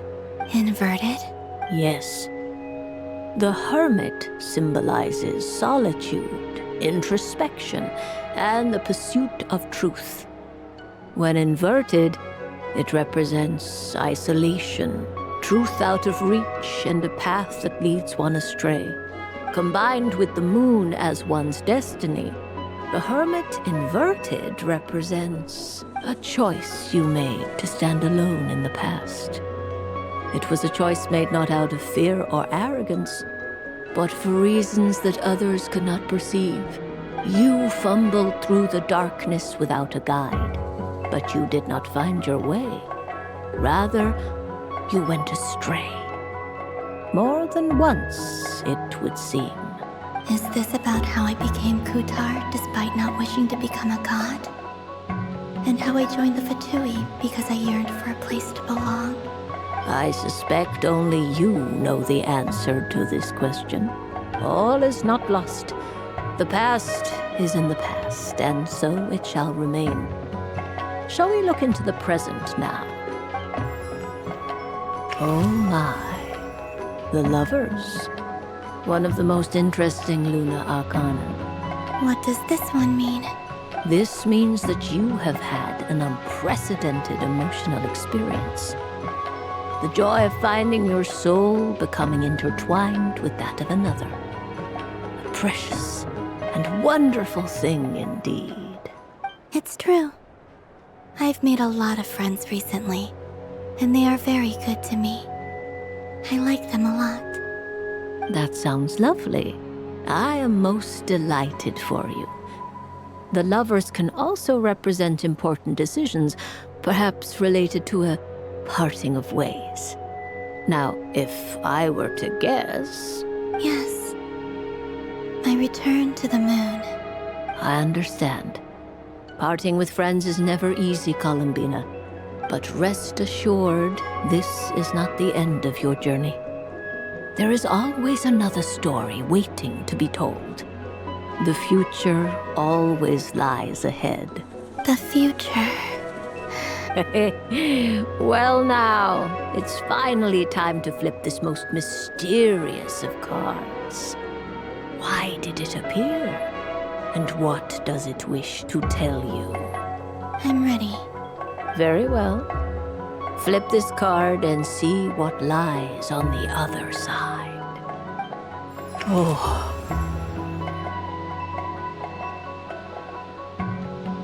Miss Barbeloth? What is it?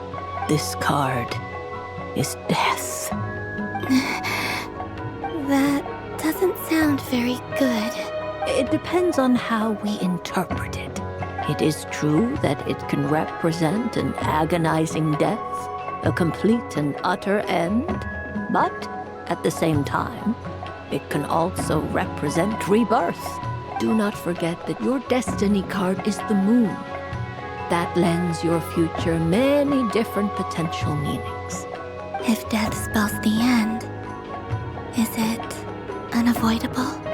As I have said, divination can only display general trends. It is a rough guide, but it does not show predetermined outcomes. Allow me to summarize it for you. In the past, you may have lost your way, but now you have gained new connections and new strength. You now face an important decision, one that may bring about a great change in what is yet to be. This change might, in turn, be the end of all things, or their beginning. But remember, everything is subject to change because of the moon present in your destiny. You must see the truth clearly and face your innermost thoughts. The truth. My innermost thoughts. Thank you, Miss Barbeloth. Don't mention it.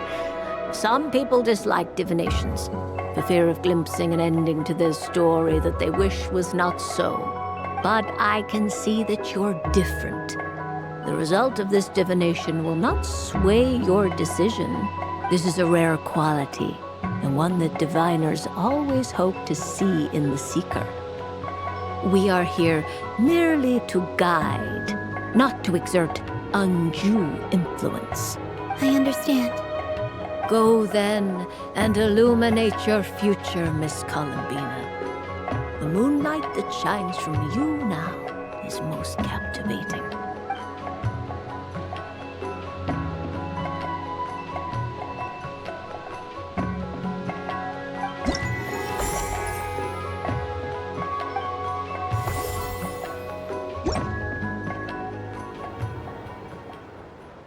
The death card made a most enigmatic appearance. The moon for which Miss Columbina is bound, I fear.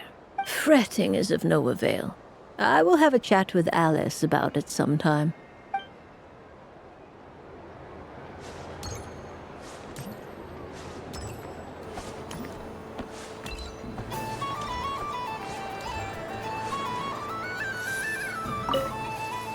Done being a do-gooder yet?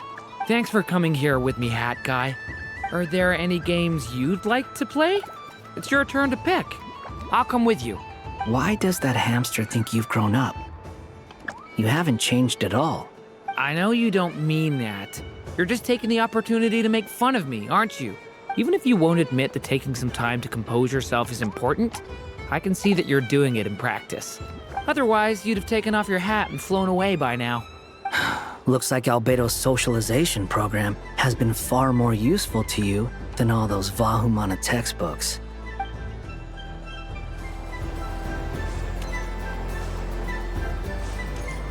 So this is the Frost Moon Scions area. It feels very familiar. But everyone looks much happier than usual.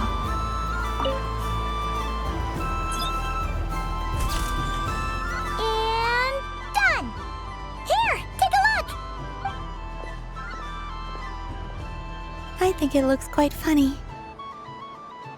Well, Paimon thinks it's super cute. It looks like a silly chic badger and a rhyme-horned deer that's about to fall asleep. Maybe I'll stand on the chic badger's side instead. It looks like we've attracted the attention of quite a few animals. Let's make room for them.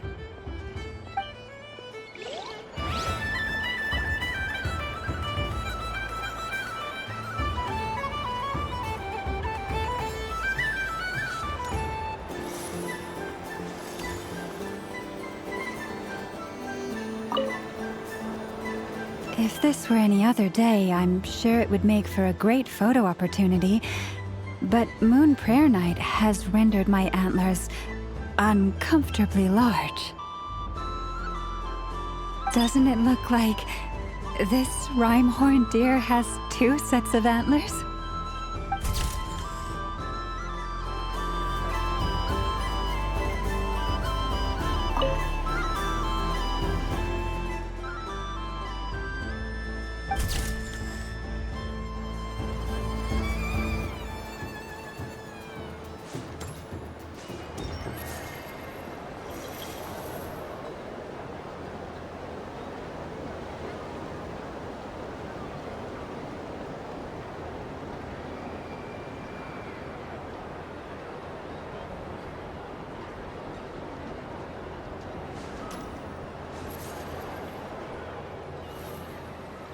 Wow, the Frost Moon Scion's stall looks kind of plain, but it's pretty cool once you get into it. I don't go to Hisi Island much, but it's got that, like, old world cultural feel.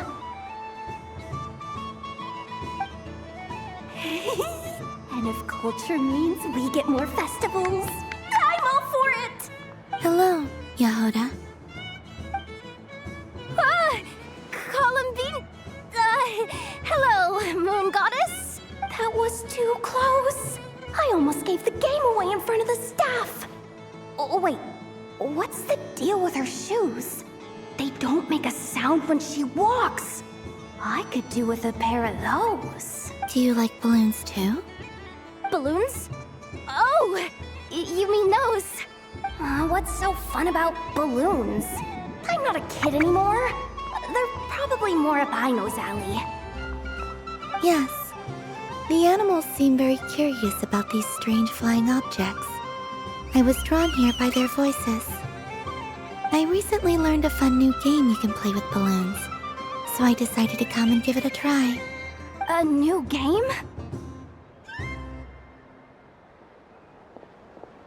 Hello. Welcome home, Moon Goddess. Here to buy some balloons?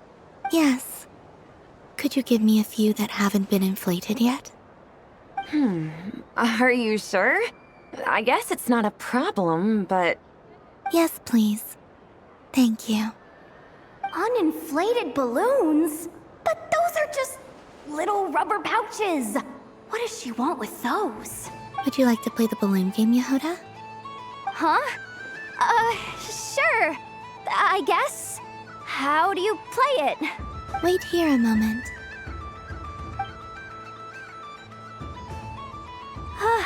Oh. This is so weird. What have I got myself into now? I thought I saw Columbina nearby.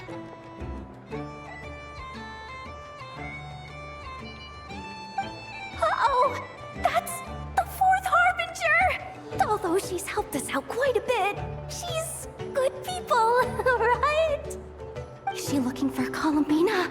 Oh, guess that's my ticket out of here. I'm not sure my heart can take being sandwiched between 2 Harbingers.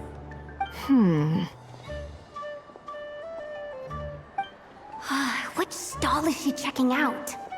Oh, it's that other Frost Moon Scion's one. Try on the headgear, see what it's like having antlers or animal ears for a day. Oh, I wouldn't be caught dead wearing that stuff. So embarrassing. I have enough gear to carry as it is.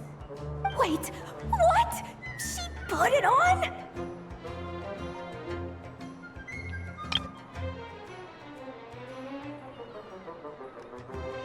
How peculiar.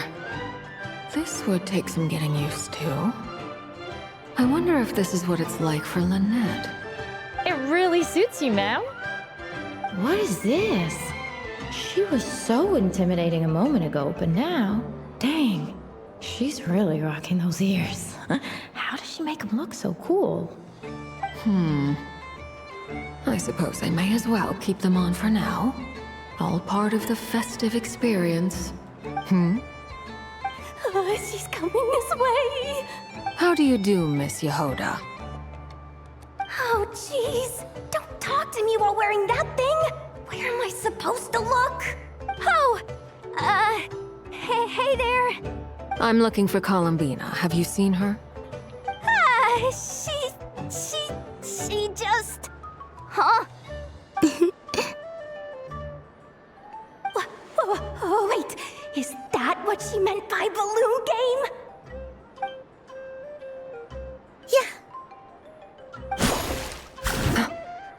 Huh? No fair! How come I get caught in the crossfire? An ambush from the rear? Is this a declaration of war, Columbina? Would you like to play too, Arlecchino? Seriously? Are they gonna start some beef right here, right now? Gladly.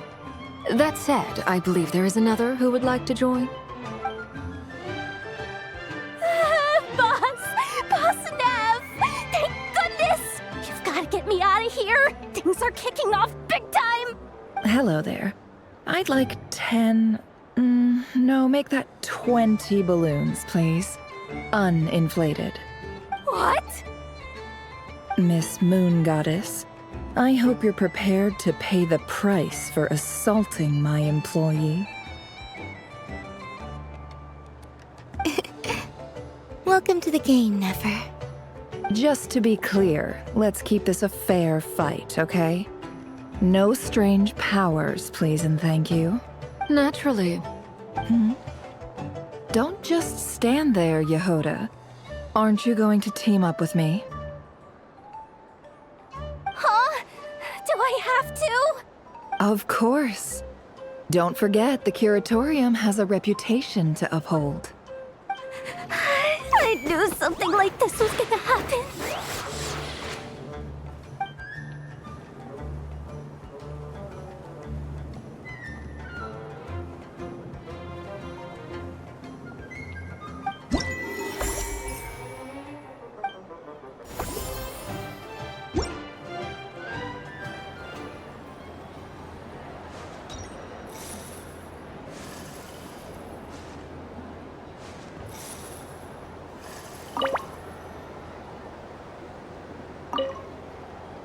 I've seen Linny and the other children play this game before.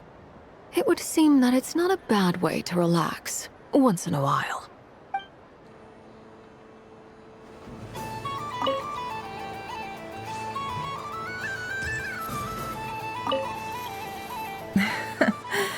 That was fun.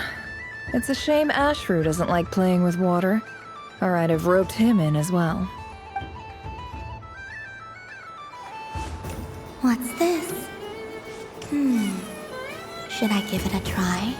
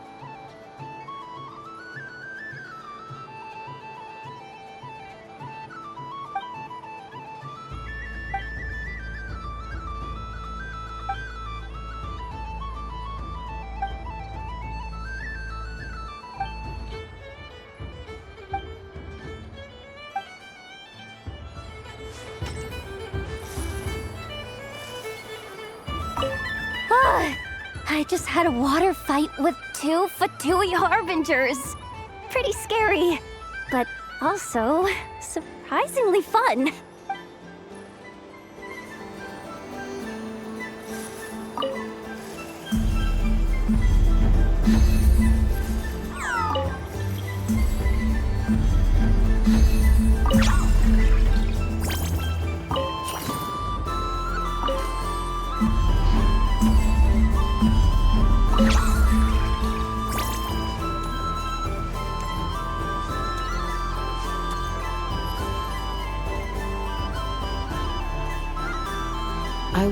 for a never-ending supply of laka berries.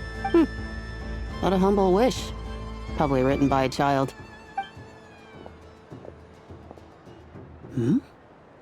Is that Lauma the Moon Chanter?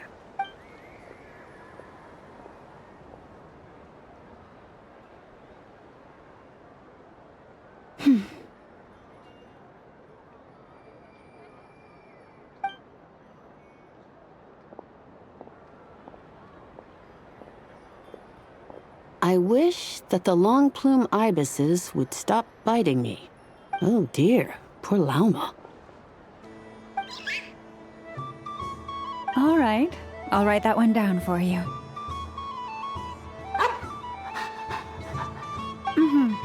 I got it. While everyone else is celebrating Moon Prayer Night, you're as busy as ever. I don't mind. It's rewarding work. A good kind of busy. My antlers are at their heaviest tonight, and the Kuvaki waves are especially strong. But as I help these dear friends hang their wishes up, I feel a great peace within myself that is hard to describe. You see, they are all such beautiful wishes, and they are ones that we can fulfill by our own strength. Do you blame me, Lauma? I want to hear your honest answer. It is by the help of so many people that I can return to the moon.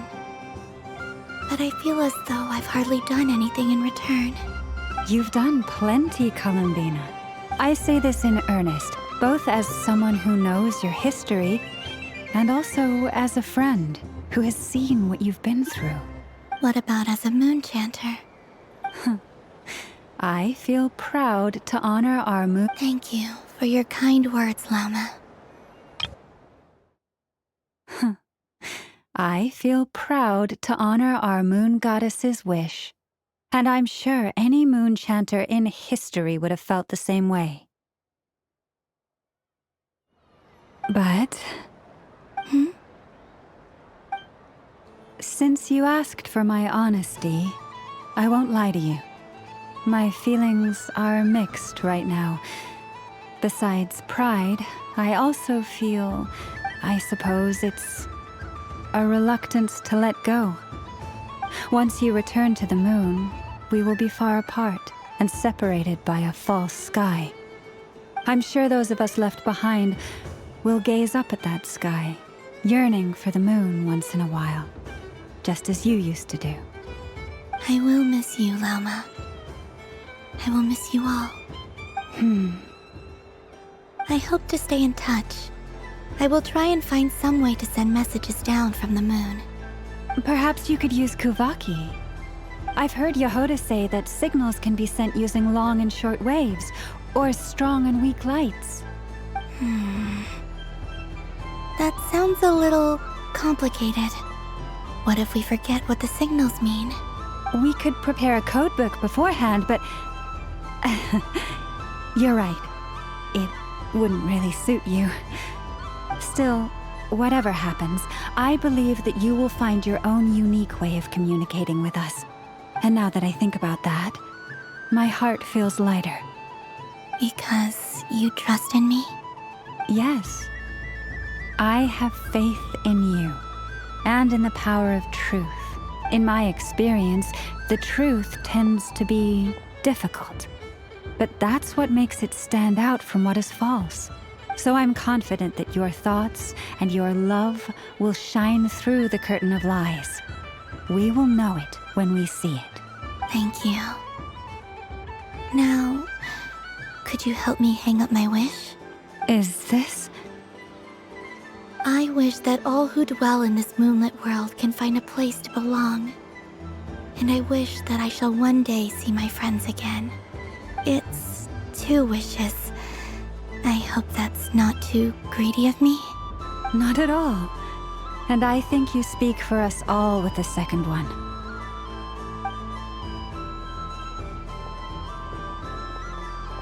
I shall continue to pray until the day that all of these wishes come true.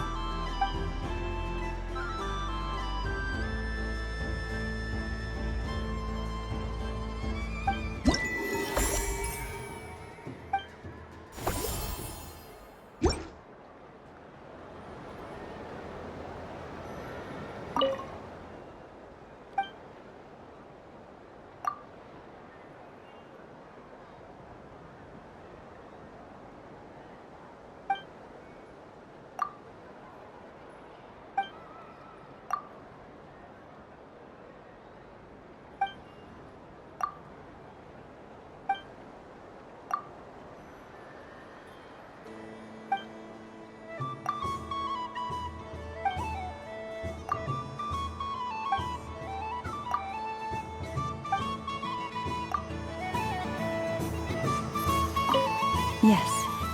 May everyone's wishes come true.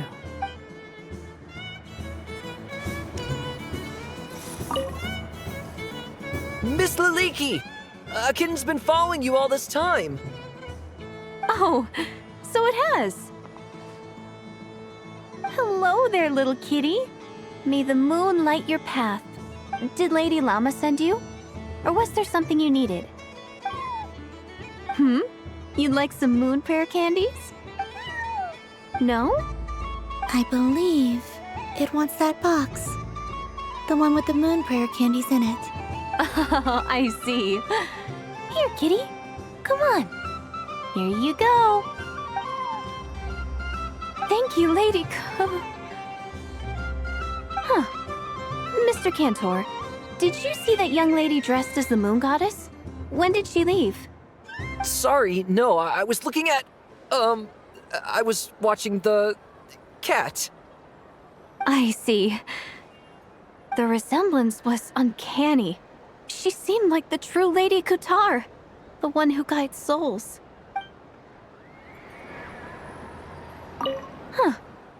Mr. Cantor. Sorry, no, I was looking at... I see. The resemblance was uncanny.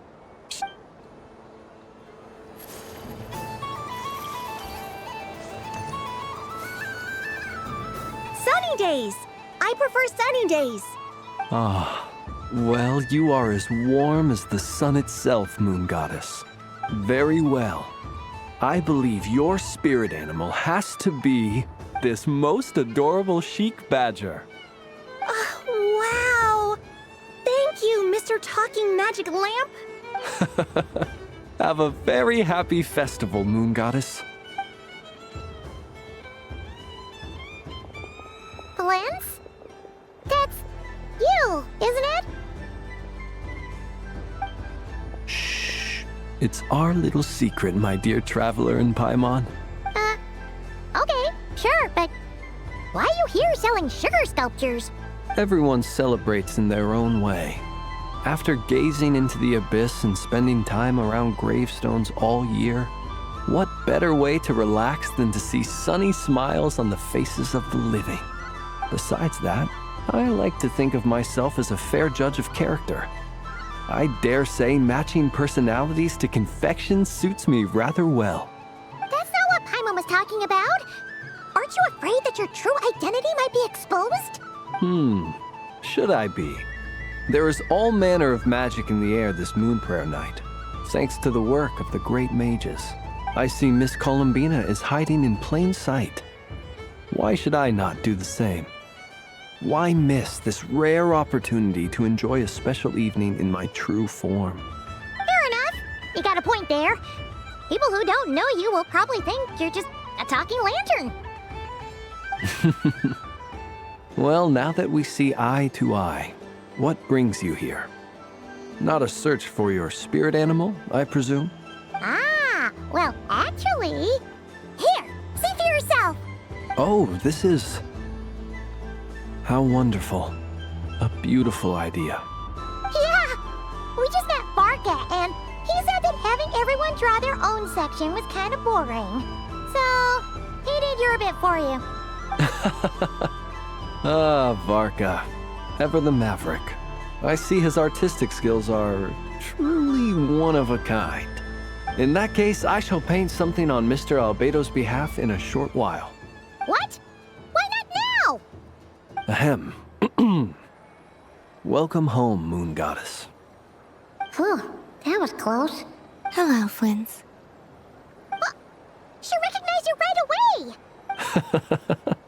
What keen eyes you have, Miss Columbina. Especially considering they are shut. I did not see you. Rather, I sensed you. I can sense the fluctuations in Kuvaki all around me. One would expect no less of the moon goddess. Might I interest you in some candy? Yes, please. Excellent. I shall make some for you right away. Hmm?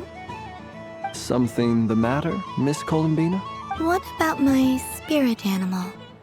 All the other children carrying sugar sculptures are talking about it. Wait, is she taking the test seriously? Ah, my apologies. How could I neglect that? You are quite right, Miss Columbina. Every one of us has a magical creature living in their heart. Would you permit me to help you find yours? Yes, please.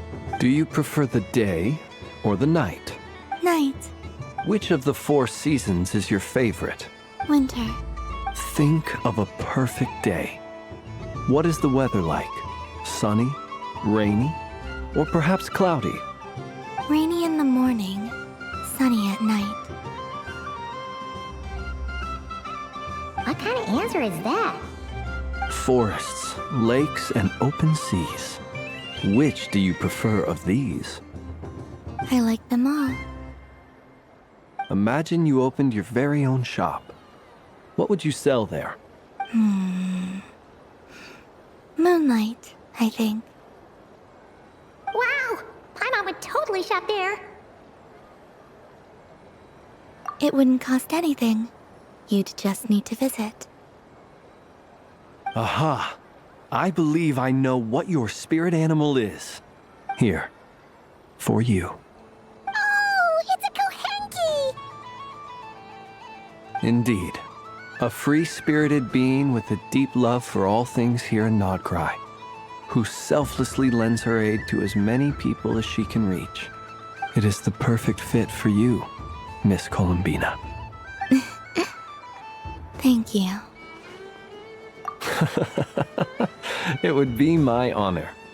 But you shall have to forgive me. We have known each other for quite some time. I doubt there is any answer I could give that would come as a surprise to you. So instead, would you accept this sugar sculpture as a token of our friendship? It's a lantern.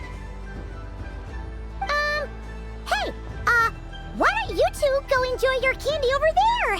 Paimon wants to try out this spirit animal thing too. Right, Blintz? Come on, play ball. I got this drawing done. But I want to hear Paimon's answers. But it'll probably take ages. Paimon's a complex soul. And we don't want your candy to melt while you wait, huh? Oh. Okay then.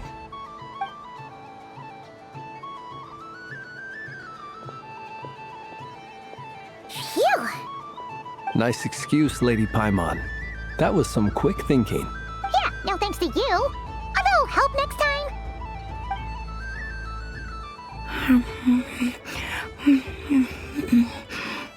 It's sweet. Is that Lockaberry? I wonder what flavor the traveler got. This way, this way! It's the candy-selling lantern! I'm coming! Of course. Traveler, maybe we can share? Yes. I found out recently that people share their food sometimes, so I'd like to try it. Or is that a no? Thank you.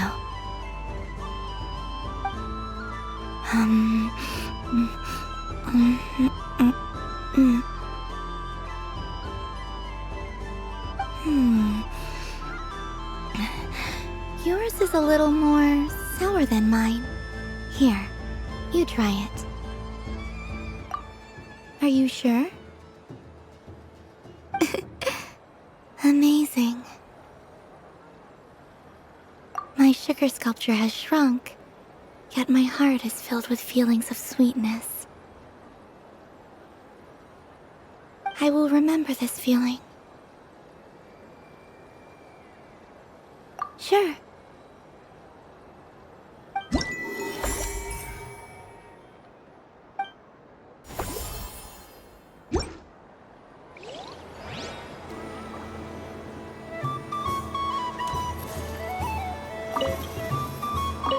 Something about festive lighting always has a way of putting the warmest smiles on people's faces.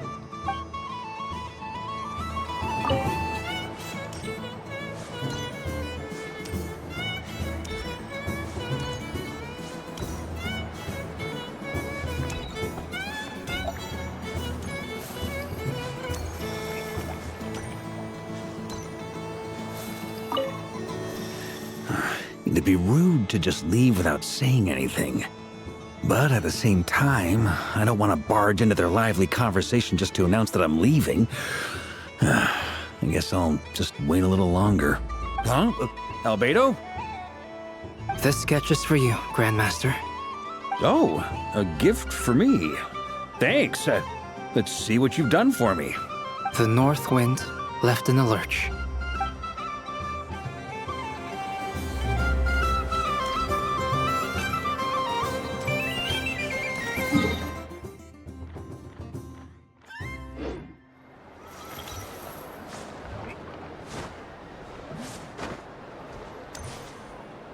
There are so many attractions here.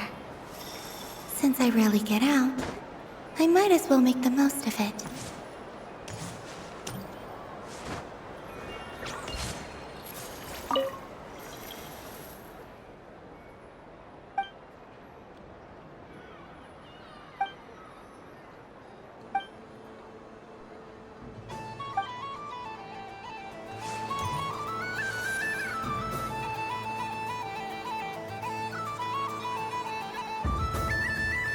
Doesn't make any sense. How am I losing every single time?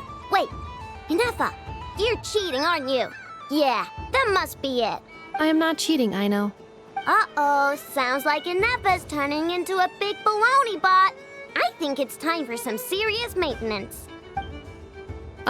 Moon Goddess, help me. Miss Columbina, I know, is attempting to cheat.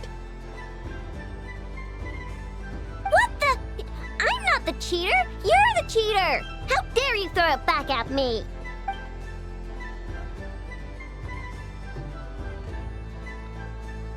All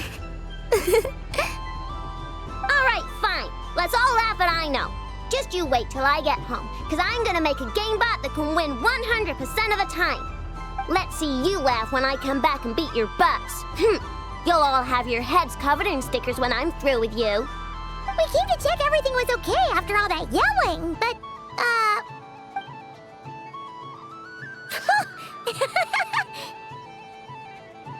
Whatever it is, it sounds like cheating is allowed. Kuhenki concentration. Each player starts with differently colored kuhenki. Each round, they draw one kuhenki from their opponent. When a player has two kuhenki of the same color, they make a pair and can be discarded. Any that can't form a pair must be kept. The round ends when a player can't form any more kuhenki pairs, and that player gets a sticker. ooh, can 4 people play as well? That is fine, so long as the turn order is fixed beforehand. Alrighty then. In that case, the 2 of us will join as one team. Okay, but if you lose, you're both getting stickered. I don't want to hear any excuses. Sure. And if we win? If you win, only one of you gets to sticker someone else. I have taken to calling this. I know logic. Hey, lay off me, all right? Okay, so we're starting the game from scratch again, which means all my stickers so far don't count. Looks like Luanatar is the Kuhenki of honor for this game. Anyway, let's go clockwise, starting from Inefa.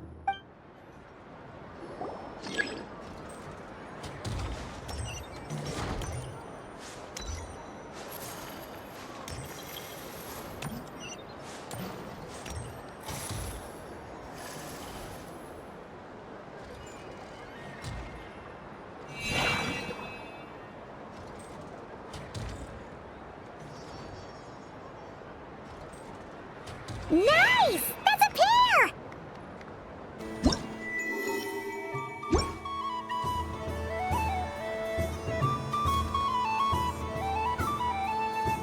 Go, go, fly!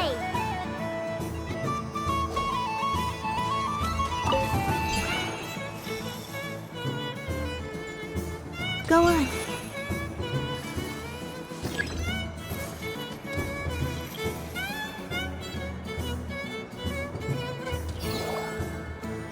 I have a pair.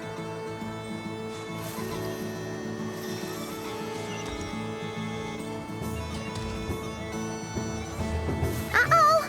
We gotta pick up the pace!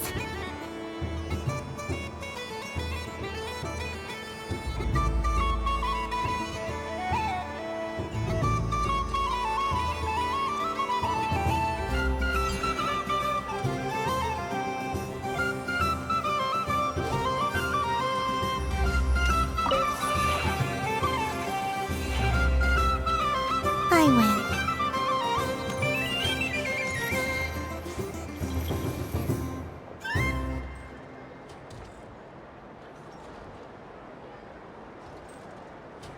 Phew, that was too close. I thought I was gonna lose. Good luck, everyone. Aw, we're out!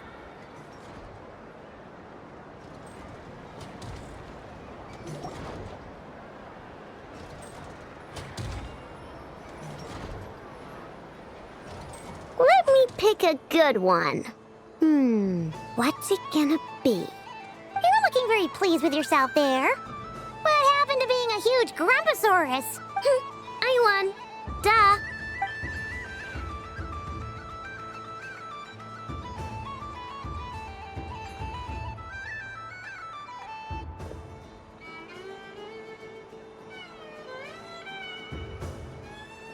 Oh, me again? Don't fidget too much, Ino, or the sticker's going to fall off. I don't care. If it falls off, it falls off. If a pair of Kuhengi get discarded, why not a pair of stickers? Huh? Huh?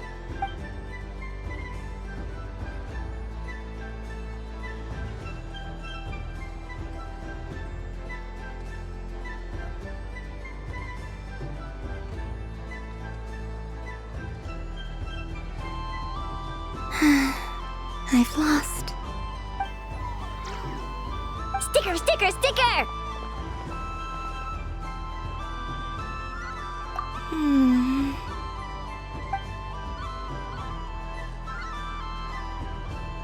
Cute!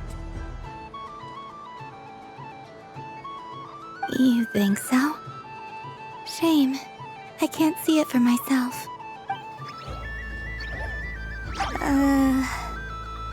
What did Luanatar say? She said it looks so cute that she wants me to lose a few more rounds.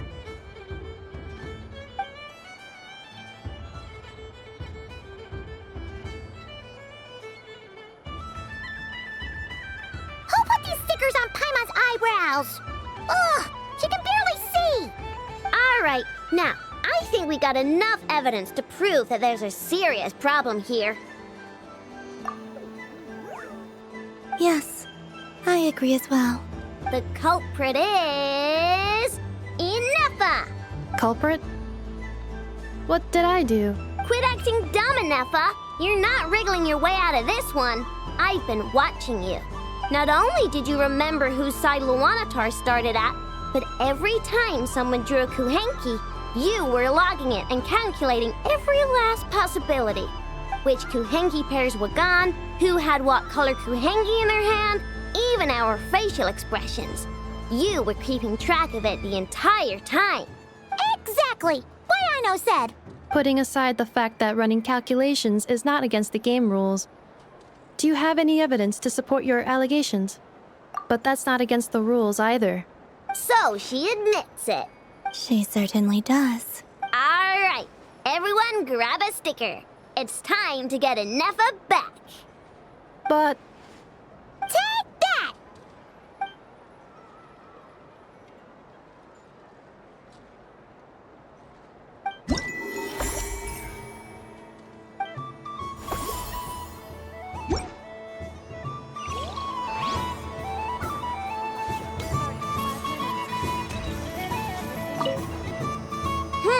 I'm never playing games with you ever again, Ineffa.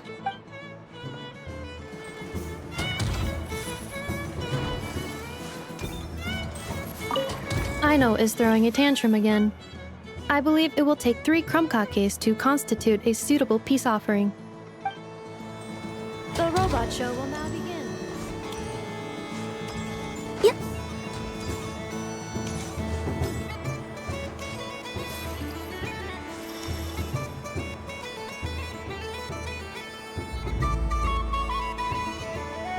Well, well, look who it is. I heard someone went and disappeared on us the moment we let her out of our sight. They looked all over for you. Frankly, I didn't think you'd be back for Moon Prayer Night.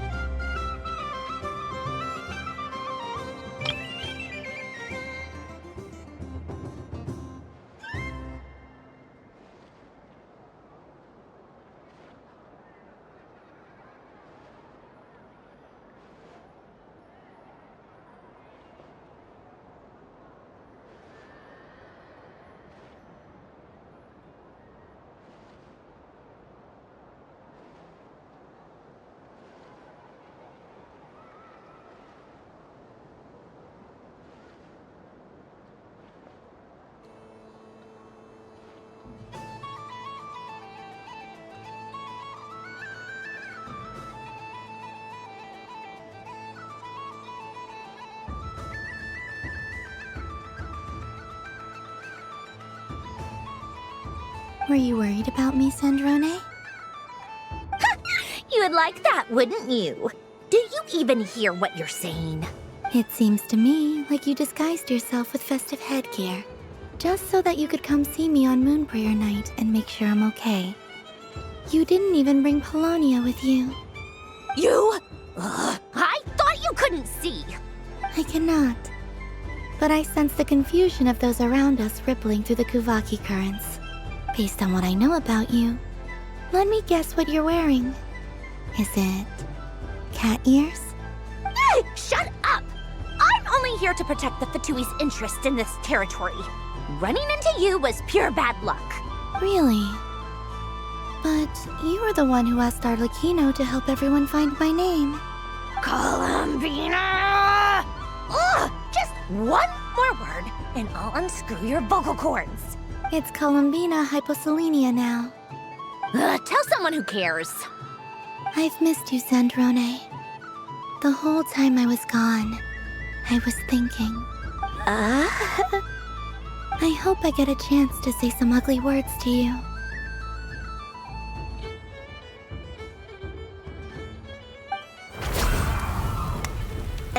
Is that supposed to be a joke? Anyway, let's go play that game. What? You mean that frostfin whale? Yes. It's some kind of game where you get bitten if you step on the wrong tooth. Seems like fun. Who in their right mind would wanna? Because you're not a scaredy cat.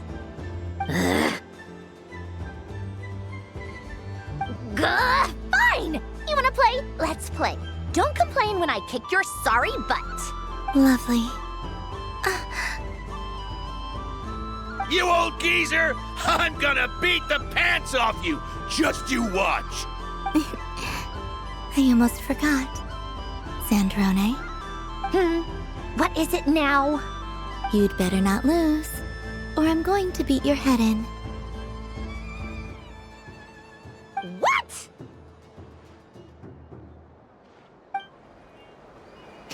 Allow me to demonstrate since I'm feeling so nice. You just step on the teeth, like this.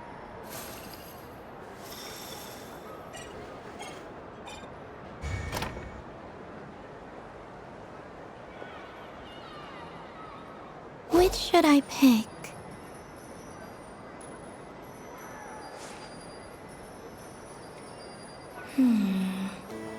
I'm getting a bad feeling from this one. Sensing Kuvaki doesn't count as cheating, right? I want to switch. Your turn, Sandrone.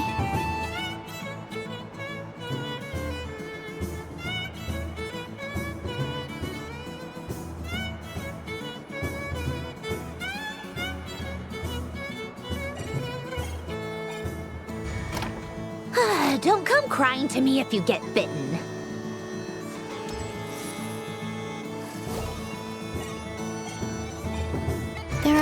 and less teeth remaining.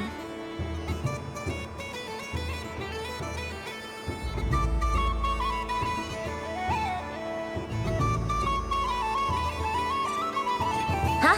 What's that noise?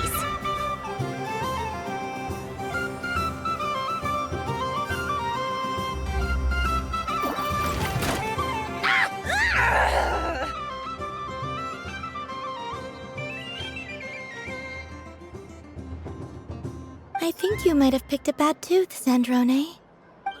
Shut it! Do you need any help? It seems like you're stuck. No! It's just a blasted toy! How is its grip this strong? Stop laughing! All right. Well, you lost. So just like I promised. Hey! What are you doing? Are you seriously? Hiya! Why, you... Oh, just you wait! Rematch! Are you all right, Sandrone? That was quite a strong bite. Are your clockwork parts? Quit your fussing! I don't need it! All right. I'll go first this time.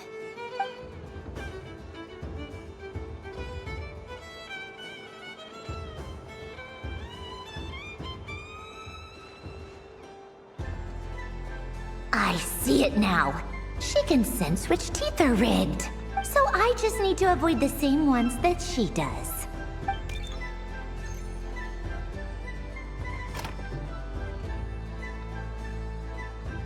This one...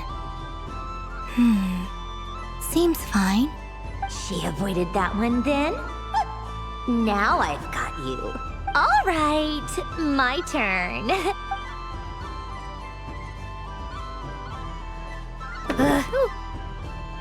What? Looks like you lost again, Sandrone. Wait! There's more than one bad tooth! Bonk.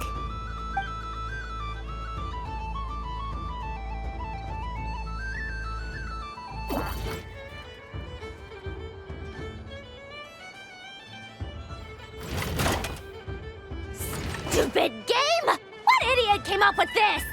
Are you all right, Sandrone? You said some nasty things just now. Oh, I'm peachy.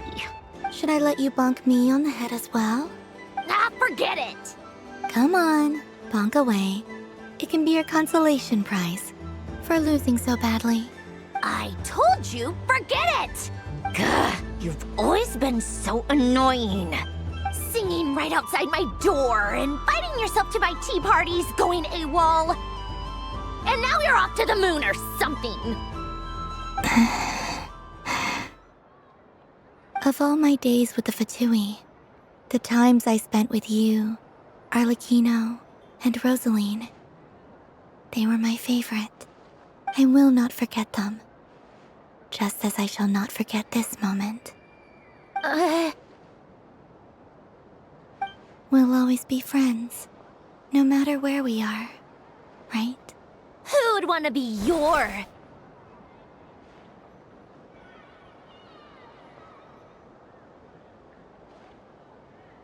I'll miss you, Sandrone.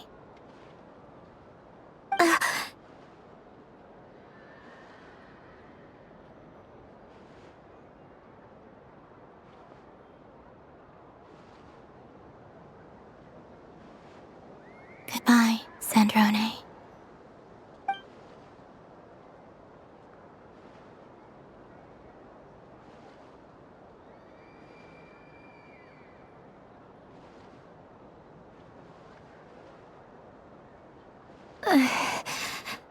I'll miss you too, Columbina.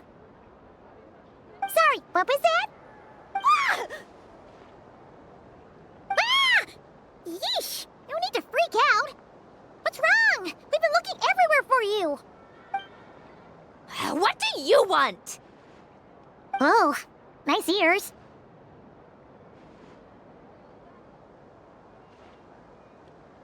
What do you want? This! Huh? It's your turn to draw something. You're one of her friends too, aren't you? Doesn't know how lucky she is. Sorry? Nothing. I'm done. Take it. Oh, that was fast. Oh, and one more thing. Last time we spoke, you mentioned you were interested in the Narcissan Kreuz Ordo's research, remember? There were too many people when we last met, so we didn't get the chance to do this. What are you talking about?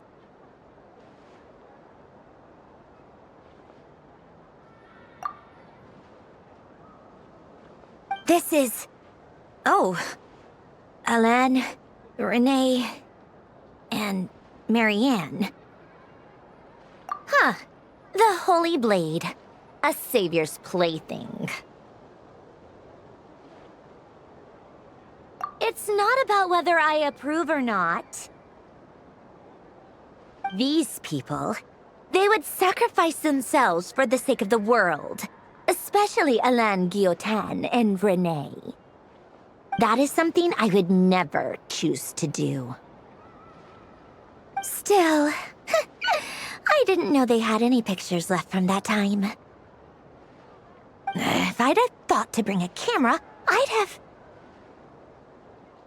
What? Yeah, of you being bitten by the frostfin whale and Columbina bonking you on the head. Tear it up! Now!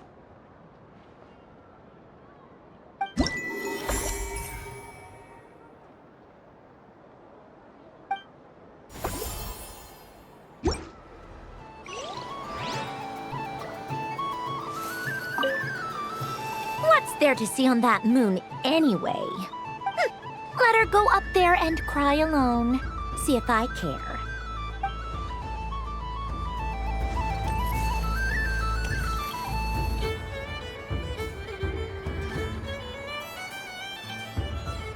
What is going on over here? It looks like fun. Hold it right there! You can't run away from me, Moon Goddess. Are you talking to me? Of course. Do you see anyone else here dressed up as the Moon Goddess besides me and you? Hey, come on. Call me by my title. Happy Moon Prayer Night, Moon Goddess. And the same to you. Anyway, there's no time to waste. Get ready for the duel of a lifetime. Duel? Meet my partner, Stacko. Come on out, Stacko. Don't just stand there. Let's see your partner. Partner?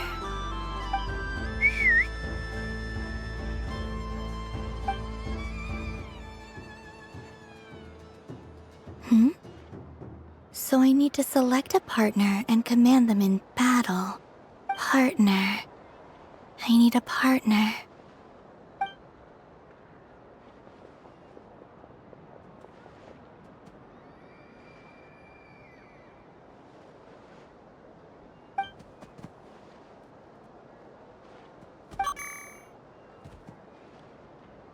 Whoa! Am I seeing things? Where'd you get a Kohenki? They're super rare. That's great. But you can only bring one partner to battle against me and Stacko. No ganging up allowed. They all look so eager to be picked. Which one should I choose? I'm not sure what this bot is trying to say, but it seems very happy. That bow. Does it want to dress up as the Moon Goddess too?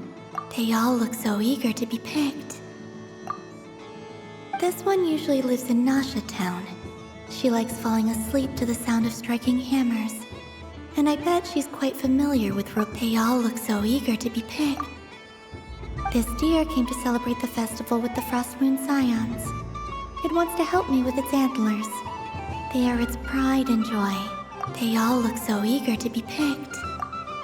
I'm not sure what this bot is trying to say, but it seems very happy. That bow. Does it want to dress up as the moon goddess too? Testing! Testing! Oh, this is an emergency broadcast! An exciting battle is about to take place right here at the Nashatown Special Arena! In this corner, we have the Moon Goddess and her robot partner. And in the other, we have the Moon Goddess and her other robot partner. Ugh, this announcer stuff is harder than I thought. Why does everything I say sound so dumb? If I could cringe any harder, I'd fold in on myself. Only one Moon Goddess can be victorious in this ultimate battle of destiny! But who will it be? There's only one way to find out! Now, without further ado, let the Battle of the Moons begin! I don't care who we're up against. Stacko and I ain't gonna lose! Let's strike first! Stacko, formation shift! Ho ho ho! The robot has kicked things off with a change of formation. But how will this affect the battle? Nobody knows! Cautious play from the opposing team! This Moon Goddess has come prepared! Where will it go from here? Okay then. Stacko, maintain formation and enter your empowered state. Empowered state! There we go! Now we're talking! Absorbing the immense Kuvaki present on Moon Prayer Night, this lean, mean machine has greatly increased its offensive power! Oh, they chose defense! But Stacko's about to attack with full force! Is it too little too late? The battle is heating up fast! I'm about to start sweating machine oil over here! Go for it, Stacko! Set Kuvaki to maximum! Can their opponents withstand this blow? And what will this Moon Goddess do? Don't be afraid. Fight however you wish.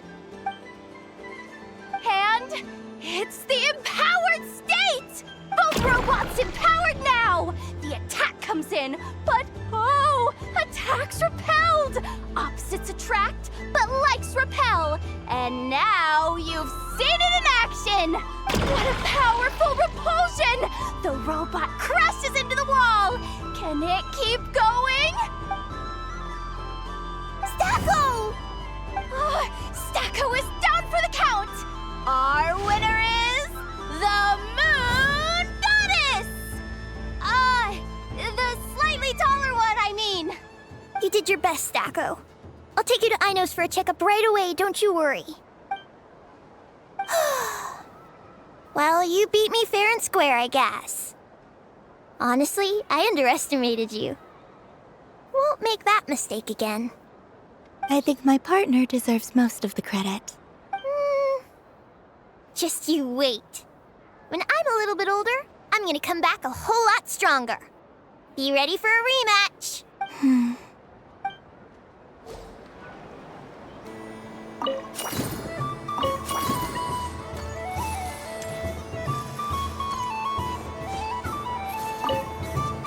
I'm gonna come back a whole lot stronger. Be ready for a rematch.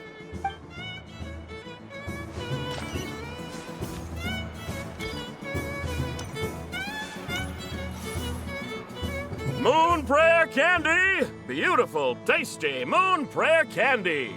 Buy a whole box, share it with your friends and family! Candy? To share? I wonder what flavors everyone would like. Welcome home, Moon Goddess. Fancy a box of Moon Prayer Candy? Sure. I knew you would! Now, what flavor would you like? I'm not sure. What flavors do you have? Is this for yourself or as a gift? A gift for my friends. Ah, I see. In that case, I'd recommend apple, lockaberry, or midsummerberry. Those are the most popular. Do you have nocturnal blossom flavor? Huh. I've seen couples give those as gifts before, but I did not know they were edible. No? Okay then. Moonfall silver? You did say this was for friends, right? Maybe smetana then. Hey, now that's a creative idea! I've never tried it before, but if you're happy to wait, I can see about whipping up a batch on the spot. While we're at it, you got any other ideas?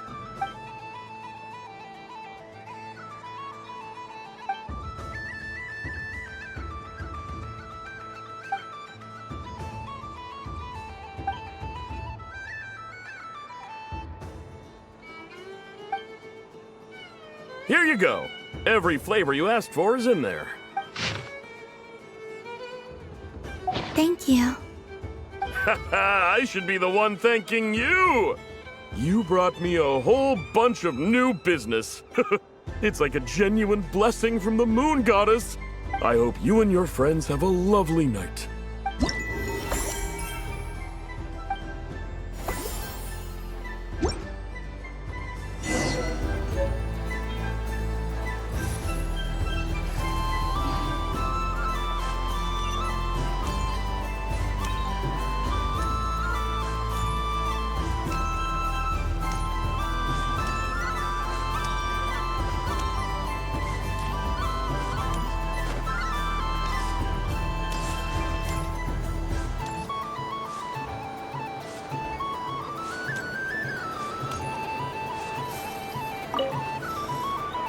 Traveler. Hey there, Columbina!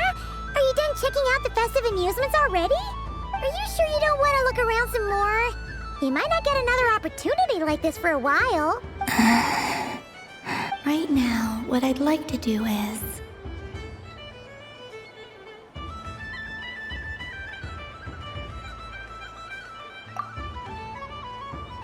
Oh! Candy for us? Thanks a bunch, Columbina. Don't mind if we do. Whoa! This one's intense. But it's so tasty. What about you, Traveler? How does yours taste? Oh, sounds good. I'm drooling now. Are there any more Smetana candies in the box? Yes, I believe so. Okay, gotcha. Let's see. Sure. This one, and yep, this one looks right too. Okay, that's 3. Here we go. 1 per person. It's so sweet.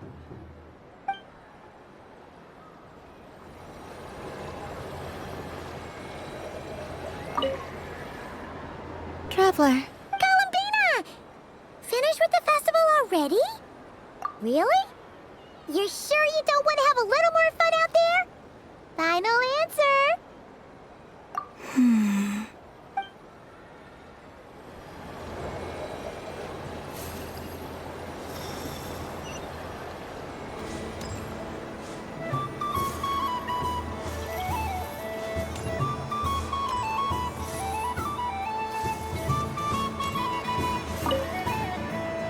Traveler. Columbina!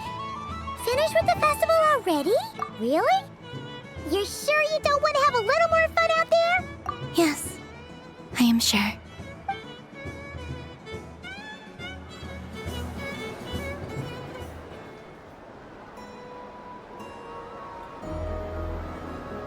This was the most fun I've ever had on a moon prayer night. Everywhere I went, people were saying, "Welcome home," and there were friends at every turn. I only wish it could last longer than one night. Oh.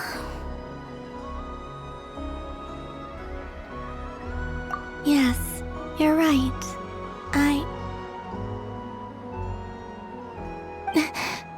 The moon prayer blossoms. Ooh, look! Look! Moon prayer night has come.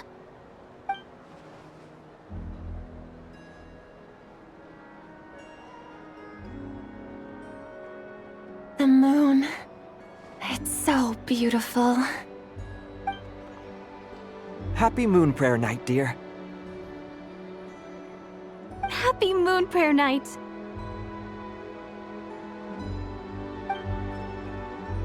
Happy Moon Prayer Night.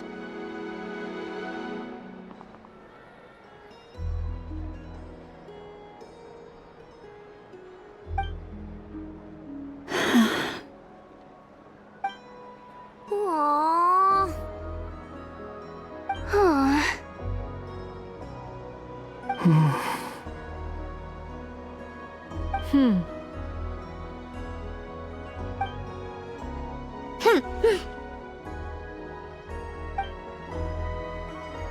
Time flies when you're having fun. Oh. Looks like the time has come. Columbina. You're heading off then? Yes, to the ruins you mentioned. And from there, back home to the moon. Wait! I know? At least... Take one of our craft shop's crumb cookies up to the moon with you. You know, for a snack. Sure, why not? The Curatorium of Secrets believes in proper farewells. No story should be left without a satisfactory endnote. Never. Farewells are an important affair for the Ratniki, too. We never know when we might meet again. Haha! And here I thought grand farewells wouldn't suit tonight's mood. But I suppose friendly passion is not to be stopped, eh?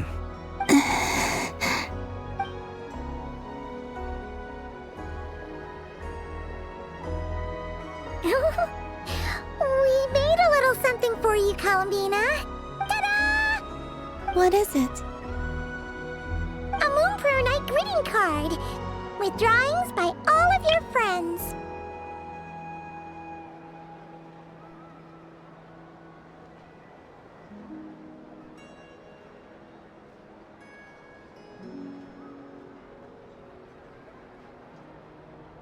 You did mention that you'd like a portrait done, so I took the liberty of creating one for you. I, meanwhile, did the portrait of Mr. Albedo. And Mr. Varka did the same for me. I mean, I think my work was pretty true to life, don't you think? The picture of Ashru was my doing. The two of you seem to get along rather well. Wait, was I the only one who did a full body picture? That's so embarrassing. I did pictures of me and Anefa. I did my own portrait and one for Hat Guy. Plus, there's the two mages, Arlecchino and Sandrone. So, if you ever miss us, just flip the card open and we'll all be right there with you. I don't know what to say. Thank you so much, everyone. This whole Moon Prayer Night was more than I could have ever asked for. It is the greatest gift I have ever received. Lama, I figured it out. Figured what out? Remember how the Frost Moon Scions used to use milk as invisible ink to write hidden messages? That was a very long time ago. Oh, are you saying? Yes. When I miss you all, I shall use moonlight in the same way, to write words that only you can see upon the moon itself. Wow, that sounds lovely. Quite. But how will we see them? Simply open your windows on nights when the moon shines bright, and the moonlight will naturally flow towards the words I have written. That sounds most fitting indeed. Very true to form. I'll try to write them in places that won't disturb your sleep. I, for one, would sleep all the better for having read one of your messages before settling down for the night. Exactly. So don't worry about disturbing anyone's sleep. Just promise you'll write to let us know you're okay, alright?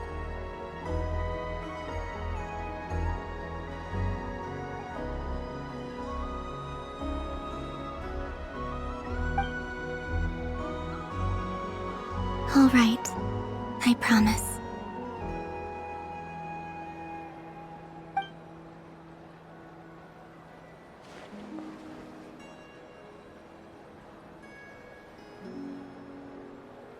In that case, Columbina?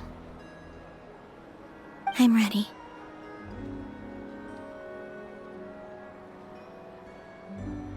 Very well. Let's go.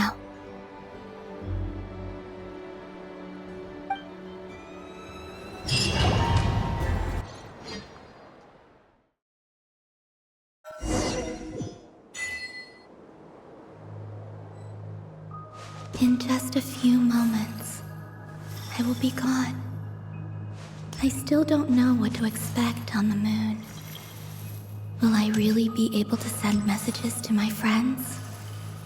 The Kuhenki, the animals of Not Cry. I'll never get to see them again.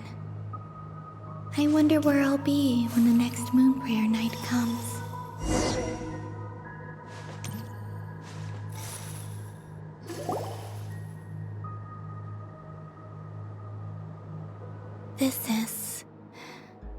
This is where the people of Hyperborea used to communicate with the moons.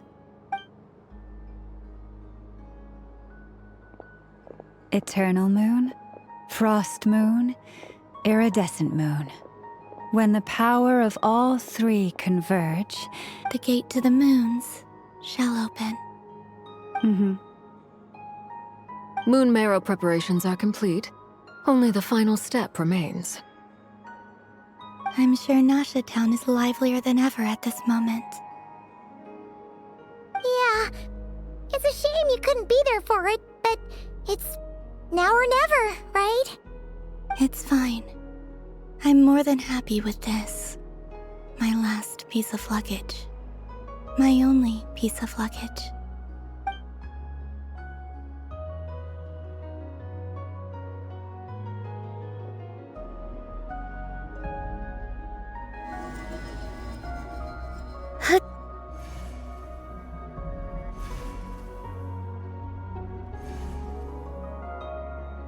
I can already feel the moon calling to me.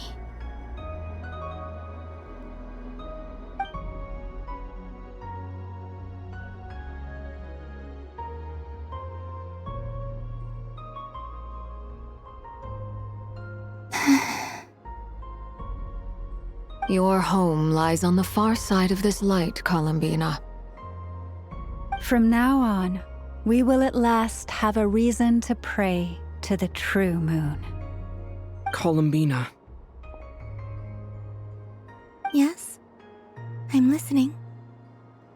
Be sure to come back and see us when you get the chance.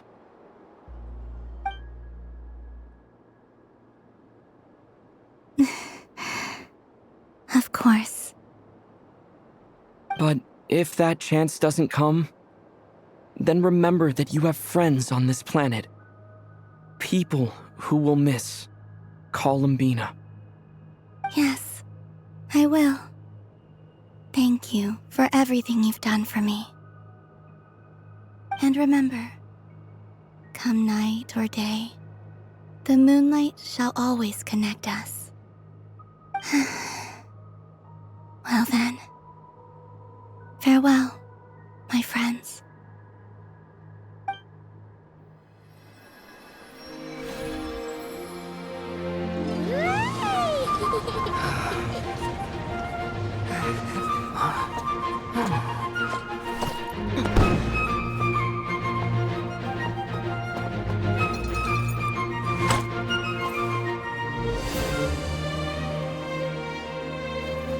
Thank you. This was my happiest night in Tevat.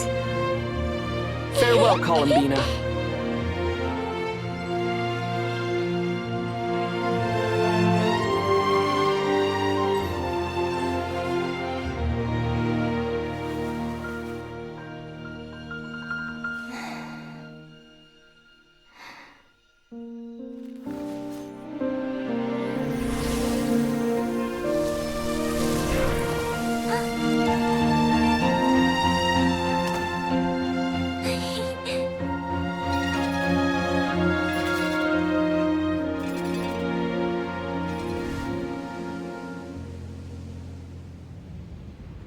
The moon really is closer than ever tonight.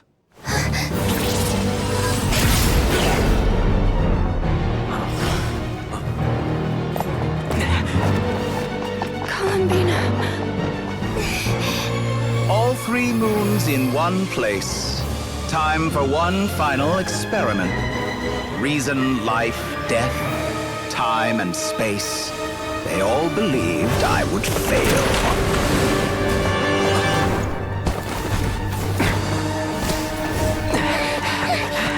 How could this happen?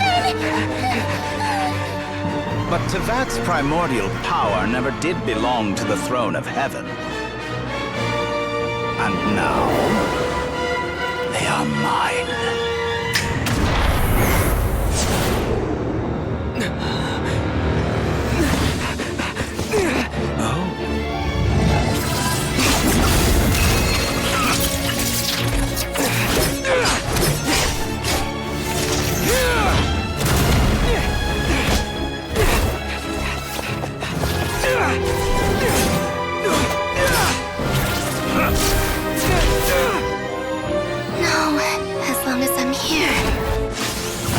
Is free to wield the 3 moons' power.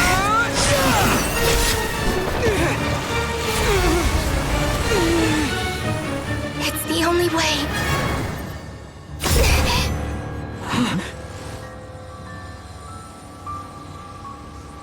I guess I won't be going home today. Columbina! No!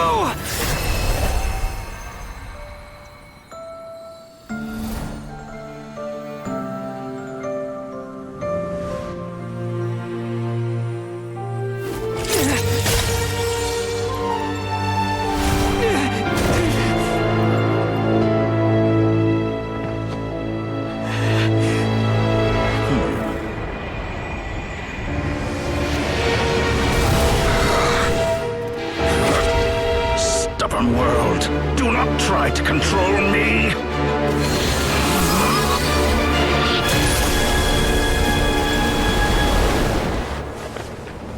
Columbina.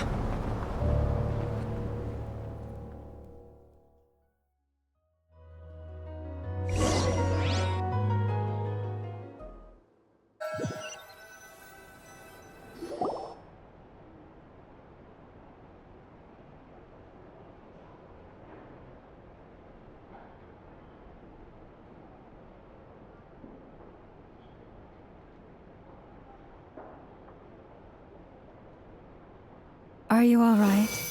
Do your wounds still hurt? I had someone prepare a little medicine that could prove effective. Take it if you need to. In that case, let me relate the contents of the call we made to Alice after the incident occurred. That Godtier is a crafty one. He distracted the Hexenzirkel by creating a huge fuss at Tevat's borders. I'd assumed that the cause was an abyssal intrusion from the outside world, which in fairness is a rather common occurrence. But after learning that you managed to influence the phantoms in Nordcry, I realized that perhaps this interference could have come from within Tevat instead. But we weren't able to change their fates. True, you couldn't change how their stories ended, but you did build some variables around yourself. Variables? Yes, things you heard that you could not otherwise have learned, ideas that would otherwise have never crossed your mind. All these things are variables.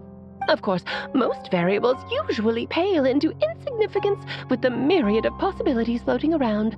But the moment you start treating them as building blocks and intentionally stacking them, that changes things. That's what Godtier did, and it's how he created the necessary conditions so that when you activated the portal tonight, it played right into his plan. However, we have no way of knowing exactly what he did.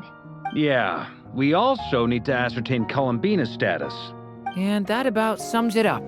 As I suspected, Godtier has disappeared completely. If it's any consolation, he wasn't able to control Columbina as he might have wished to. Oh no! What? All we saw was Dottore appeared and used some kind of power. The next thing we knew, he and Columbina were gone and you were falling into the sea.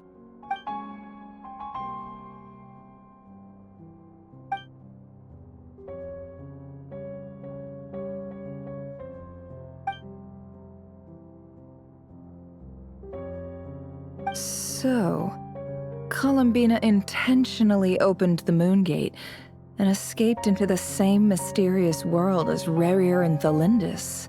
Sounds like bad news.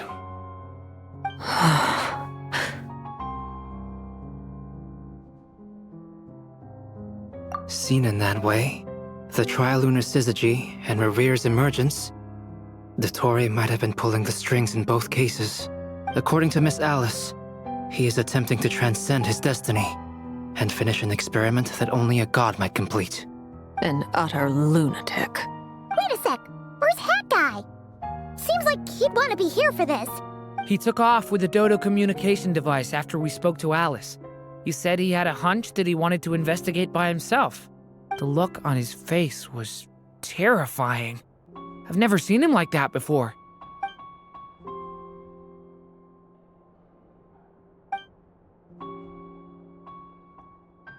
I'm back. Hat Guy! I went to look for the Hyperborean phantoms again. I think I've gotten to the bottom of it. I got them to talk to Nicole on the other end of the communications line. Turns out, the history they describe is different from how Nicole remembers it. Really? But how? Surely Nicole can't have been wrong. Because the phantoms are the ones who are deceived. They speak of a savior who appeared in their history. One who never should have existed. This savior promised to create a new moon within the false sky, and even bring back their moon goddesses. Foolishly, they believed in him, and told him everything he wanted to know about the moons. It's obvious that this was Dottore's doing.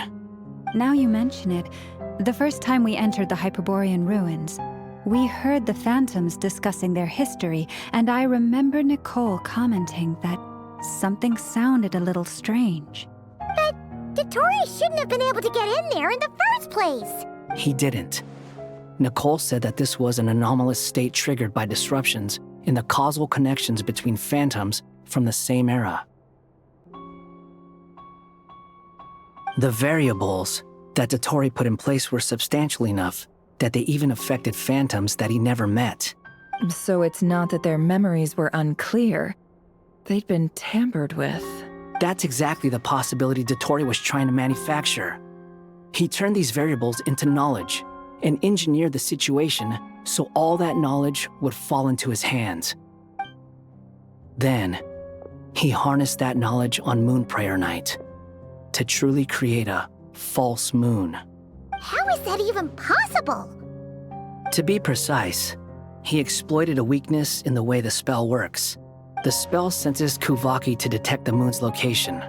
So, as long as the false moon more strongly resembled the moon than the frost moon beyond the skies, the gate would teleport Columbina to the false moon's location. In other words, to Dottore's side. Once he had her under control, the teleportation spell remained active, and he manipulated her power to seize both moon marrows. At that moment, the moon marrows disappeared right before our eyes. It was already too late, even as we were leaving the ruins. By then, Dottore had already amassed the power of all 3 moons. So, where does that leave us? What do we do now? I'd certainly like to know what Her Majesty thinks, now that the concerns I expressed to her have come to pass. But we cannot simply sit and wait for her to decide the matter. And in any case, it is not the Fatui Harbinger Damselette who sees us as her friends, but rather Columbina Hyposelenia. If, even in such extreme circumstances, Her Majesty will not lift the prohibition on Harbingers drawing steel against one another, then I will do as my heart demands. I will fight as Peruware instead. Oh, Arlecchino! Time is short. so I'll make the first move.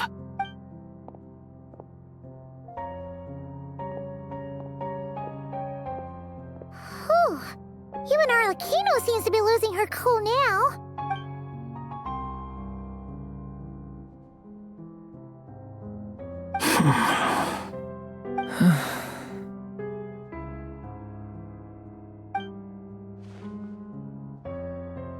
All right. Lose those dejected looks for a moment and let me get a word in. It looks bad, I won't lie. Very bad, in fact. So Dottores pulled some real dirty tricks to gain the upper hand. For now. And yeah, it's to the point where even the mages say that his variables have affected destiny. I'm not so sure, though. Many have told me that Tevat's destiny is fixed. And that does appear to be the case. Well, what makes Dottore so sure he'll be the exception? And since he was able to stack these variables up, who's to say we can't do the same? You of all people should not be discouraged, traveler from afar. This isn't over yet.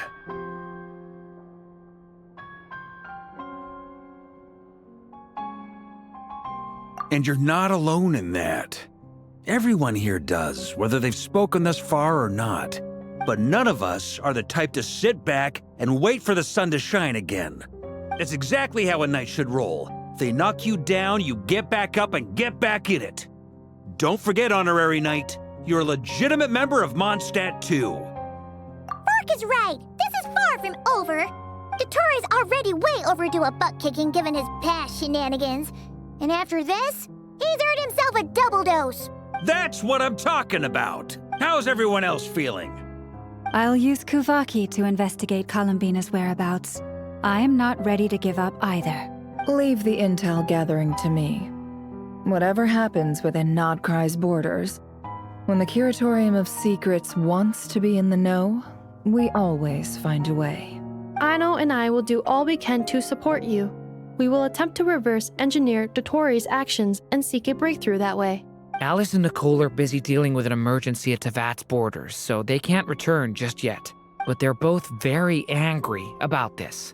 They've asked Albedo and me to act on the Hexen Circle's behalf and do everything in our power to fight back against Dottore. Are you ready then? We're going to have to conduct a lot of research, even in the early stages. I'll do my best. As for me, I'm pretty familiar with Dottore's way of doing things, so I can try to predict his next move. I'll help with your investigation.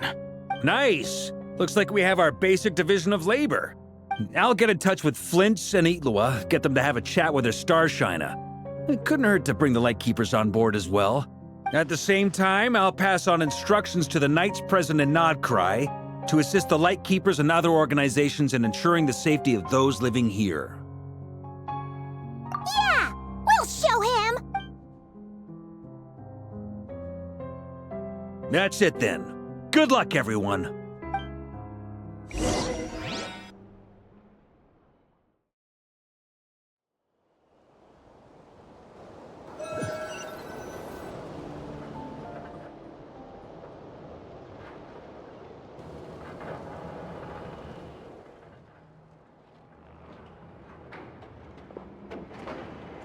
I never thought that Columbina would become my real name.